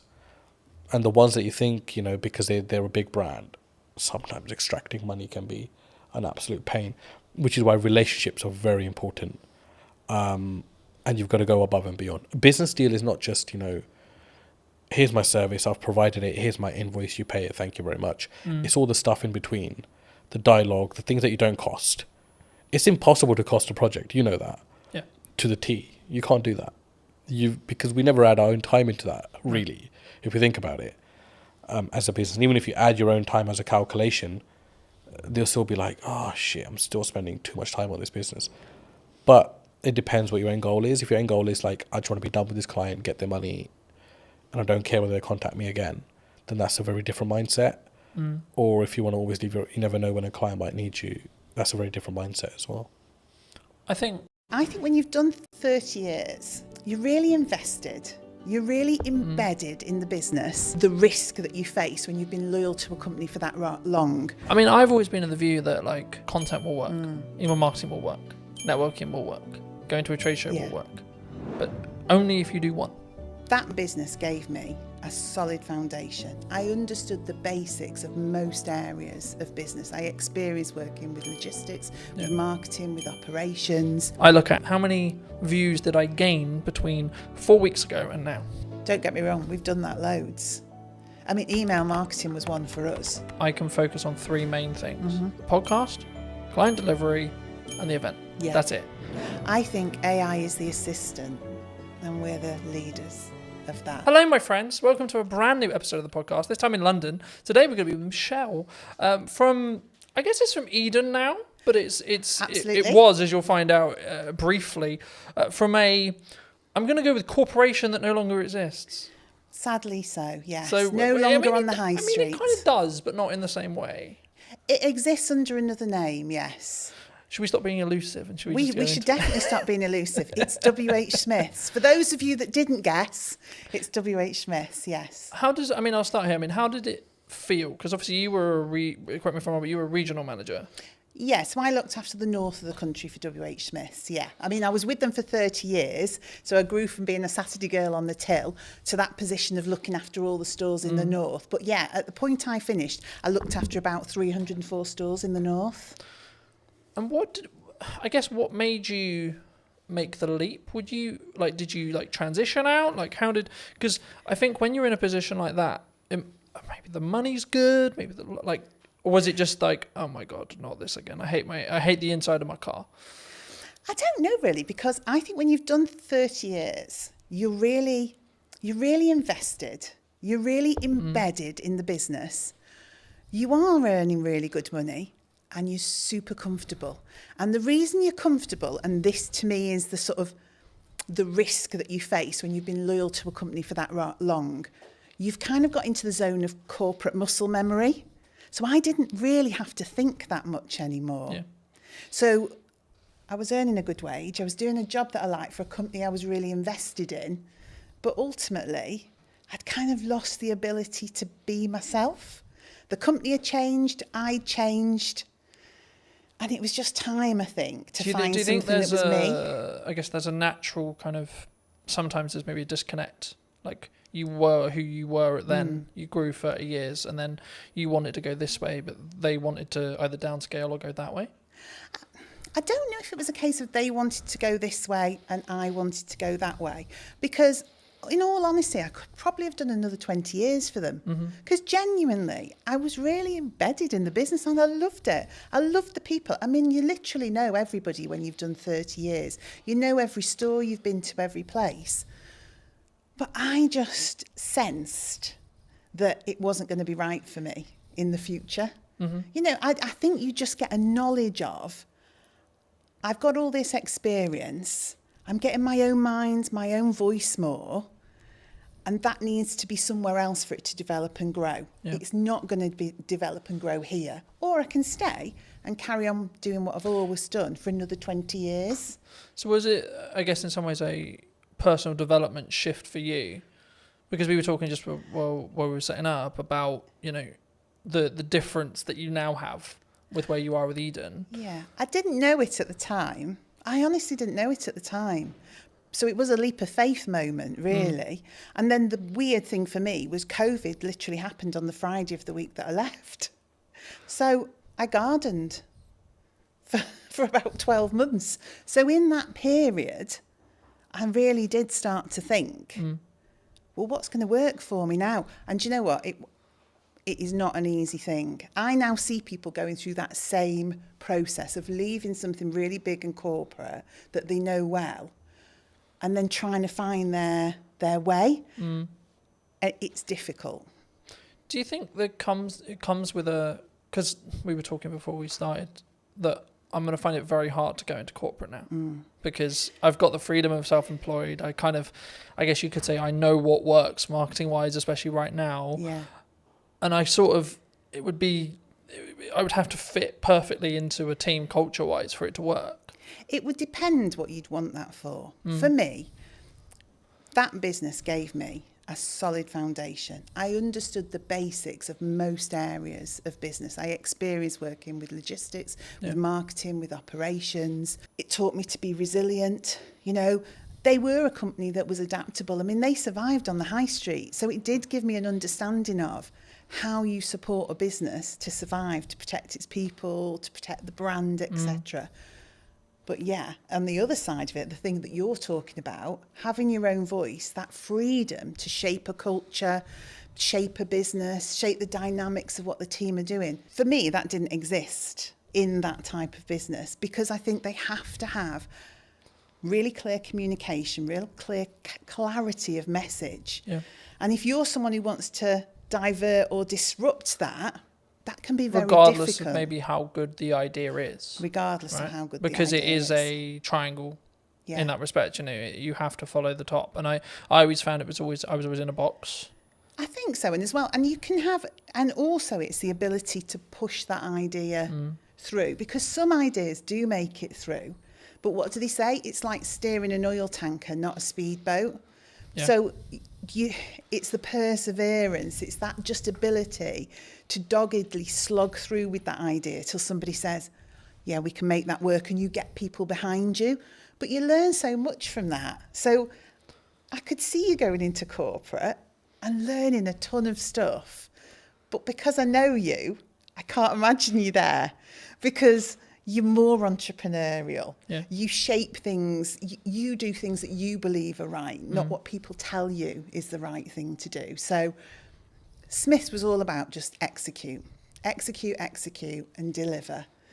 Whereas now I get to shape and change and mould and mentor and support elements of that in a business like WH Smith's, but now with a lot more heart and my own voice behind it. Do you think, I mean, obviously, for those who don't know, you've moved into Chief Strategy Officer. This is the first time I've heard of it. I mean, in a nutshell, what is that? What is it? What does actually your day-to-day look like and feel like? I guess it's about, ultimately, it's having the long-term plan and strategy for that business. So the growth plan. So looking at quick wins, middle term, long term. So saying, where is Eden as a business going? But then from that, understanding, I guess, some of the fundamental change. So what are the operational and robust things we need to put in place to get it there? Yeah. But also having the freedom to be inventive, to work with the team, to generate ideas.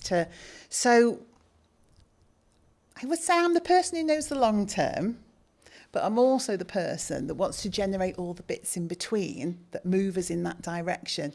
And some of it is quite simple. Some of it is really quite complex. It's about building teams. It's about building roles and responsibilities and processes. Yeah. But then it's about looking at innovation, deciding what we want to do, NPD, all the fun side. And I think for somewhere like Eden, Chief Strategy Officer is because we want to scale up and grow the business. But we don't fundamentally, well, I don't believe fundamentally we can lose the heart of what Eden is. Yeah. It started in somebody's house with the founder and his partner and a couple of people working for him. And it's grown now into its own HQ, its own warehousing, employing 26 people. There are loyal customers who've been with that brand for that whole 12 years. So we've got to scale it up, because we want more people to join the organisation and more customers to experience the brand. But we don't want to lose the heart of what Eden's all about. And I think it's my job to make the scale up happen, but make sure Eden remains Eden. Do you think it's difficult? Because by proxy of scale, you have to somehow, like I'm in this, as we were discussing before, I'm in this struggle at the moment where actually things have gone like a lot better than planned. Happy days. Which is brilliant. Right, great place to be, grateful place to be. but it's also like a legitimate issue in the respect to actually now I've got to like, how do I duplicate myself? Because that's potentially the position I'm in, especially when it comes to like continuing the next step now, which is actually continuing with what I feel is working, but sort of, I guess, because I'll never be able to replace me sat here in front of a camera. No. Right? I can outsource everything else, but the only bit I'll never be able to, especially if a client is very tied to, I want Colton on the production, I want Colton on the marketing, etc., it's going to be difficult. I mean, did the team at Eden find that as well? I think because obviously you sell a product, right? But the essence is still there. Yeah, I mean, ultimately our main product, it's dog food. I mean, that's what we produce and sell, premium quality dog food. I think when I came in to that business, it was difficult because it was change. It was somebody saying, what you've done till now has been brilliant because you have organically grown this business with people from the local area, not experts, just people with a passion for pets, a passion for the brand. And then I had to come in and say, that's absolutely brilliant, but we need some roles, some responsibilities, some routines, some best practices. We need to get back to basics. We need the foundations. And that was the change people found difficult. So that freedom to just almost do whatever you want, whenever you want, had to be pulled in for a while we established some core basics.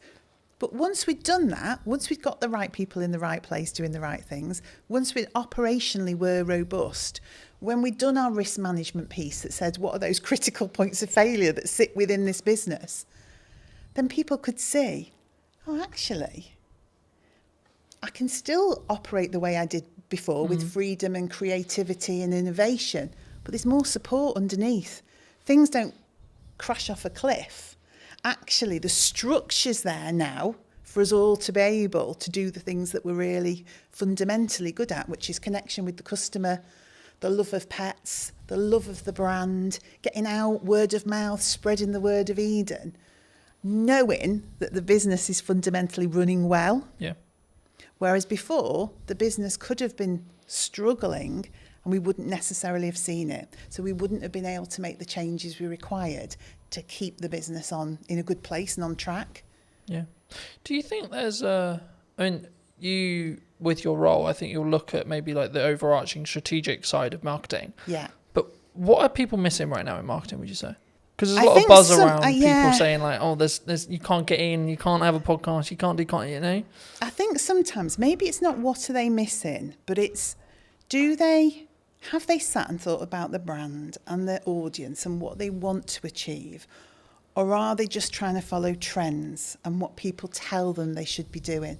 So I think everything from your TikTok through to email marketing, etc., is all valuable and valid. But it is up to the business to understand, is that right for them? And maybe it's not right for me today, but it might be right for me in a month's time. Yeah. Or maybe something I've always done, I'm going to stop doing so much of that now because I want to change.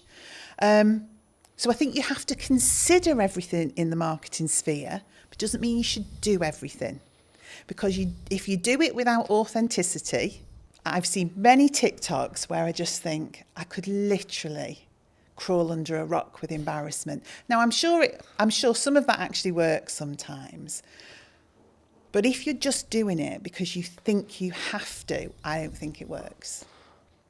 I think for me that's really true. And I mean, I guess the follow-on question was going to be around like the shiny thing syndrome. So to give you some context, I was out on a run yesterday. Yes. And I was like, hey, I should have like a teaching platform and it should be on a subscription basis. I was like, no, Colton, that's a good idea, but no, because I'm focused on like two main things right now for the next, like probably to the end of the year, more likely, which is the podcast, right? And then the event, right? That I alluded to before we started. And the event's in September. So the reality will be like after September, I'll just be planning the next one and continuing with the podcast. Yes. Do you think people run into a challenge when it comes to like, they get some momentum with something and then they go, oh yeah, but this shiny thing over here is really cool. Yeah. And it's and also if you're looking at your competition quite heavily, if you're looking at the marketplace and seeing what people are doing, you don't know if what they're doing is actually successful. But internally you go, they're doing that. It looks great. I mean, of course it looks great because they make it look great. Yeah. It doesn't mean it works, doesn't mean it's successful, but it's so true to say you can just be pulled off. I mean, I say to my team, I know it's a really old analogy of all of us pushing the boulder up the hill. If we all run off in different directions, we're going nowhere and probably going to get squashed. Yeah, who's going to get squished? Who's going to get squished? And that's what I say. Look, we've got some key pillars. Let's stay focused on that. Let's consider the opportunities, but don't run off and do it and just leave this hanging over here. And don't get me wrong, we've done that loads. I mean, email marketing was one for us. We wanted to do it. We should have been doing it.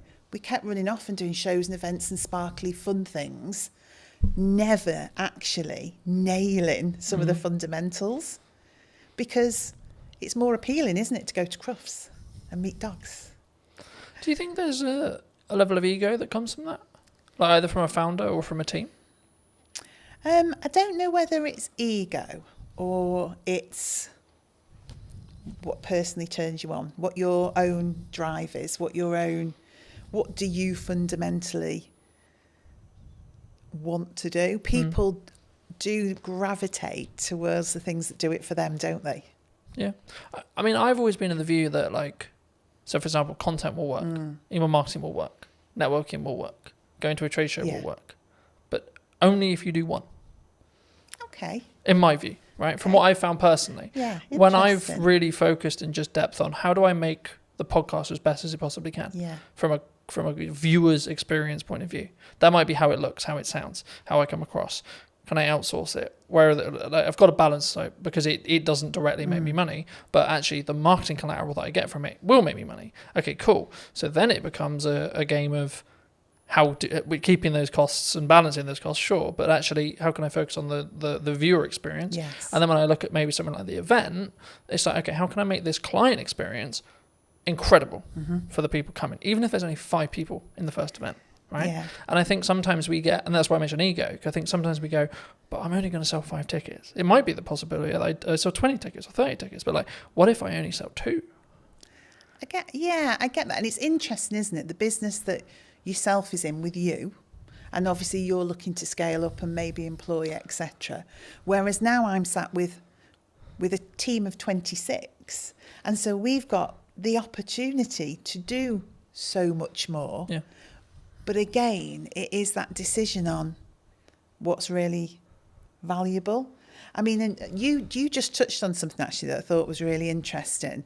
Doing things really well, making sure that the experience for the customer is, well, I mean, we were in a whole cycle of wanting to be perfect and never actually doing. So we had 20 things we should have been doing. So we were going to a show, we were doing email marketing, we're creating a newsletter for B2B, but actually all of those things had to be, to us, absolutely flawless. Yeah. And we were not delivering anything. So now I'm in the world of accept 80% sometimes, but execute and get it out there for the customer and do it consistently. Because I think sometimes, and maybe it is a bit of ego, you want to look at a piece of work you've done or something that you've done that the customers see and comment on. And when you're getting all the praise and, oh, that's so beautiful and that looks amazing and your brand is absolutely, but you've achieved very little, it's not really worth anything. Yeah. All that praise and adulation about something when you could have delivered on 20 things but done them at 80%. No, I completely agree. And there's a very quick psychology study. I've done longer videos on it, but like just a very quick synopsis here. There was 2 groups. Sometimes it's pottery, sometimes it's painting, sometimes it's sculpturing, etc. The lecturer says one half can only create one piece across a window of time. Sometimes it's 2 weeks, sometimes it's a month. And the other half can create as many pieces as they like, whatever the metric is, so pottery, painting, etc. And the result of the study was that the group that could repeatedly create something had a better piece objectively than the group that had only that window of time to create the one thing. Completely agree. And that's where done better than perfect is better. Yes. And when I say I'm looking at, like, I think it's a focus point for me on how can I create the journey or the viewer's experience or the customer's experience or the client's experience as a whole to be better across a year, not per episode. not per event. Not it's the overarching strategy. So I don't look at this reel got 1,000 views. I look at how many views did I gain between 4 weeks ago and now. Right, that's the metric I track. Not what when I go into what's working. Sure, I'll look at specific videos, but on average I won't. I just focus on the output and then focus on how can I build each one to be 1% better than the one before. Yeah, and I think we do similar. I would say we start to look at consistency of communication. Are we building a community? Do people feel like we're engaged with them, and so that they're engaged with us? So it's a similar sort of metric, but in a different way. Because if you're brilliant once, those people soon just disappear. Yeah. But if you're constantly there, talking to people, engaging with them, they're able, you're responding to them, then over time, that just builds into we call it a community. We're trying to create a community. And we're always trying to draw people in to that community. So the end result is growth. But I think we sometimes get into the world of we need it all to happen in one day, 2 days, 3 days, 4 days, 10 days, etc. That's me sometimes. But actually, in reality, if we just focused on, I can't remember the exact quote, but something along the lines of, we underestimate what we can do in a week, but we completely over-egg what we can do what we can over-egg in a week, but what we can do in a year is really underrepresented mostly. Yeah. And I think for me, actually focusing on that 1% is what that matters overall. Yeah, because then you're building that compounding effect. You're pushing the snowball down the hill a little bit faster, a little bit faster, a little bit faster, a little bit faster. Yeah, and also I think people can understand more. So if you are constantly jumping from one thing to another, your team just cannot grasp where we're going. They can't grasp the brand. What is the message? What is the strategy? So that continued delivery, that momentum that builds, you onboard the team. And by onboarding the team, you onboard the customer, and particularly in our business, because we've got customers and consumers. So the dog's the consumer. It's the dog we're trying to get to, but it's via that customer. And so it's almost like the baby food world, isn't it? Yeah. The baby's eating the food, but the parent's choosing which of the brands to buy. Same in our world. The dog's eating the food, the customer's choosing. A lot of that comes through trust. So that consistency, that slow momentum, is people don't trust people that flip from one thing to another, and they cannot understand what they're doing, and they can't see the message. So that repetitive, consistent approach. Oh, right, I know what Eden's about. I can see what the team's about. And because we're so accessible as well, a team of 26, we're all working in Stoke-on-Trent.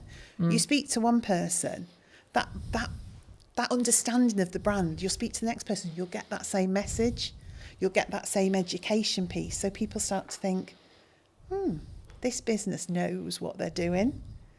And I think that's the same for yourself. When I see you online, when I see you doing what you're doing, I think that guy knows what he's doing. I also think it removes the pressure of being perfect every time, like building off the done is better than perfect thing. Yeah. Because as long as I'm authentic to me, then it doesn't necessarily, you know what I mean? It doesn't matter in the same way, because I'm not like, oh no, that's not, as long as it's on brand and on piece and still me, then I'm like, actually, that's cool, you know? But talking about that to its extent, I mean, we're in a world where AI's like risen, right? Are we all going to lose our jobs? No, we're definitely not going to lose our jobs. Is it all doomed? I think AI is the assistant and we're the leaders of that. And so you can use AI fundamentally to change your business. You can use it for insights, you can use it for planning, you can use it for content support, but ultimately it's the assistant to the business. It's not the business creative, it's not the founder.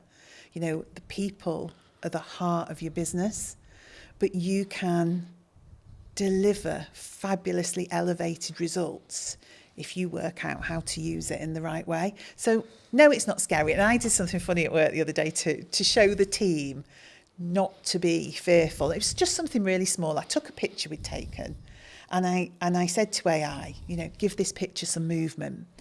And it did this crazy thing. I mean, we're pirouetting around the stage on this picture. I think one of us had claws for hands or something ludicrous.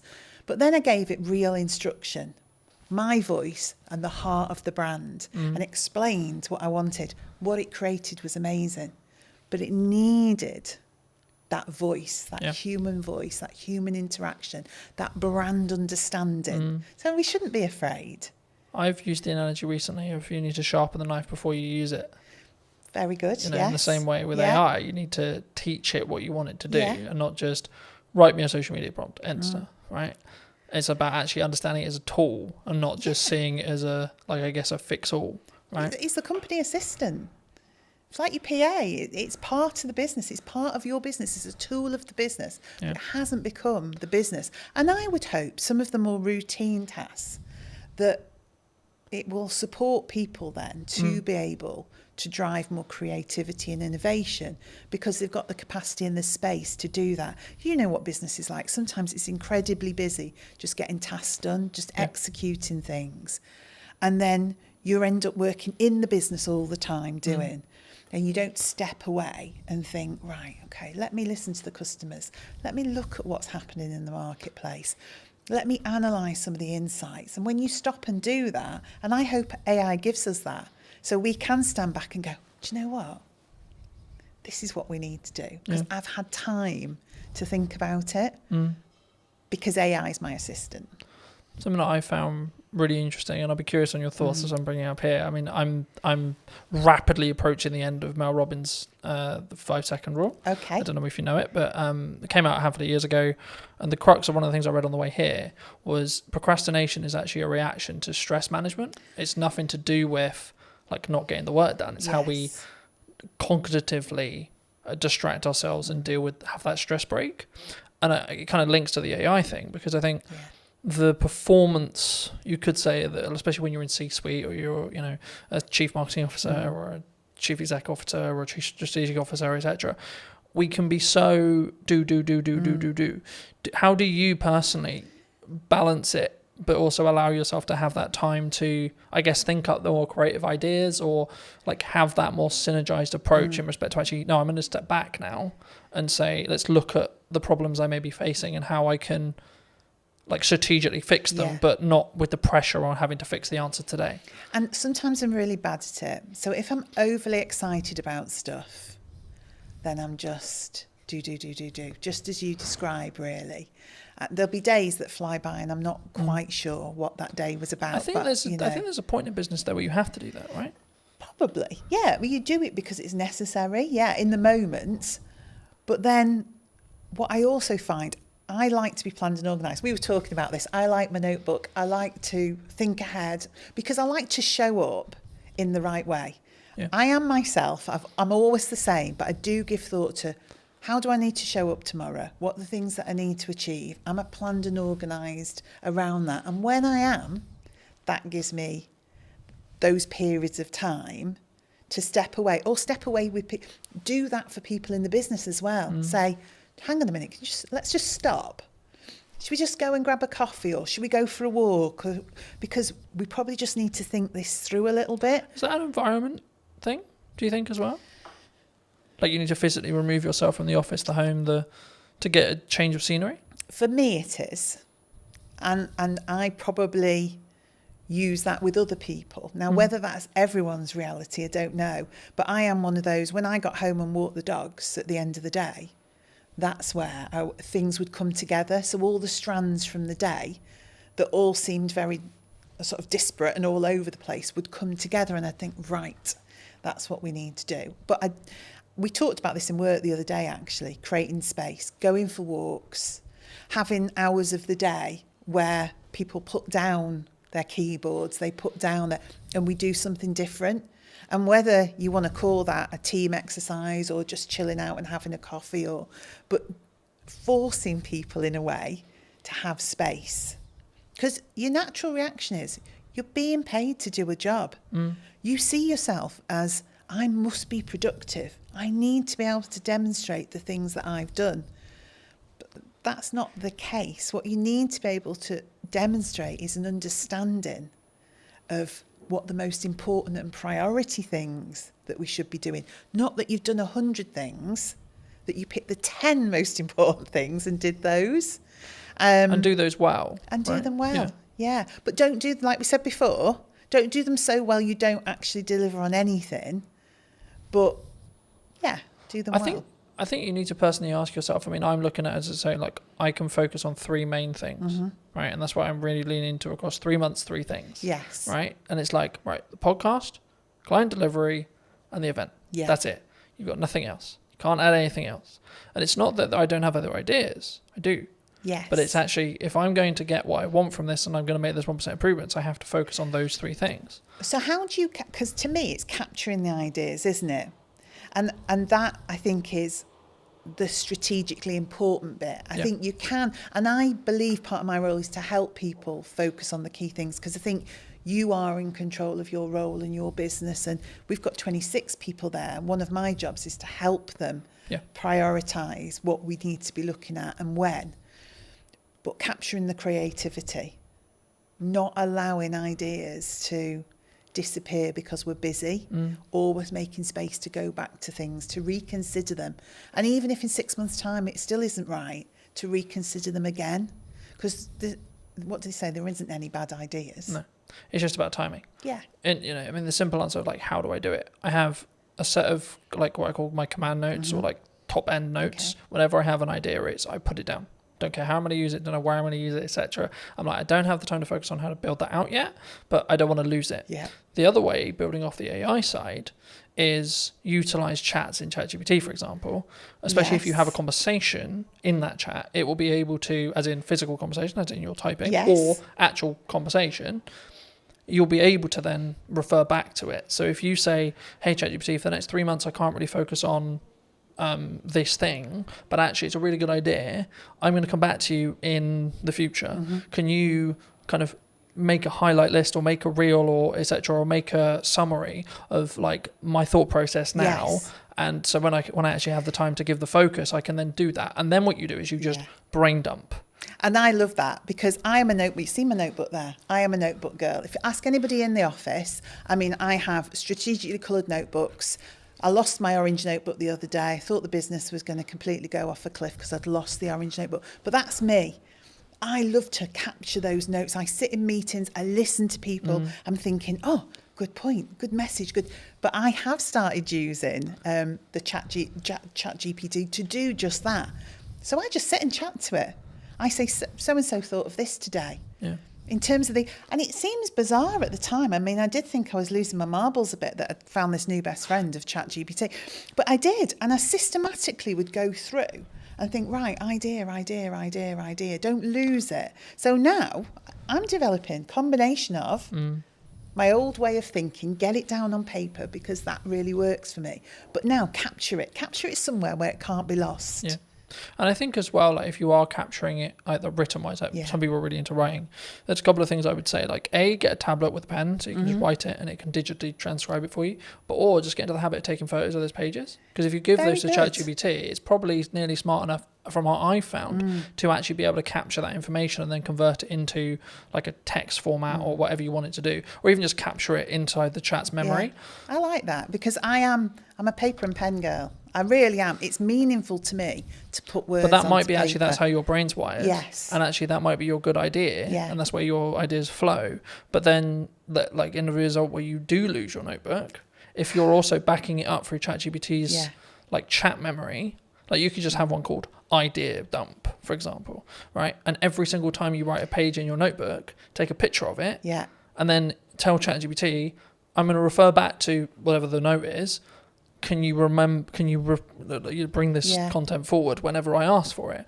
And it's how you then, and this is an example of like how to leverage AI rather than being scared of it. Yeah, and I think that is just it. And it's funny that naturally using ChatGPT in that way worked for me.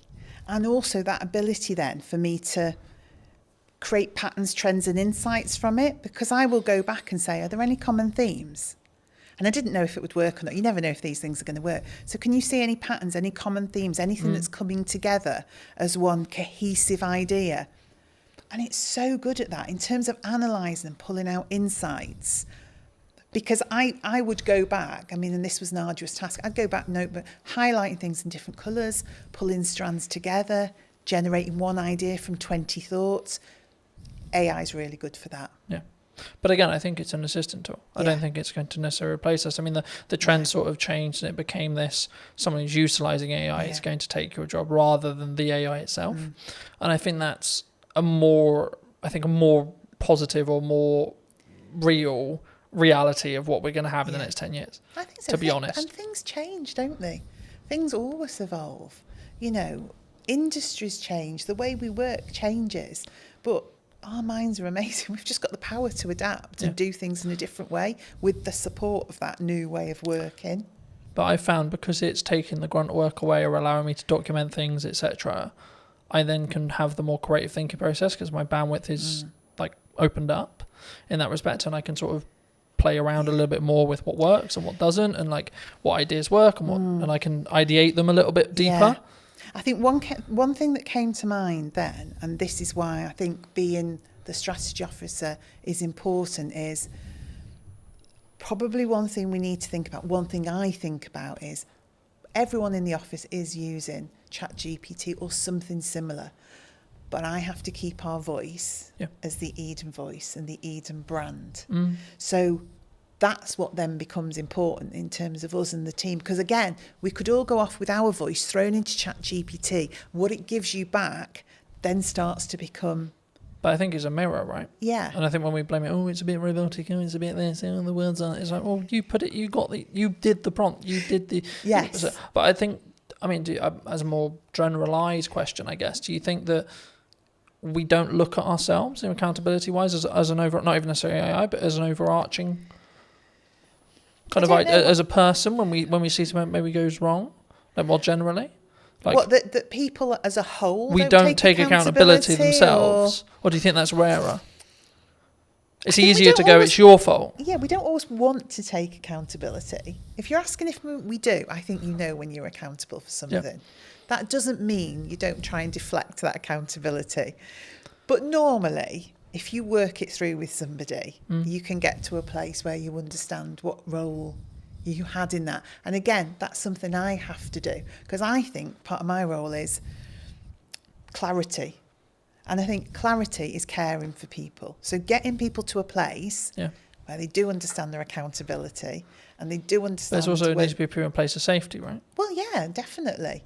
But that's how it should be, isn't it? It should be a place where because it isn't like hands up, I made a mistake. Oh shit, my job's gone now. No. It's actually no. Hold on, we're all going to make mistakes, and that's okay. How do we learn from it? It's we've made a mistake. You know, we have done. We've put tons of effort. We're relaunching it again, but we did a try before you buy campaign, and we got quite a few little bits wrong in that. So that campaign did not deliver as it should have done.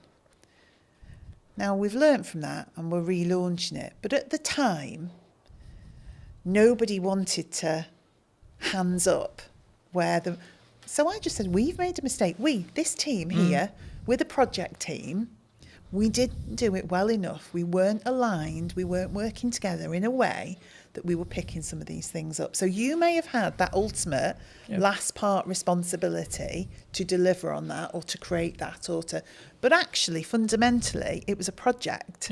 So we all bear the responsibility. But let's go back and say, what was your part? What was your part? What was your part? So next time we do it, we've got clarity. Clarity is a form of kindness. If you don't give people clarity, what you're saying is, I want you to keep making mistakes. So ultimately, at some point in the future, this is going to blow up and you're going to be in a whole heap of trouble. Where it's much better to say, oh, that's not quite right.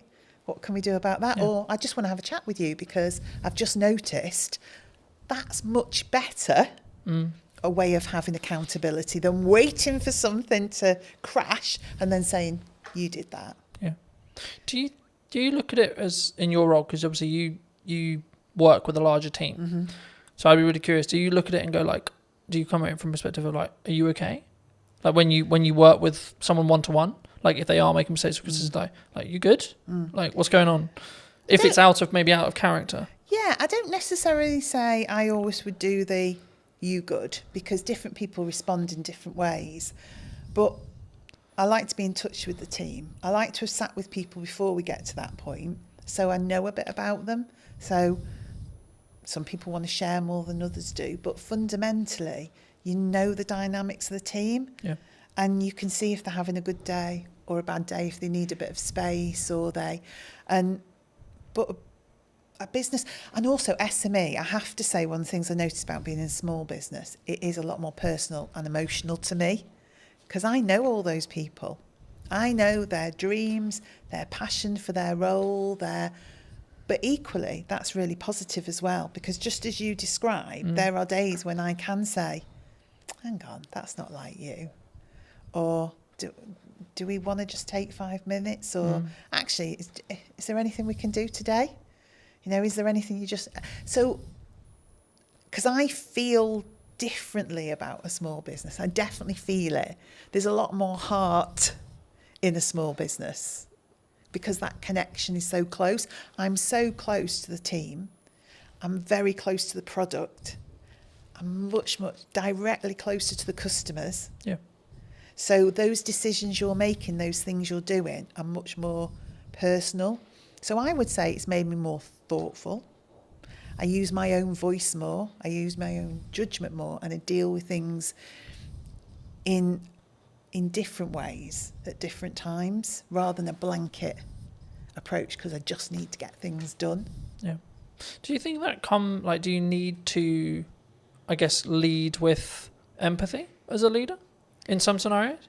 Definitely. I mean, I would say for me, what has always been important to me in the roles I've had, outside of the things you need for life, like your money and all the rest of it, absolutely.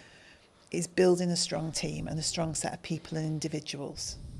So, yeah, you've got to have empathy for that. You've got to have some kindness for that.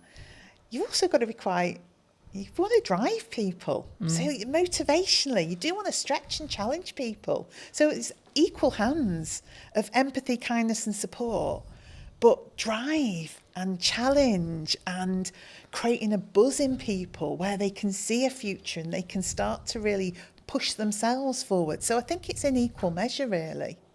Yeah.